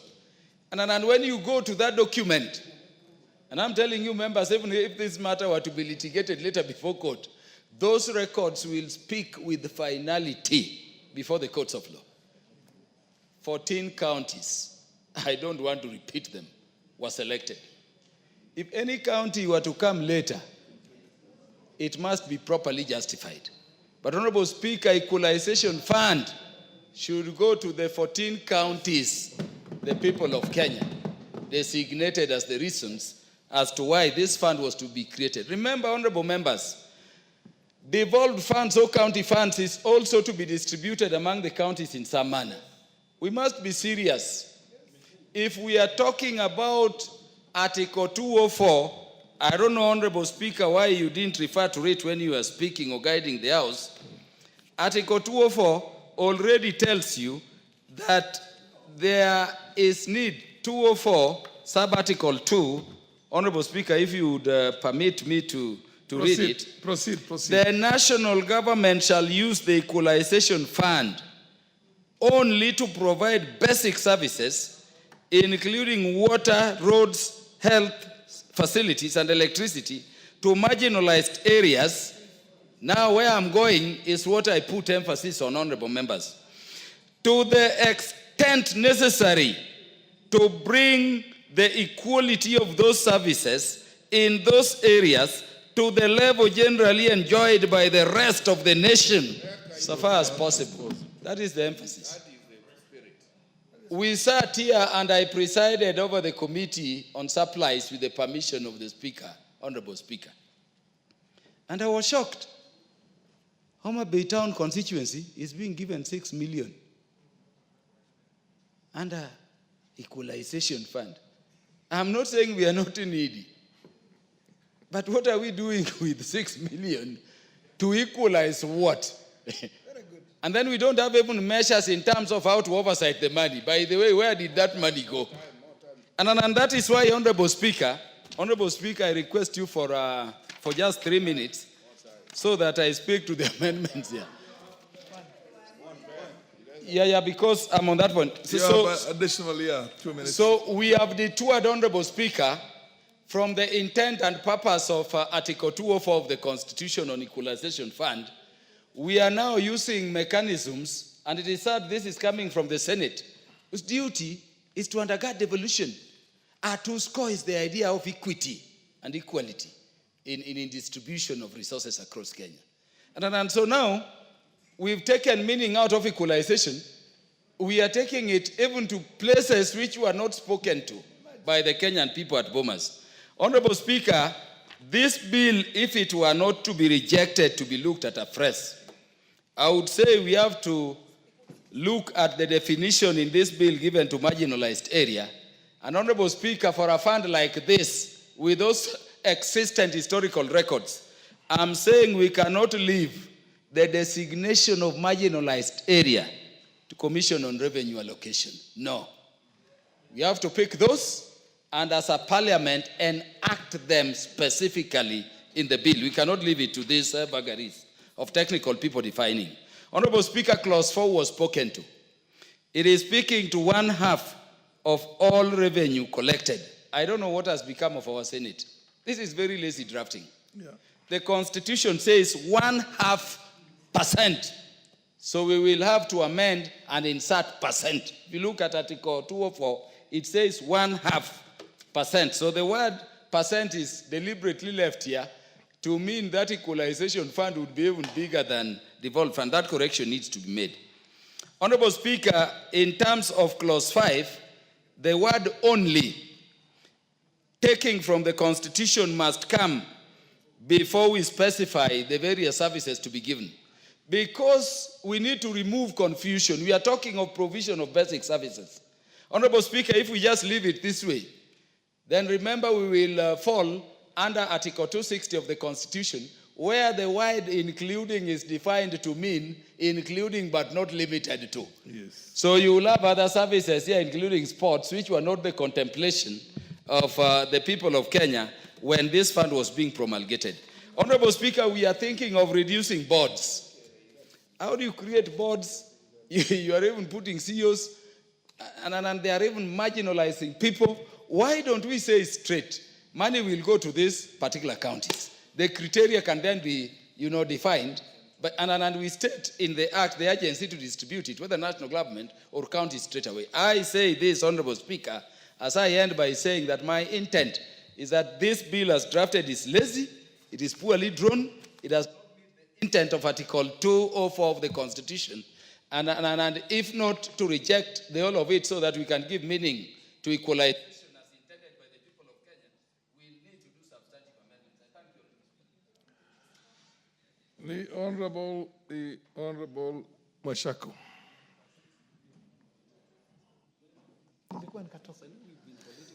Asante Mheshimiwa Spika. Followed by the Honorable Rosabuyu.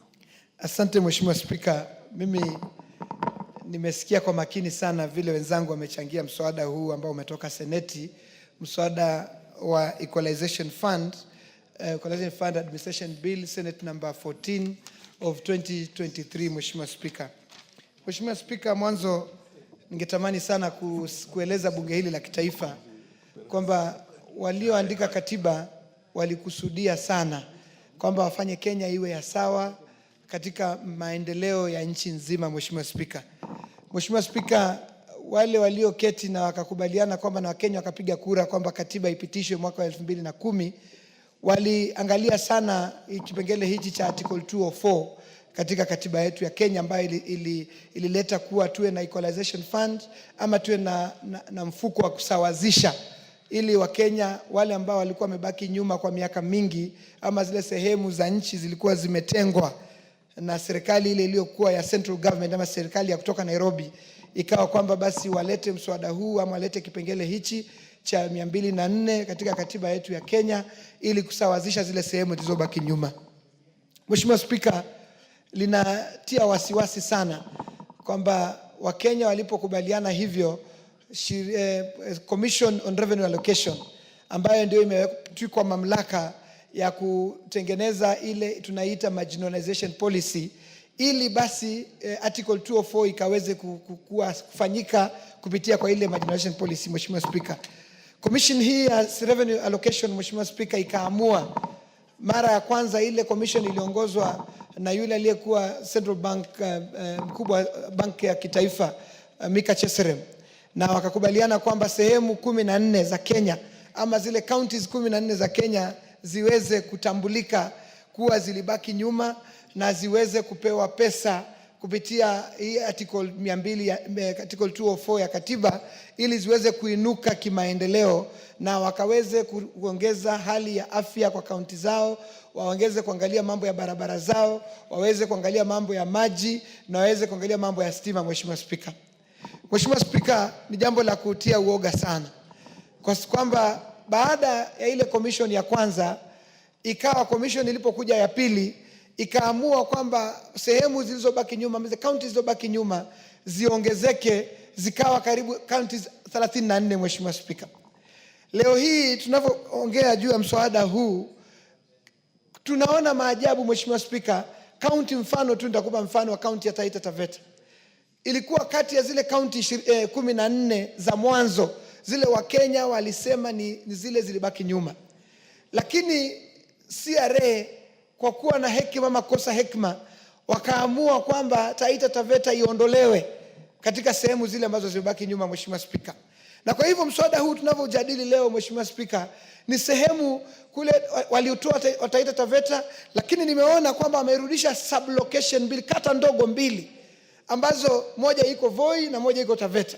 Ati hizo kata hizo ndogo ndizo zilizobaki nyuma na wakaacha kwamba sehemu zingine zote katika kaunti yetu ya Taita Taveta ziko sawa na zinaweza kulinganishwa na sehemu zingine nchini. Mheshimiwa Spika, hili ni jambo ambalo limeleta taharuki kubwa kule Taita Taveta, kwamba leo hii constituency kama ya Undanyi, Mheshimiwa Spika, haina lami kwa barabara zao. Tunajivunia tu kilomita 1 peke yake ya lami ambayo imetengezwa kutoka tupate uhuru 63 mpaka leo. Lakini CRA na ama katika mswada huu unasema kwamba Taita Taveta iko sawa, Taita Taveta ni sawa na zile kaunti zingine za nchi. Sasa tunashangaa Mheshimiwa Spika, ni vipi watu wakae mahali waseme kwamba kaunti fulani ambayo ilitambulika kuwa imebaki nyuma leo isemekane haiko. Mheshimiwa Spika, ndio kwa sababu mimi nasema katika mswada huu, kama tutakuwa tunasaidia nchi hii ya Kenya, Kama kweli tunaamini kwamba nchi lazima ikue kwa pamoja, Mheshimiwa Spika, lazima tukatae mswada wa marginalization ama policy inayoletwa hapa na Commission on Revenue Allocation. Tukikosa kuikataa, Mheshimiwa Spika, itabidi nchi yetu ya Kenya ifike mahali basi sehemu zingine ziseme basi kweli sisi si wa Kenya. Manake itakuwaje? Zile sehemu zilizobaki nyuma, Mheshimiwa Spika, kama kule kwa Taita Taveta, Mheshimiwa Spika, ukienda katika zile pesa tunazopewa za equitable share, Mheshimiwa Spika, ni kidogo mno kwa sababu idadi ya watu ni kidogo. Na idadi ya watu ni kidogo kwa sababu miaka iliyopita, miaka iliyotangulia ugatuzi, Mheshimiwa Spika, hakuna cha msingi cha mno kilichofanyika katika kaunti ile. Na ndio sababu zile kaunti 14 leo hii ukitembea, ukisikia wale ambao wameketi hapa wanalia kwa sababu tuliachwa nyuma miaka 50 ya uhuru. Tumekuja ugatuzi ndio kidogo inatukomboa, Mheshimiwa Spika. Na ndio maana yake anasema, Mheshimiwa Spika, kwa kweli kama bunge la kitaifa lazima ifike mahali tuambiane ukweli. Sehemu zilizobaki nyuma tunazijua. Tusije hapa tukajifanya kwamba kuna sehemu Kiambu ati imebaki nyuma na inapewa pesa Equalization Fund. Hapa Mheshimiwa Homa Bay amesema vizuri, Homa Bay Town. Amesema ameshangaa kwamba kwake pia kumesemekana kuna sehemu imebaki nyuma, Mheshimiwa Spika. Paka watu wanashangaa kushangaa, Mheshimiwa Spika. So lazima tuambiane cha msingi na cha ukweli kwamba zile counties zinazojulikana zilibaki nyuma. Tunajua counties za Northern Eastern, tunajua counties zingine za Pwani, tunajua county ya Turkana, tunajua counties ambazo hata ukiuliza anyone in this country knows where marginalization has happened, Mheshimiwa Speaker. Na ndio maana namaliza kwa kusema hivi, wenzangu wa bunge wa kitaifa. Jamani, let's be honest. Tuwe wa ukweli. Kama county yako, kama sehemu moja katika county yako imewekwa hapa na haikuwa kwa zile 14 za mwanzo, jua kwamba ukipata unazidi kuleta marginalization nchini mwetu hapa Kenya. Na Mheshimiwa Speaker, nitakwambia hivi. Swala hili ni nyeti. Swala hili ni nyeti sana. Kwa hivyo niwaombe tu wenzangu ambao tunasikiza mswada huu, kama ukisimama hapa na unge mkono kwa sababu kaunti yako imepata kitu, jua na haikuwa kwa zile 14 za kwanza, tambua unadhalilisha Wakenya wengine mahali. Unafanya Mkenya mahali akose huduma za afya apate kwako na tena apate maradufu kwa sababu mlikuwa mnapata tangu zamani. Mheshimiwa Speaker, pesa za Kenya za kitaifa mara nyingi hufuata pale marais wanatoka. Pesa za Kenya za kitaifa hufuata mahali mawaziri wanatoka. Pesa za kitaifa hufuata mahali wale wakubwa mabwenyenye wanaosimamia serikali wanatoka, Mheshimiwa Speaker. Na ndio kwa sababu ile serikali ilikataliwa na Wakenya, ile ya mfumo wa serikali moja, ndio tukakuwa na magatuzi, Mheshimiwa Speaker. Na kwa sababu kwa miaka hizo 50 kuanzia uhuru mpaka 2010 Kenya imekuwa ikisimamiwa na watu wachache, wale ambao wanasema ni wengi, wale ambao wanasema wako na numbers, wale ambao wanasema basi wako na nguvu. Hao ndio wamekuwa wakinyanyasa nchi, Mheshimiwa Speaker. Na ndio kwa sababu mswada huu mimi ninaupinga until mpaka lazima zile counties 14 zilizokuwa mwanzoni zirudishwe na ndizo zifaidi pesa hizi za Equalization Fund. Kwa hayo mengi, Mheshimiwa Speaker, nakushukuru. But you know exactly what needs to be done is that you can move an amendment. So then Rosa Buyu, and if you take as few minutes... Mr. Speaker, I want to thank you for this opportunity. If you take as few minutes as possible, you will give a number of members the opportunity. Rosa, and then Mulyungi, then I'll also recognize Mogaka and Omainya. Let's go in that direction. Of course, Ruku has come, but then you wait until you just come.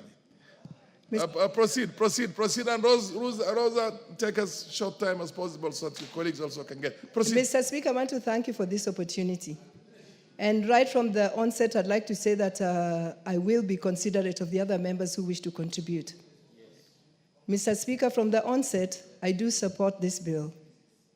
Mr. Speaker, I served in the Boundaries Review Commission, Interim Boundaries Review Commission, also known as the Legali Commission, as a commissioner. And I traversed the whole country. And Mr. Speaker, with that experience, you have no choice but to support this bill.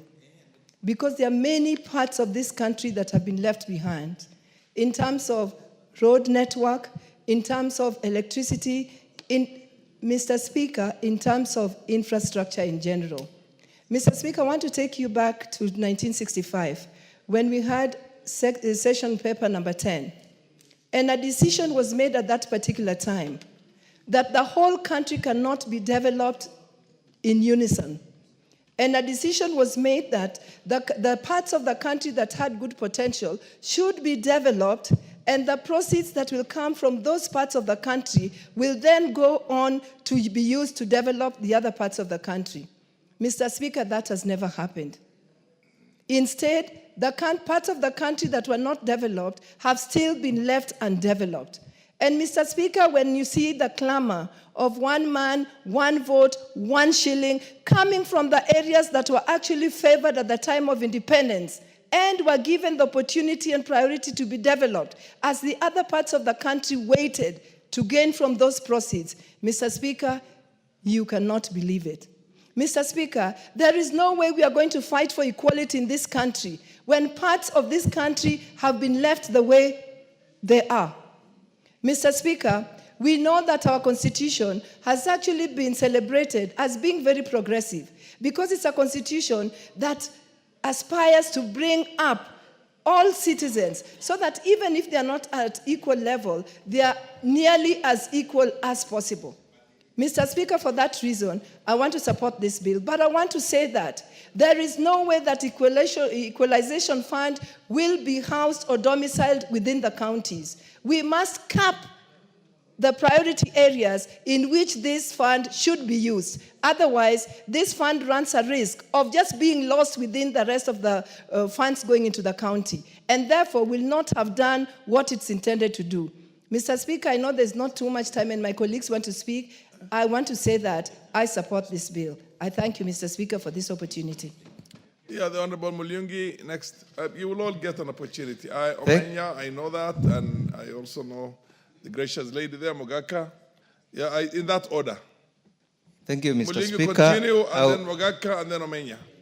Then the lady from the Thank you, Mr. Speaker. In the interest of time, I will take only 2 minutes so that my colleagues can speak. Mr. Speaker, from the onset, I support this bill because it's a very important bill and it should have come yesterday. Mr. Speaker, from my point of view, this marginalization is not only economical, but it is also political and geographical. Because, Mr. Speaker, when you are contributing, you explained geographically the route from Nairobi to Garissa and all the way to your constituency. And you passed through my constituency, which is very hurried. Mr. Speaker, I have been hearing of this fund for some time, but I've not seen its impact in those marginalized areas. They still remain marginalized, and I hope this bill will come to correct that problem. Mr. Speaker, Mwingi Central, where I come from and I represent, is very marginalized and does not benefit from this fund. And I hope this bill will come to correct this problem so that Mwingi Central can benefit from better roads, water, electricity, health facilities, and also people can enjoy the cake of Kenya. With those few remarks, Mr. Speaker, I support. Thank you. For West Mugirango, Mr. Speaker. Thank you so much, Mr. Speaker. Yes, and then there is You have all the time tonight. We're going up to 9 o'clock by day for information. If you are to 9 o'clock, I'm happy. Yes, Mr. take your time. Thank you so much, Mr. Speaker. And at the outset, I support this bill, and it is for the following reasons. I represent West Mugirango constituency, Mr. Speaker, which is among the most marginalized constituencies on earth. Why? Because West Mugirango members of parliament are endowed with taking the position which are people-centric. And many a times a people-centric position does not go well with the government of the day. And that is why when Honorable Joe Justus Morara stood up asking the Kenyatta government why the person who killed Tom Mboya was walking and enjoying himself in Zambia when we had been told that he had been slaughtered, that constituency got blacklisted. Order, Honorable Mugaka. We don't slaughter people. They are hanged. Yes, I'm guided. I'm guided, Mr. Speaker. Yes, a person sentenced to death and allegedly hanged in committee was enjoying himself in Zambia after killing Honorable Tom Mboya.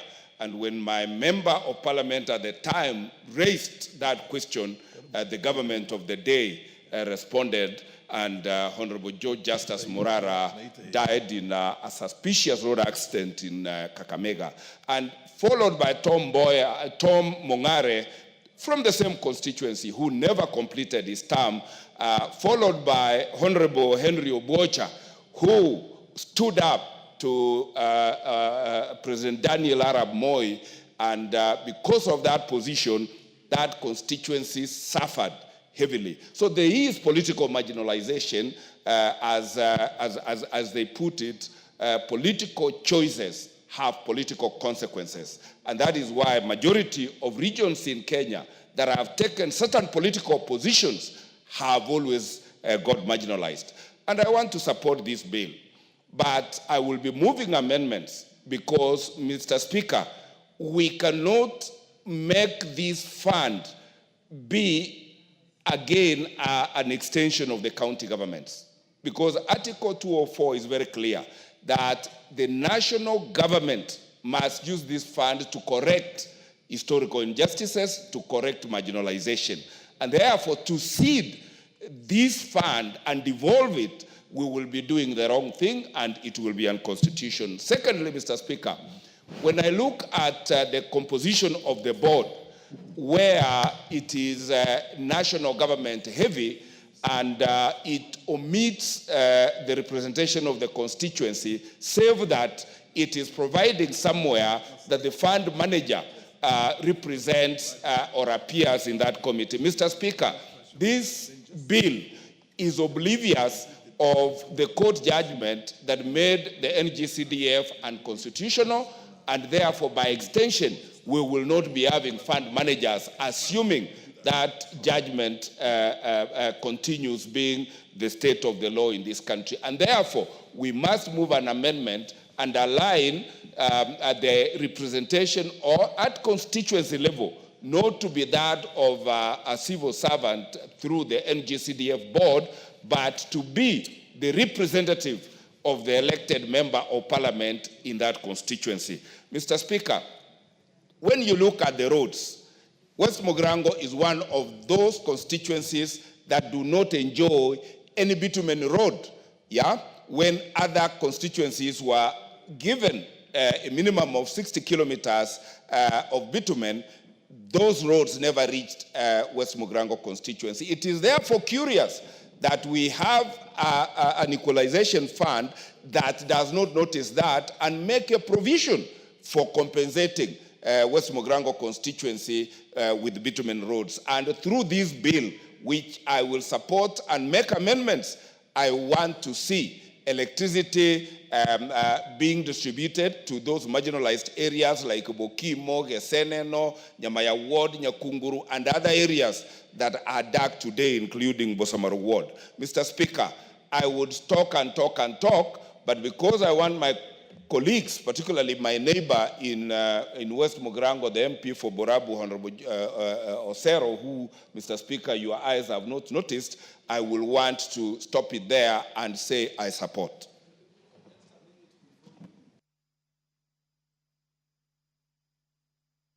Of equalization fund to provide roads in Kusiland.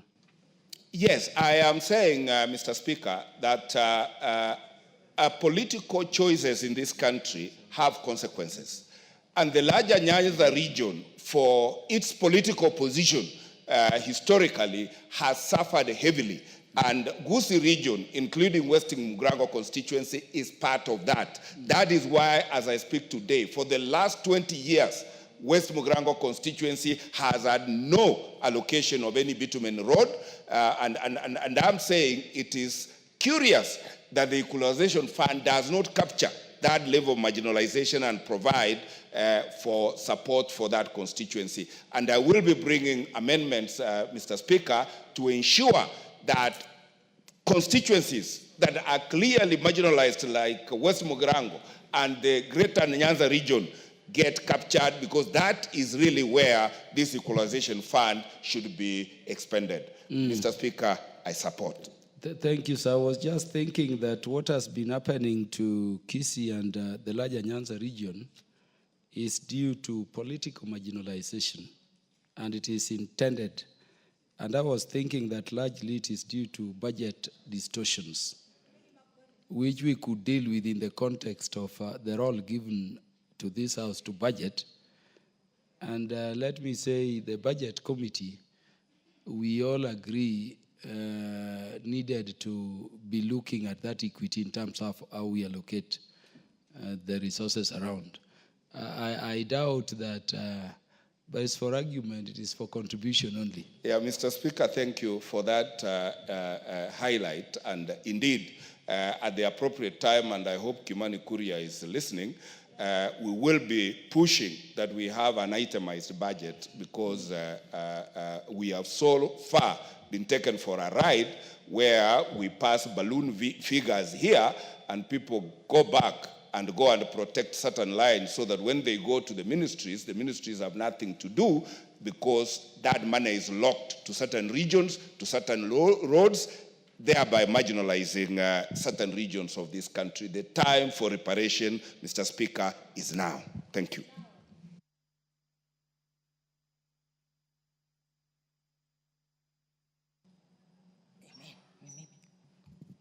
Thank you, Mr. Speaker.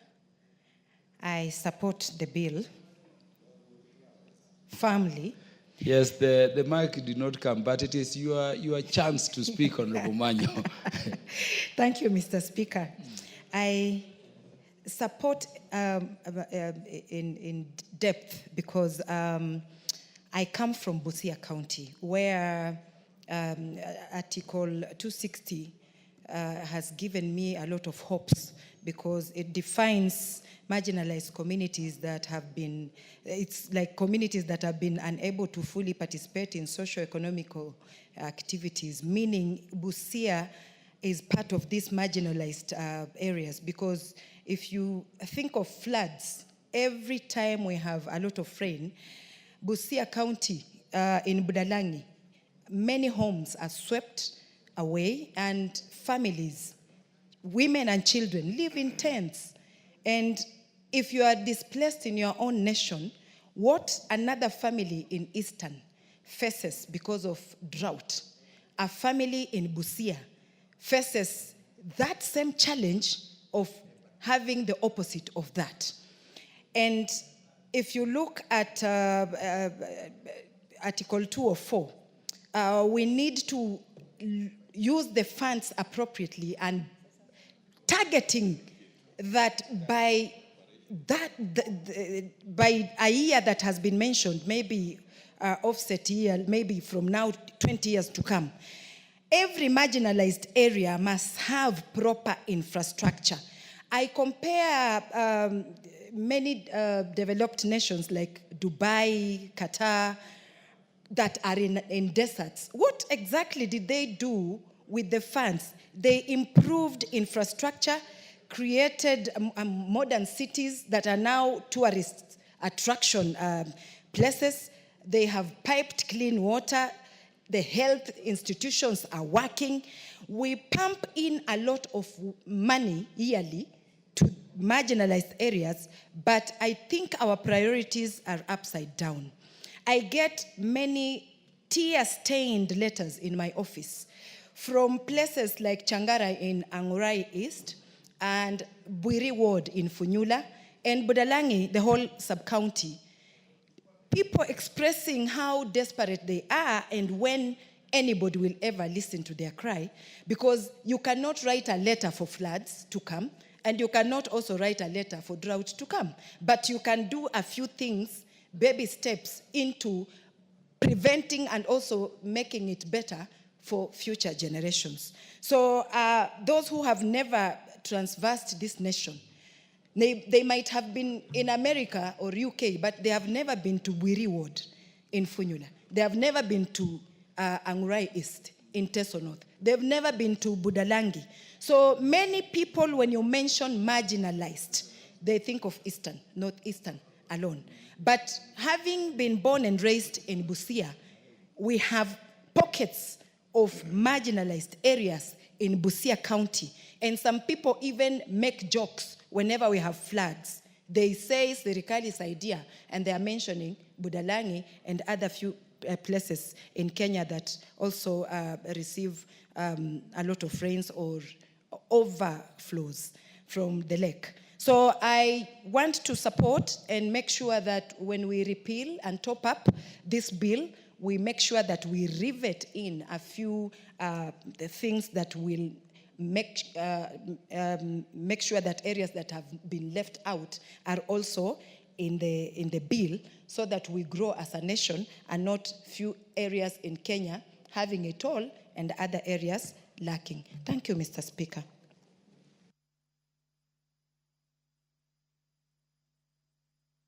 Agnes Pereira.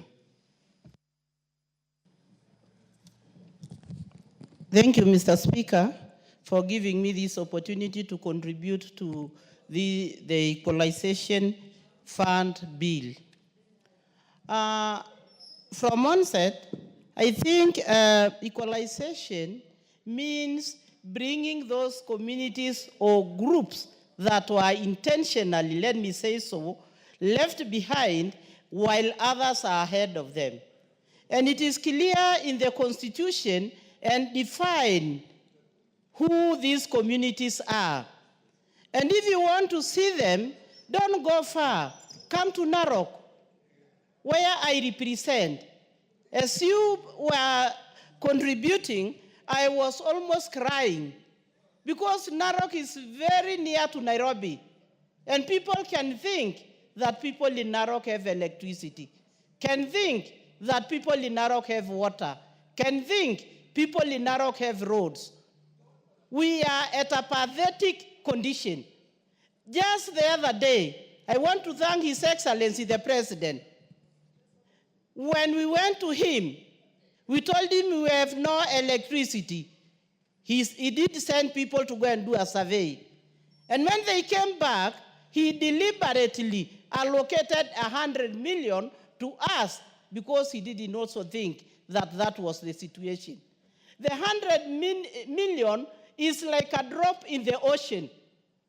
We still have no electricity. And here we are saying that Kenya have developed. How can it develop while other people are left behind? So for me, I support this bill with amendments, because we need to go back and know who the beneficiaries are, because the beneficiaries are clear in the Constitution. And again, we want to set a board that will manage these funds, because as we speak, this money is neither in this parliament, nor in the Senate, and nor at the council. So this money is just like money that will be there for a short period, then it disappears the way it used to be. When you look at these areas that are indicated to benefit from the equalization funds, you still see people, we don't know who went there again, decided on the sub-locations that will benefit, while the other sub-locations will not benefit. So that's why I say that I support this bill with amendments, so that we can critically look at the issues that are there, so that tomorrow again we will not come here saying that this bill is not good. We need a bill that will help the marginalized communities or the marginalized groups, as you call them. But what I know is that it is clear that in this Kenya, there are marginalized communities. And if we don't deal with that, you will find that in this house, the committees that are involved in sharing the money like the budgets, still we need to look at them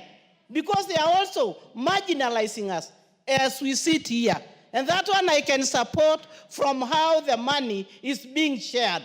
So we need to be serious, and I want to call other members to support this bill with amendments so that we can all of us enjoy this cake.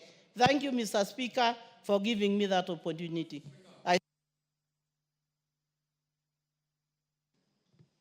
Thank you, Honorable Agnes Pere. Honorable Badi.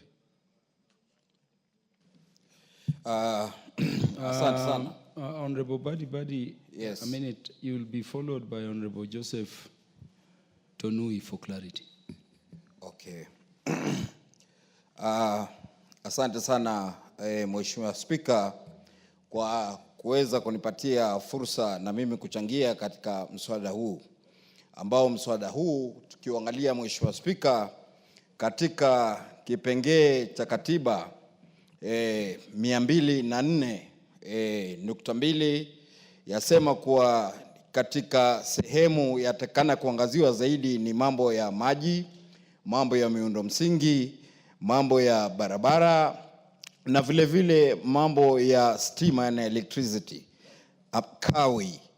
Asante sana Mheshimiwa Farah Maalim, mzee wangu, mentor. Kwa hivyo nashukuru sana Mheshimiwa Kaluma kwa kusema haya. Nataka kusema kwa naunga mkono kama vile mheshimiwa ambaye ameongea sasa hivi kusema kuwa naunga mkono, lakini tunahitaji tuupige msasa mswada huu. Nikisema tunahitaji tuupige msasa mswada huu, Mheshimiwa Spika, ni kama vile wewe mwenyewe ulivyozungumza. Ulizungumza hapa ukasema, Mheshimiwa Spika, Homa Bay County tukiangalia ilipawa milioni 6 peke yake. Na mimi Jomvu nataka kusema Mheshimiwa Rosa Buya alipokuwa commissioner katika Andrew Ligale Commission, yeye Mheshimiwa Rosa Buya ndio mtu ambaye alikuja kule na commission yake yote, wakaja wakaona Jomvu yatakana kukatwa kutoka kwa Changamwe. Na mwaka 2013 Mheshimiwa Spika, Jomvu ikaweza kukatwa kwa sababu katika sehemu ya Jomvu ilikuwa hakuna maendeleo. Yakiangaliwa maendeleo, ilikuwa uongozi wakati ule imekwenda katika sehemu ya Changamwe peke yake. Na namshukuru Mheshimiwa Rosa Buya baada ya 2013 kunikatia constituency ile pamoja na Andrew Ligale, na yeye 2017 alikuja bunge na akaweza kuhudumu kwa vipindi viwili mpaka sasa tunafanya kazi na yeye.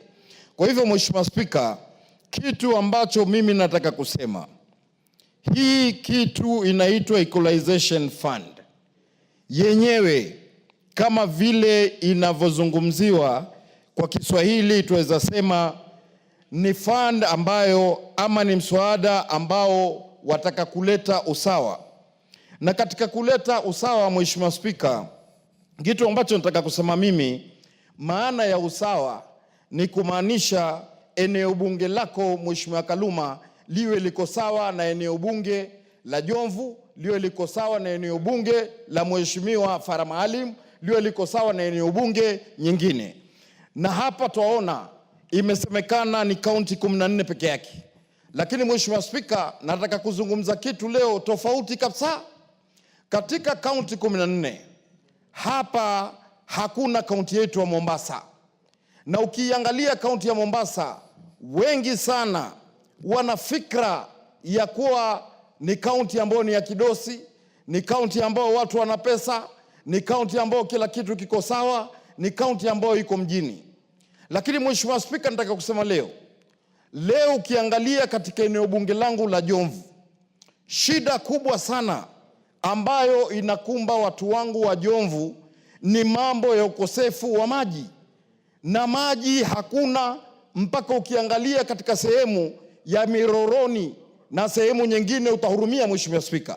Na tukitizama kipengee cha kikatiba cha 204.2 chasema moja ya pesa hizi ni masuala ya mambo ya maji. Vile vile Mheshimiwa Spika, nachukua fursa hii mimi kutoizungumza constituency peke yake. Nikiwa kiongozi wa kitaifa nitaizungumza kaunti mzima kwa jumla. Ukenda Kisauni shida ya maji ni hiyo hiyo. Ukenda Likoni shida ya maji ni hiyo hiyo. Ukenda sehemu nyingine zozote shida ya maji ni hizo hizo. Kwa hivyo Mheshimiwa Spika, tumemuona Mheshimiwa Rais William Ruto leo alikuja mwaka 2018 akaanzisha barabara ya kuweza kuunganisha Jomvu na Rabai, ambao ni kuunganisha kaunti ya Mombasa na vile vile kuunganisha katika kaunti ya Kilifi, ambapo barabara ile mpaka leo mimi nalia Mheshimiwa Spika kusema kwa kuna mahali padogo ambapo paitwa Jitoni hapajaweza kumalizika, ambapo pesa zile tukitizama tungelia kwenye Equalization Fund, lakini Rais William Ruto aliamua kututengezea barabara ile, lakini wale wahusika wa kutengeza barabara hiyo wanambwaga Mheshimiwa Rais kwa kipande kidogo cha Jitoni ambacho hawataki kumaliza kwa mambo yao wenyewe. Kamati ya petition ilikuja mpaka hapo Mheshimiwa Spika, ikiongozwa na mwenyekiti wa petition committee, ambaye walikuja mpaka pale wakaangalia na wakaona kweli barabara ile yatakana kutengenezwa. Kwa hivyo mimi nataka kusema kitu kimoja. Ukiangalia barabara hiyo yaunganisha Kilifi, ukiangalia Jomvu yangu ndio Dungo Kundu yaanzisha kwenda kuunganisha katika Kwale, ukiangalia constituency yangu yashikana na Kaloleni, ukiangalia constituency yangu yashikana na Mvita. Kwa hivyo Mheshimiwa Spika, nataka kukuambia juu ya haya mambo ya fedha hizi, tusiangalia Mombasa tu. Mfano kama Likoni kwa Mheshimiwa Meshi, waingia Likoni lakini mwisho wa Likoni waingia Kwale. Kwa hivyo ukiangalia ni sehemu ambazo zahitaji barabara na zahitaji mambo mengi sana.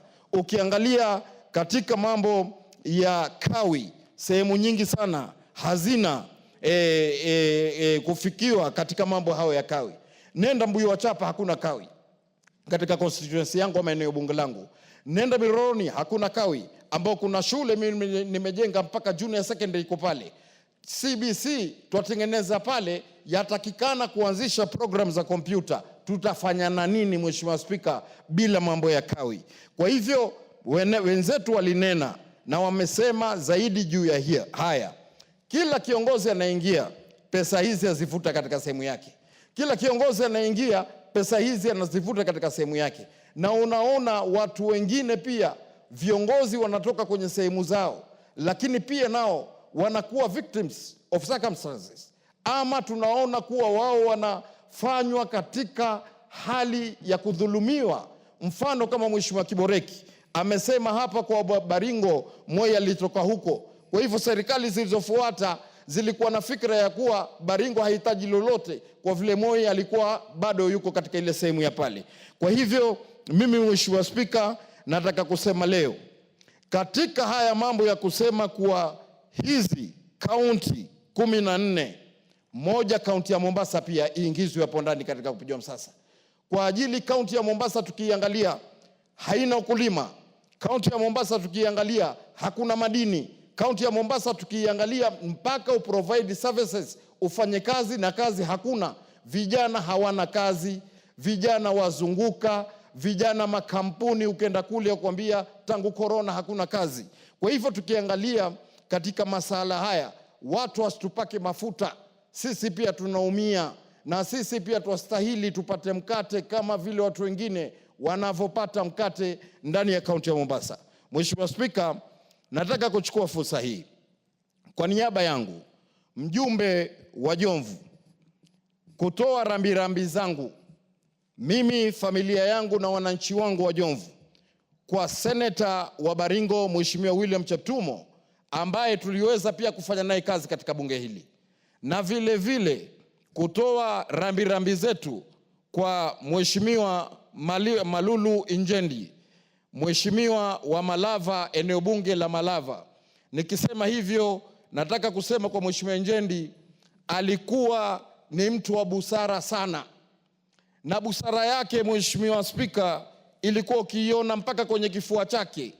Akitembea unaona pale msalaba anauweka pale. Sio kama vile watu wengine wakitembea jipanua vifua, lakini yeye alikuwa amemweka Mungu mbele, akitoa ushauri. Mungu ailaze roho yake mahali pema peponi, lakini twaomba pesa hizi Homa Bay County isipewe tena milioni 6 kama ulivyopa wakati ule. Uongezewe wewe pia Mheshimiwa Spika na kutetea pia hapa. Na vile vile Mombasa tuwe tutawekwa ndani tupate pesa hizi. Kwa haya mengi nashukuru kurekebishwa na kuongozwa na Mheshimiwa Farah Maalim mzee wangu, na asante kwa kunipa nafasi hii. Asante sana. Honorable members, the Parliament is to sit today up to, I'm told, maybe even past 9 o'clock, past 9 p.m. Sorry, past 9 p.m. Is it 9 or 9:30? Yeah, up to 9 p.m. So there is no hurry. Think through this matter. And maybe I remind members that this is not an ordinary fund. Let us not seek to address the iniquities in our budgeting distortion to be cured by an equalization fund. And let me request the members to read marginalized community, what it means, particularly at Article 260, the definition of marginalized community, D. And I'm saying this for the sake of Honorable Badi, who says this fund should also go to Mombasa. It says the marginalized community means pastoral persons and communities, whether they are nomadic or a settled community that because of its relative geographical isolation has experienced only marginal participation in the integrated social and economic life of Kenya as a whole. I imagine it is what Honorable Farah Maalim in his contribution was saying to mean. There are parts of Kenya you go to and they tell you, when you come from Nairobi, how is Kenya? Their geographical isolation and marginalization. So there are matters we can address through our budgeting. And let us agree that despite the authority to budget having been brought here, we have not been doing very well. Because as members of parliament, it means on behalf of the people, I should be asking, what about Homa Bay? The MP for Borabu should be asking, what about Borabu? But we've been having budgeting here where the budgeting has ensured that some people have attained 100% electrification. When Kalumas, who sometimes presides over committee on supply, Homa Bay town is below 30%, and it is called a town, and it is the county headquarters. There are those we can address through ensuring equity in budget as representatives of the people. But then there are those for which this fund was created. And yet also there are those for which we created evolution. So let us not shift all our inadequacies to equalization fund, which is barely 0.5% of the revenues collected by the nation. Honorable Joseph Tonui had recognized you to speak. Thank you, Honorable Speaker, for giving me this opportunity also to add my voice concerning this bill, the Equalization Fund bill. From the onset, Mr. Speaker, I want to say that I support this bill with amendments. The purpose of this fund, Mr. Speaker, from my own opinion, is to equalize the development in our country. I'm saying I support with amendments because I also come from a constituency, Mr. Speaker, which is seriously marginalized in terms of electricity, in terms of roads, and even hospitals. There is a ward in my constituency, Mr. Speaker, without even a single piece of a tarmac road. That is a ward known as Tinet. People are just hearing about tarmac roads, but some people in my constituency, they have not seen this. And I want to request that we come up with amendments so that also some regions in our constituencies all over the country be also considered with this fund. Because we have some buckets which are seriously marginalized. And I want to urge the committee who will be in charge of this fund to practice transparency and accountability. And, Mr. Speaker, that's the information from Honorable Farah Malim. Oh, I need information. Yeah, Honorable Farah Malim give Honorable Tunui the information. I just want to seriously emphasize what you belabored very hard to explain to the members of parliament. That we do understand that there are serious developmental disparities in the country. But the very principal object and spirit of the Equalization Fund was just addressing certain counties that have a historical, and I'll tell you, the former NFD and contiguous areas. You see what I mean?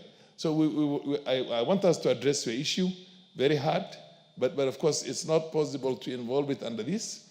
We have to do it in a budgetary, what do you call, equity structure. Thank you. That is why I'm talking of amendments, Honorable Speaker. And I want to propose that more funds be added to this equalization fund. Yes, so that, yes. Yes, I'm from Nakuru, but we have some areas in Nakuru which are seriously marginalized. I also come from the pastoralist community. I have a community known as the Akik in my constituency. Yes, the Akik community. Yes. Which I feel they should also be considered with this fund. Otherwise, finally, Honorable Speaker, I had not gotten a chance to pass a word of condolence to my colleagues. One, Senator Cheptumo, was a prominent lawyer, and Malulu Nchendi, whom we served in the same committee, Education Committee, in the last parliament. So I want to say we have lost great people in our country, and I want to say that may their souls rest in peace. Thank you, Honorable Speaker. The MP for Borabu, Honorable Sir. Thank you, Mr. Speaker, for giving me this opportunity, albeit a bit late. Right from the onset, Mr. Speaker, I want to say I support the bill with amendments. Mr. Speaker, it is a shame that 60 years after independence, we are talking about equality, trying to equalize communities. This at a time, 2025, where we see some people, some regions even advertising their CDF programs on national TV and saying how much they have gotten, how much their constituencies are developed. This is on national TV. You really wonder, then why doesn't Mheshimiwa Mbadi or anybody else advertise? And as you rightly put it, Mr. Speaker, something needs to be done with our budgeting. We need to overhaul our budget committee and the way we budget so that it is itemized and it is focused to certain program and ring-fenced to avoid any interference. Mr. Speaker, it is very disheartening when you go back home and somebody is asking you, how come so-and-so has paved roads up to nursery schools, has tarmac up to primary schools. And you wonder then, what was this budget all about? So, Mr. Speaker, you rightly put it. We need to focus on our budgeting process. Coming back to this bill, Equalization Bill, Mr. Speaker, it is true, there's historical marginalization that has been happening. And I don't believe this is the panacea for this. This is just a drop in the ocean. Devolution came. Devolution should have equalized. So what is this equalization again if devolution has not equalized? That means that the devolution that came 10, 15 years ago has not managed to actually address the economic marginalization of other communities. And this is where the point of the historical injustices should come in. And we should do a mathematical, or rather a scientific analysis of the marginalization for the last 60 years. And then now we can appropriate fairly. But just putting a blanket law that we want to equalize other, some areas that have been marginalized, I don't believe that that can work at this particular point in time because of the historical injustices. Number two, Mr. Speaker,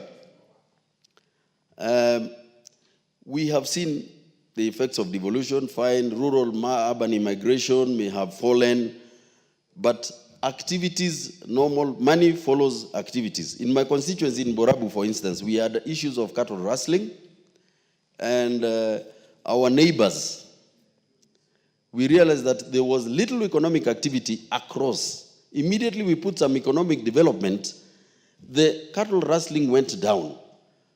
And this is the same issue, because I believe some of these issues at the NFD were issues of the shifter, the 60s and 70s, and that is why the government shunned. But now with the peace that we have there, if we put this particular fund into good use and good cause, I believe that this migration of people coming into towns and cities will slow down, and we'll have a lot of resources back down there. Thank you. Yeah. You want to be informed? Yeah, by Honorable Farah Malim. Yes, Honorable Farah. Yeah, I am really impressed with the last bit of the contribution of the Honorable Member of Parliament for Borabu. Because he said, and I said this before, if you don't develop those northern areas, every time there is a vagaries of weather and there's a cycle of drought, 200,000 pastoralists lose their livelihoods. When they lose their livelihoods, they don't have factories there, they don't have tea farms there, they don't have coffee farms there. There's nothing to keep them in the region. So what do? They come to the centers here. That's why you see within the urban settings, whether it is from Kisumu to Migori to everybody, I mean, if you ask our good friend Junet how we ended up in Migori, he will tell you, my father lost his livestock and we came to look for a livelihood there, some 60 years back, 70 years back. And as he puts it, if we're going to develop those areas, then not only will we not get many people migrating from that to the other urban centers, but we'll have Kenyans living here, taking advantage of that long expanse of, and become a productive way in which we can have a breadbasket in those areas. And that was the very idea of opening up the place with only four core functions: roads, electricity, water, and health. Period. And that was outside the county. Everybody knows that the counties have got their own roles there to try and equalize. But of course, these were areas that were national, that functions that were national. And unless you put in heavy, government investments into that, then you will not be able to bring that area at par with the rest of the country. So thank you very much. I mean, it addresses some of that urban, kind of migration from one part of the country to the other country for people who are seeking livelihoods. Thank you, Mr. Speaker. Thank you, Mheshimiwa Farah. I think then, Junet, that was a blessing in disguise. They migrated and eventually became a member of parliament. Now, Mr. Speaker, lastly, I would wish to say, in this spirit of the broad-based government, honestly, if there is equity And we want to be one thing, the way the president says, putting our people together. Togetherness cannot be achieved without equity. And let there be equity.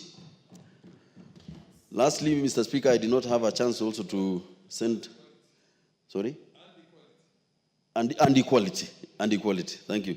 Mr. Speaker, I also did not have an opportunity to condole with the House. Malulu Injendi, I was not here in the first term. This is my first term, but I just remember he always adorned the rosary. Very soft gentleman.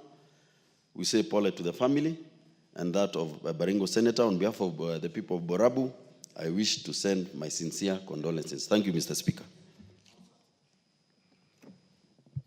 I wanted to give preference to our lady members. The Honorable Jessica, you want to speak to this? Please do, because you have other national duties to engage in for the good of the Kenyan society around this time. Thank you, Mr. Speaker, for the opportunity. I stand to support the Equalization Fund Administration Bill, Senate Bill number 14 of 2023 by the Departmental Committee on Finance and National Planning. Mr. Speaker, on the onset, I must say that I'll support this with amendments. And Mr. Speaker, I would wish not to correct my very good member, in the Speaker's panel, who seems to think that the Equalization Fund is for his own county. Mr. Speaker, this is a house of debate, and members are free to debate. Members are free to represent their constituencies. I am here representing Kibwezi's constituency in Makueni County. And those 4 functions that, Mr. Speaker, you really defined for us, and the Honorable, my very good friend, I don't want to talk about his name because I don't want him to interject me, said the same functions.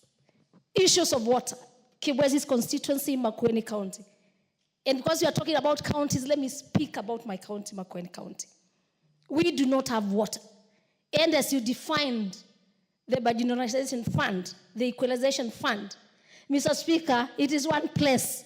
Yes, we are on Mombasa Road, but we only hear lorries passing from Nairobi to Mombasa. And you said it, as you said it very clear, that some of them ask us, how is Nairobi?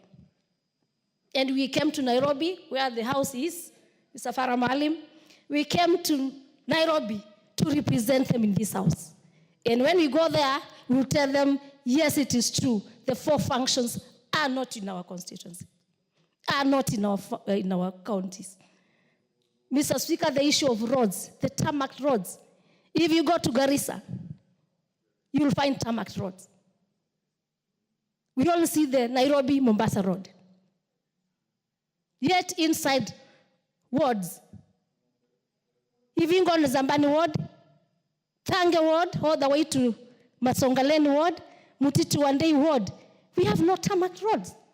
And those are the functions that have been defined in this equalization fund, Mr. Speaker. We are here to represent our people. And I'm sure the constituencies, every member speaks on behalf of their people. I am here to speak on behalf of the people of Makueni, the issues of water. Women go for almost 20 minutes, 2 hours, just to come with a 20-liter jerrycan of water. Seriously? Are we not supposed to be included in the equalization fund? Equalization fund is not about distance. I know going to Garissa, going to Isiolo, going to other places, you may have a lot of hours to travel. But somewhere even near here, Rongai, you may find those people, Kenyans, need these functions and need these services. And so, Mr. Speaker, as you have a background, the reason why we are having this equalization fund, Mr. Speaker, is to put together its inequalities, the historical ones, to ensure that, Mr. Speaker, at least there is equalization. We are equal. All Kenyans are equal. All Kenyans are equal. There's no Kenyan who deserves better services than the other. And so I really call upon the committees that are looking into this, please to go into those data, the empirical data, to find out how do we come up with these counties. We could be doing ourselves a lot of, putting ourselves in problems just because we have 14 counties. This is Kenya. Serious, and some people feel, and that's why you are seeing the Gen Zs are coming out. They know better than us. Even as we discuss here, they know where there's water. They know that there are no roads. Like talk about Kambu, Darajani, going all the way as we promote education to Lukenya University. Somewhere down there in Kibwezi, Makueni County, where there is facility at university. We have looked for roads, Tamakin. Kids go for almost 50 kilometers. And there's no road. Seriously? Are these not children of mothers? Are these not children of Kenya? So even I call upon, and the issue of budgeting. Mr. Speaker, I think it's a high time, and Farah Maalim has been in my place even campaigning, and he knows the area very well. In fact, I remember him asking, Jessica, is this where you come from? Well, there's not even grass. When the camels come from their place to come to our place, in fact, we just like they come and find there's totally even no grass. Are we not the same? So, Mr. Speaker, I really call upon this committee. I really call upon to look into it. And know the members who are here, we are represented places, and we know better. Kibwezi, Mr. Speaker, we need this equalization. This is Makueni County. And I want to call upon the committee to come and see for themselves, Mr. Speaker. And for us to be able to just to come on to debate on this house and say it is true that we have seen and we have been able to identify the areas, not sitting on a table, not sitting somewhere, not budgeting a thingy because I know what I want in this. This is what I will going to say the 14 counties are. So with those few remarks, Mr. Speaker, I call upon ourselves to be sober even as we debate this. If it is not possible for us, according to the definition of the Equalization Fund, and why we have it here, Mr. Speaker, we would rather even have a kamkunch, and all members put. We even form an ad hoc committee together with the committee that is doing the job, Mr. Speaker, to go and see these areas. While we are here, we are elected by the people in our constituencies, in our counties, Mr. Speaker, to speak on their behalf. Mr. Farah Maalim, I know your constituencies amongst the ones that have been put here. And I just like the way you're trying to explain and give information to members. We all know that. We all know that. This is a house of debate. And this is where we make the laws. This is where our voice is heard. This is where we speak on behalf of our people. With those few remarks, Mr. Speaker, I support the Equalization Fund Administration Bill, Senate Bill number 14 of 2023 with amendments. We'll be coming together and putting amendments that this House should adopt. And when we go back home, we'll all be happy, and we'll have made our people happy, and we would have advised Kenya in general. I thank you. The MP for Mwea, you want to speak to this? Or we go straight to Honorable Geoffrey Ruku? Honorable Geoffrey Ruku will be followed by Honorable Gishimu Gidinji. Thank you, Mr. Speaker. I have very mixed reactions as far as this bill is concerned. Because, Mr. Speaker, we have a country which has been existent for quite some time now, ran by different administrations, from colonial administration to Jomo Kenyatta administration, to Moi administration, Kibaki administration, Uhuru Kenyatta administration, and now William Ruto administration. When you see other nations on how they run their affairs, the constitutional democracies across the world, some of the democracies, Mr. Speaker, have their president have powers to issue executive orders on what should be done with immediate effect so that things can change within a society. Most of the members in this House, they represent extremely marginalized areas. In terms of a constituency which is 771 square kilometers in a semi-arid area, and it has only 38 kilometers of road from 1963 up to now. In terms of water connection in the household in that constituency, it is less than 20% of the household. In terms of power connectivity,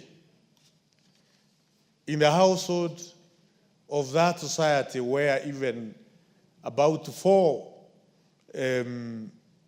the dams which generate power in this country come from, the power connectivity of the household is less than 25%. The agroecological zone of the same constituency does not support the agricultural activities in terms of maize growing, beans growing, cereals which are used in our community, in our household on a day-to-day basis, that we can have 5-7 seasons which are filled consecutively.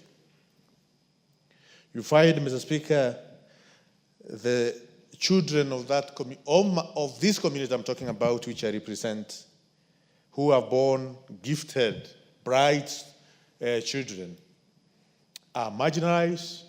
They don't have an opportunity as the rest of the children in the Republic of Kenya to grow in an environment which they can utilize their full potential.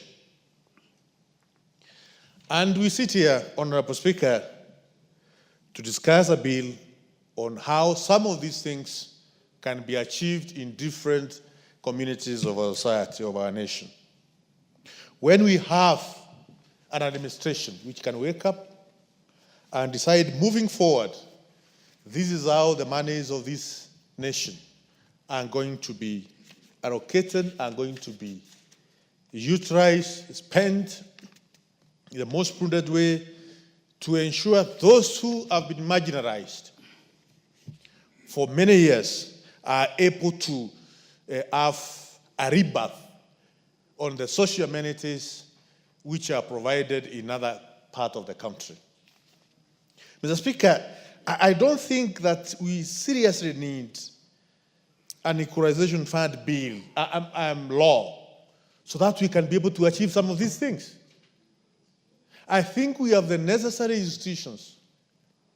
We have an extremely powerful presidency, office of the president, given powers by the people of the Republic to utilize the resources in the most prudent manner.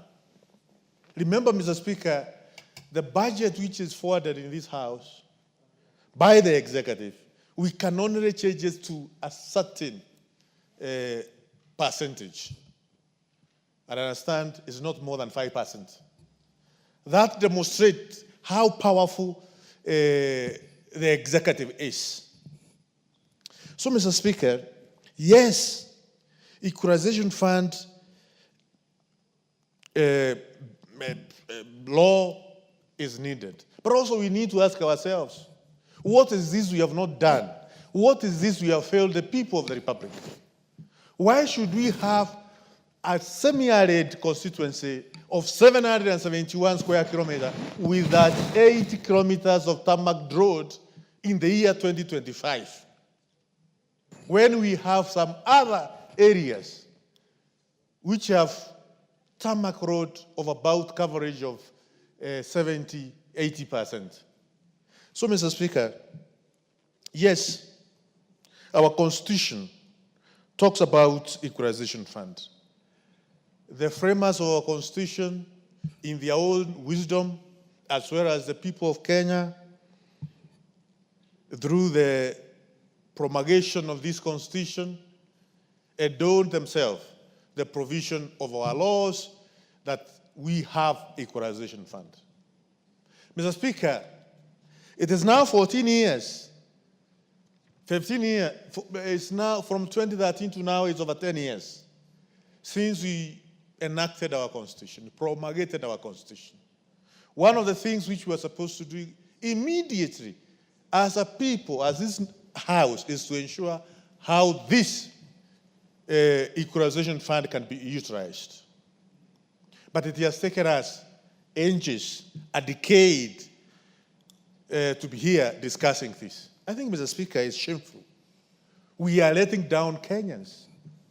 The people we represent, we are letting them down. Because this constitution was promulgated 2013. It is now over 10 years, a decade. This constitution talks about equalization fund. But we are failing our people in many aspects. And I think it is very important, Mr. Speaker, we put up we up our game as a house, as a leadership, as an administration. Finally, Mr. Speaker, how true, we have many funds at the moment, very many funds. Women fund, youth fund, constituency development fund, sport, I don't know. We have several funds across our laws which have enacted. We are now coming up with another fund, giving it a very nice name, Equalization Fund. Yes, our constitution talks about it. Yes, it has been there. We are now doing coming up with the administration aspect. Even if it has been there, I have not seen anything which this fund has done for the last 10 years. We were talking about the equalization money before we went to the recess and the dispute which arose because we could not agree. So if this fund has been there, we are coming up with administration rules and regulation on how it can be managed. We have other funds which have also been there. And recently, the cabinet came up with a number of funds which should be merged, others done away with. Because they are failed Kenyans. Because they are failed Kenyans. So we should ensure, as we come up with this administration bid as far as the equalization fund is concerned, it will not go down as another fund which is failing Kenyans. Mr. Speaker, sometimes I feel disappointed on how we run the affairs of this nation. But I know a day is coming when we will get it right. And I know, Mr. Speaker, the President of the nation is doing all what he can be able to do to get it right. But if need,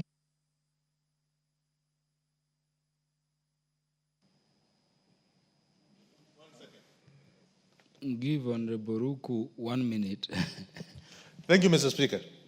If need be, let's start seeing executive orders which can go a long way in ensuring the communities which have been marginalized over the years, water is there, electricity connectivity is there, proper roads are there. We can't wait until we have this so that we achieve some of these things. This administration can be able to achieve that. Let's see it being implemented, Mr. Speaker. Thank you, Mr. Speaker. Honorable Gishimu Gidinji.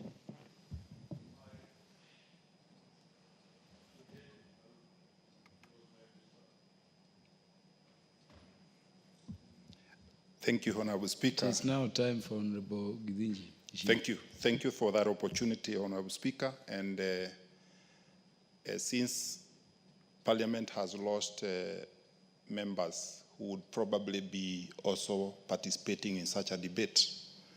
And unfortunately, God has found it fit to promote them.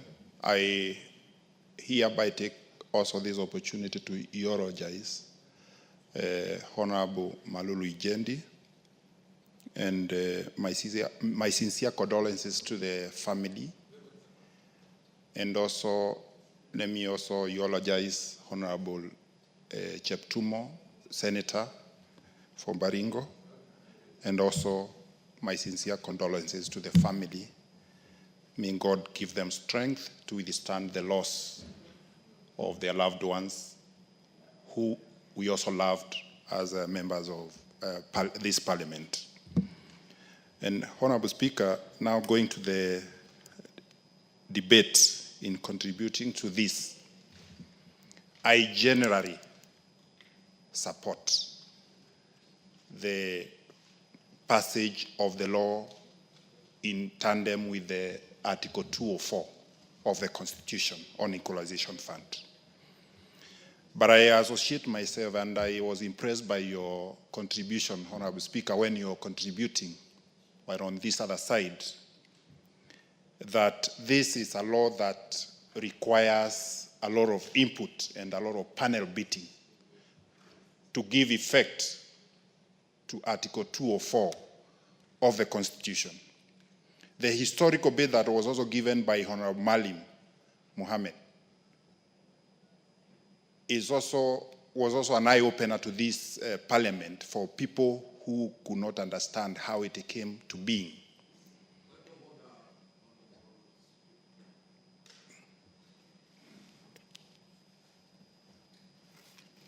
Under which... Honorable Gishimu have not recognized Honorable Badibadi. Yes. So you continue with your contribution. Honorable Speaker, I'm actually continuing, and I never heard under which standing under he rose to, but Honorable Speaker, let me also say that a lot of research needs to be put before this bill comes into law. Because as also Honorable Badi, member for Jomvu, said, that there are also other communities that are also marginalized. They may not be necessarily pastoral communities. And if you look at the definition of a marginalized group and actually marginalized community, because there are two definitions here. I'm missing the benefit of a definition of a marginalized area in the Constitution. But there are two definitions of a marginalized community and a marginalized group. But in this case, Honorable Speaker, I'll go by the marginalized community. Because a marginalized group is the one that has also referred to Article 27(4), where it talks about a person who has been discriminated on other aspects.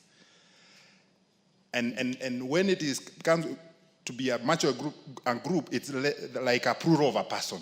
So I will go by the provision of services under the Equalization Fund to marginalized community in this case. Then it would imply that then the marginalized community is the one that lives in a marginalized area. Because under Article 204 talks about a marginalized area. And an area, it's a community that lives there.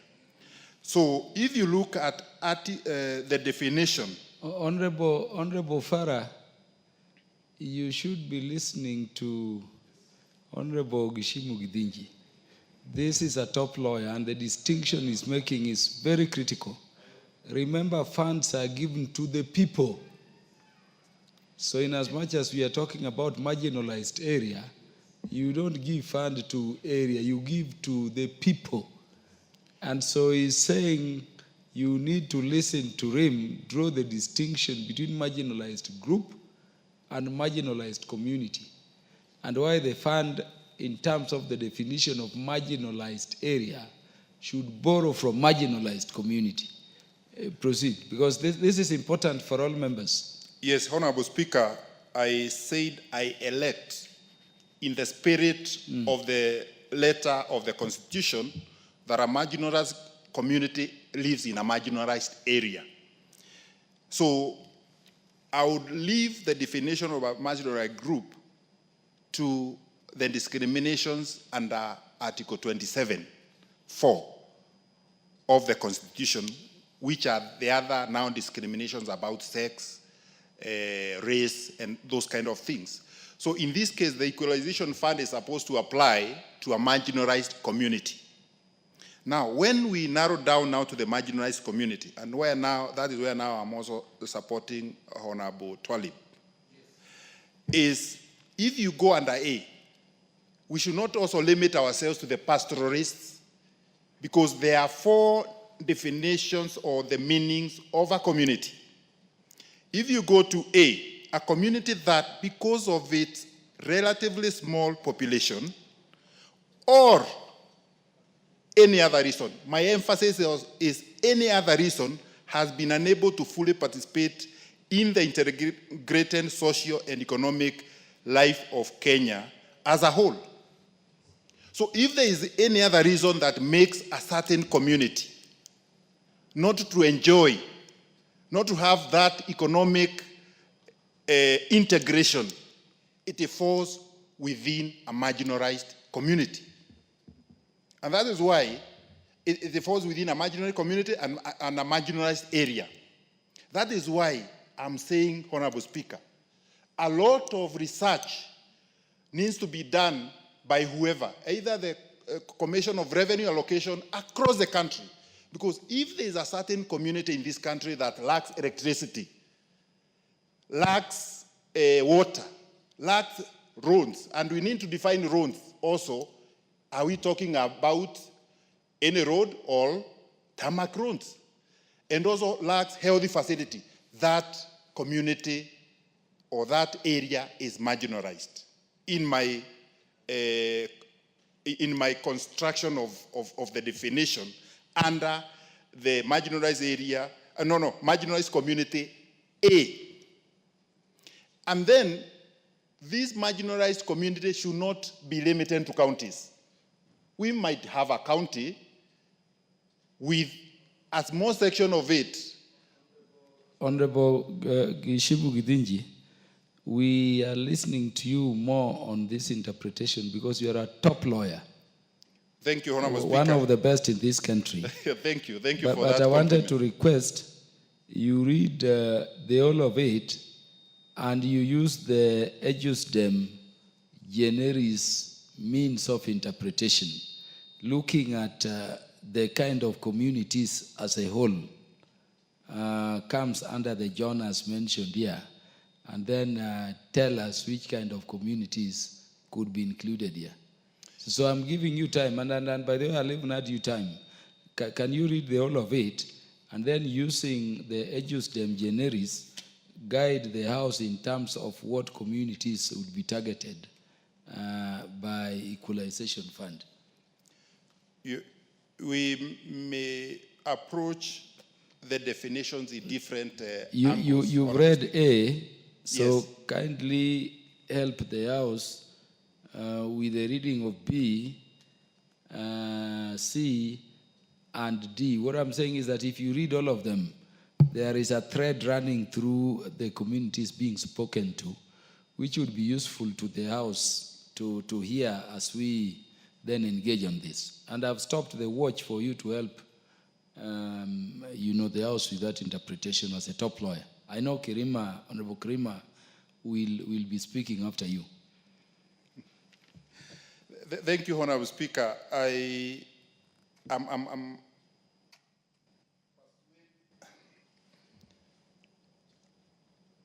I'm persuaded to follow, because actually, if you look at the definition of marginalized community, it encompasses all of this. all of them, because actually after A, there is no or. So it means that it has covered all these. But, Honorable Speaker, if we also have an area which is in a certain county, and it does not cover the entire county, so we need to define that particular community. So we should be not talking about counties. We should be talking about communities and probably isolate and indicate in which counties they fall. So that we don't dwell or limit ourselves to the 14 counties. We also look at the communities, irrespective of which counties they fall. They might not be even the 14 counties that have been identified or indicated. Honorable Speaker, as I finalize, I think 4 of my minutes have been eaten by the kind of the useful intervention to benefit from your legal knowledge. And by the way, Honorable Farah, in as much as you are saying point of order, you would agree with Honorable Gishimu that if you are, for instance, to talk about Tharaka Nithi County and send equalization fund to be managed by the county, that money would be going to Nithi side, which may not be marginalized. So I can tell you that money would rightly be targeting the southern part of Tharaka or Tharaka, but not the Nithi side. The Nithi is very green towards Nyeri, the other side. Thank you, Honorable Speaker. Actually, that is why I was saying a lot of research needs to be done on this so that we can be able to identify the communities that fall under the definition under the Constitution.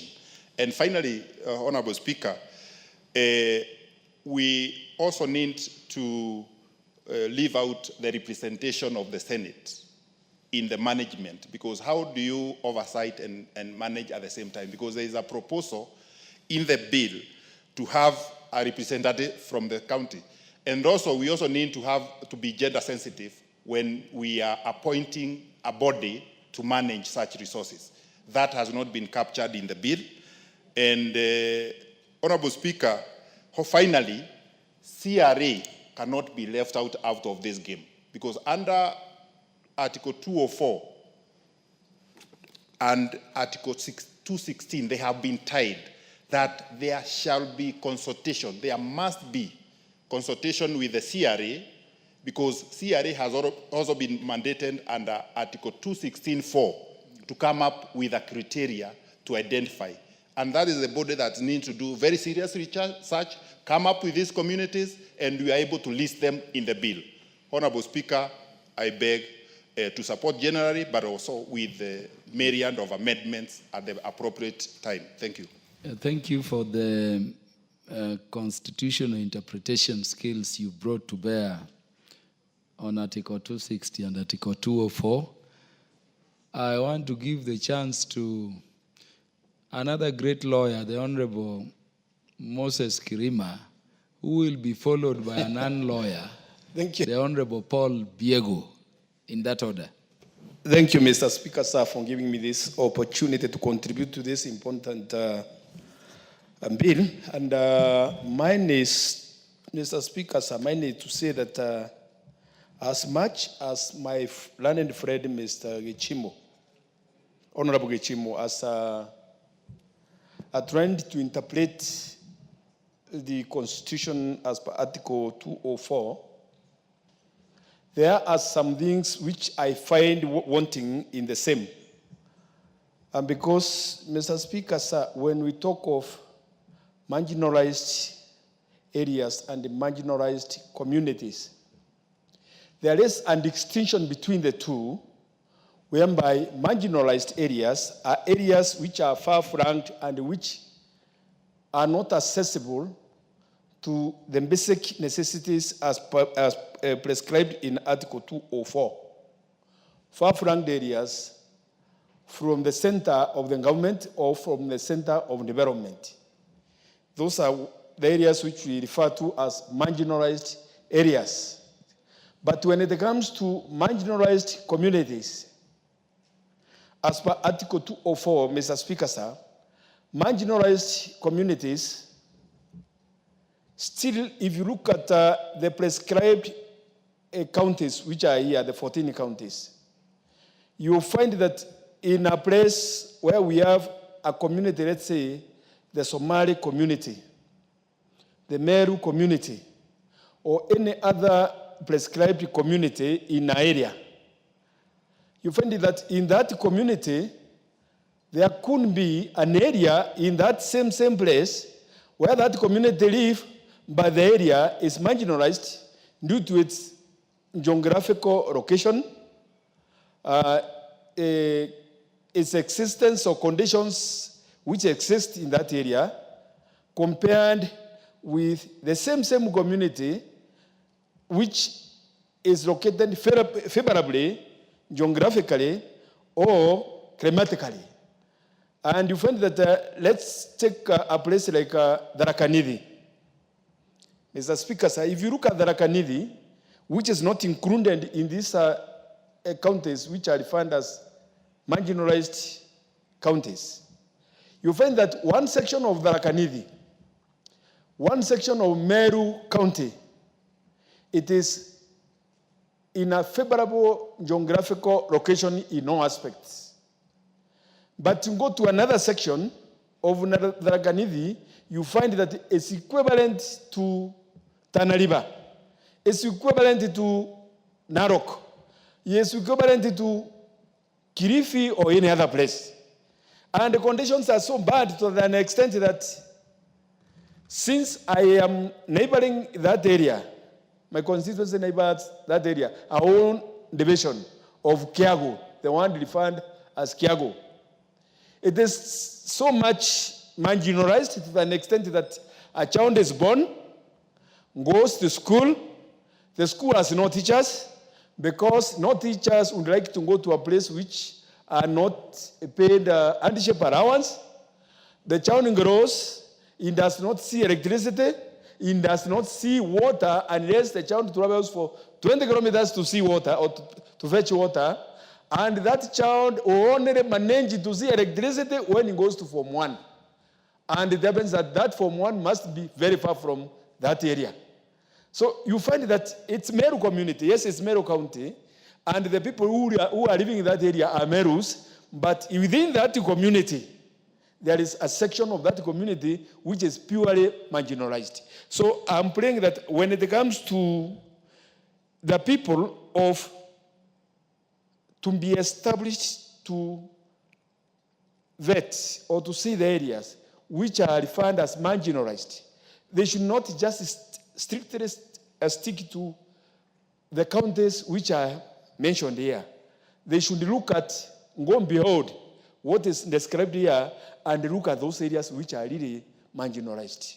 Mr. Speaker, sir, as you may get an opportunity to fly over the areas of northern part of Meru, which is neighboring Samburu, Isiolo, Garissa, and the rest, because we neighbor Garissa in one or the other, and Isiolo.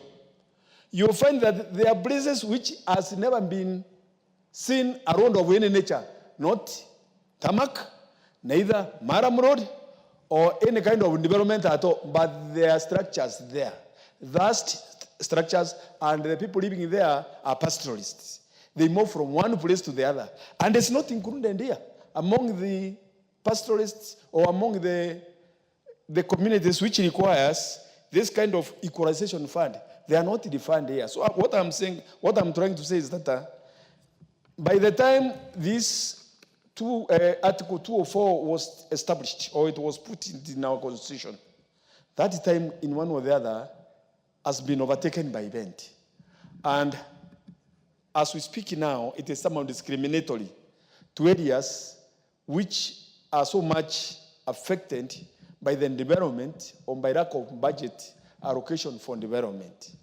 In our debate, as I would play for amendment of the same, when it comes to be presented or when it goes on in this court, there are things to be considered.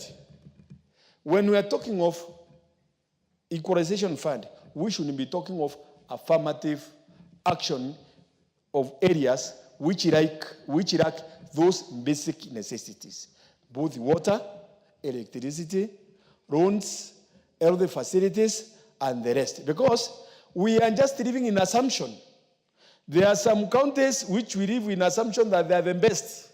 But when you go down to those counties, you'll find that there are some sections and some constituencies which have been purely abandoned. Let's take an example of Meru. If you come to Meru and you happen to travel from Nairobi to Meru town, you may assume that Meru is so much developed.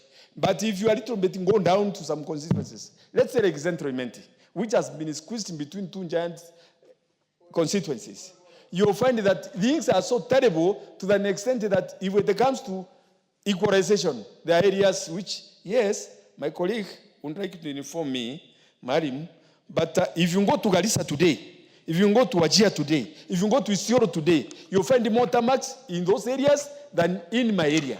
You'll find more electricity, more development than in my area. So we are all Kenyans. So to me, I won't go as per the article as it is, but we still need some amendment so that they can suit the situation as it is today. This constitution, as it was established in 2010, Mr. Speaker, sir, you remember that it was done in Ireland due to the urgency and the situation which was there because we wanted to do away with the old constitution. And out of that earliness and the kind of interference which was coming from all quarters, our soberness was not all that much there, and it was not really ideal. It is that time that we should come back now, after 14 years, to look at the constitution and see what is good for Kenya, what is not good, and what is not discriminatory to all the citizens of this country as taxpayers. Before, things were as it is in the constitution. But what about after 14 years? The areas which you are saying that they were far-flanked and they were marginalized, they happen now to be on front leading those areas which you are saying that they were so much advanced. What has happened? What has happened is that funds have been denied to the areas which were sent to be developed and just channeled to some areas which at present, those areas which were saying that were developed are now becoming marginalized areas. Things are changing. It is vice versa. And before I conclude, Mr. Speaker, sir, may I take this ample opportunity to send my condolences to our colleagues who have just passed. We were having Honorable Cheptumo before this house as our colleague last year. Last term, this term we and our colleague here, Honorable Maruru Njedu, who was just sitting before me here, behind me here. And it is very unfortunate that we have lost these people. And I will not say that it is God's will, because there are some deaths which does not necessarily come from God. As a Christian, I know of a book called Job. In that book, Satan wanted to test a man of God called Job. And he told God that I want to take all his properties to see that if he can denounce you. God told him this: you can take all his properties, but don't touch his life. So we as Christians, we should not be saying that every death comes from God. It's not so. There are some deaths which come from Satan. And I believe it is Satan who has taken our colleagues, and we should condemn him as much as possible through the word of prayer and through the... Honorable Paul Biego.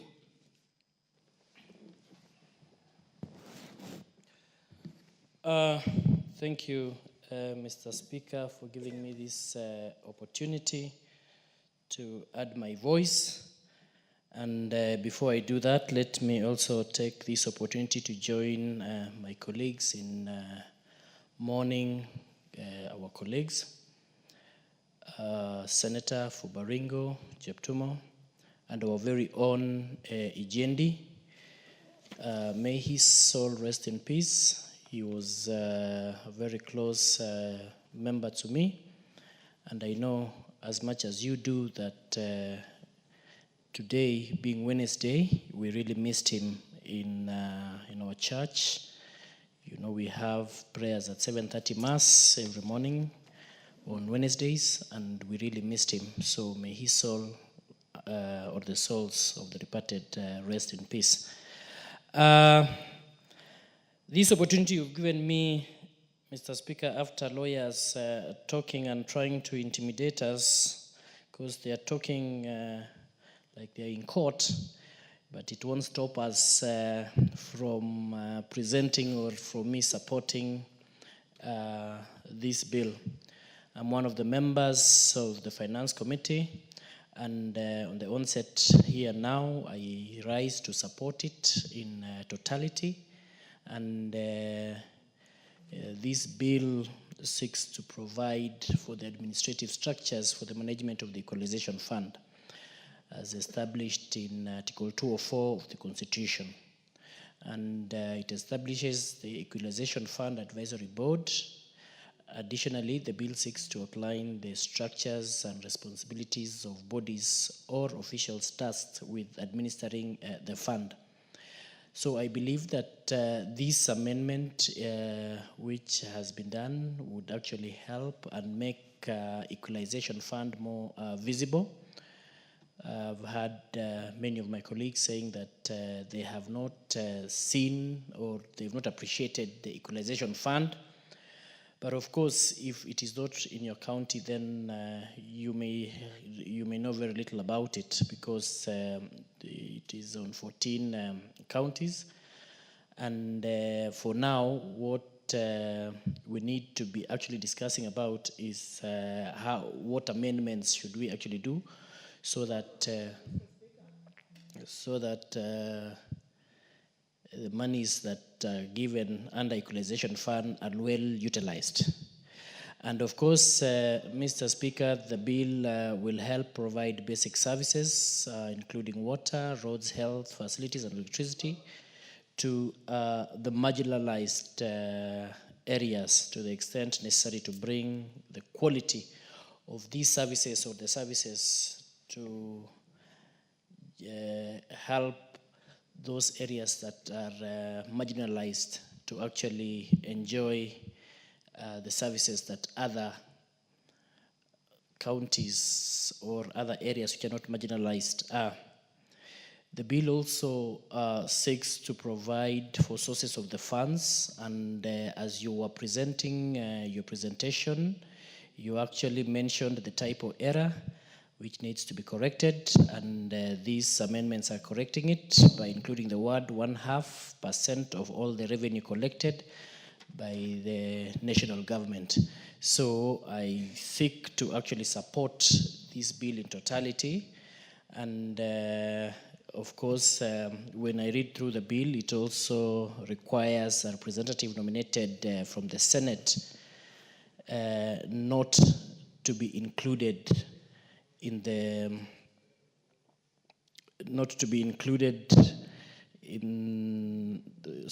by replacing 3 other members from organizations working with the organization would make it better than actually having a representative from the Senate. So I think I also support that. And in those 3 people who the committee have proposed, the composition of those people, to me, I see is good, because at least there's a representative from the people living with disabilities, and like what was in the earlier bill, that there was no representation from that group. MP for Mwea, what is out of order? Thank you, Mr. Speaker. I rise on standing order number 35. This is a very important bill, and most members would like to contribute, including myself. And I'm concerned with the issue of quorum. Could you please guide us on quorum, Mr. Speaker? Thank you.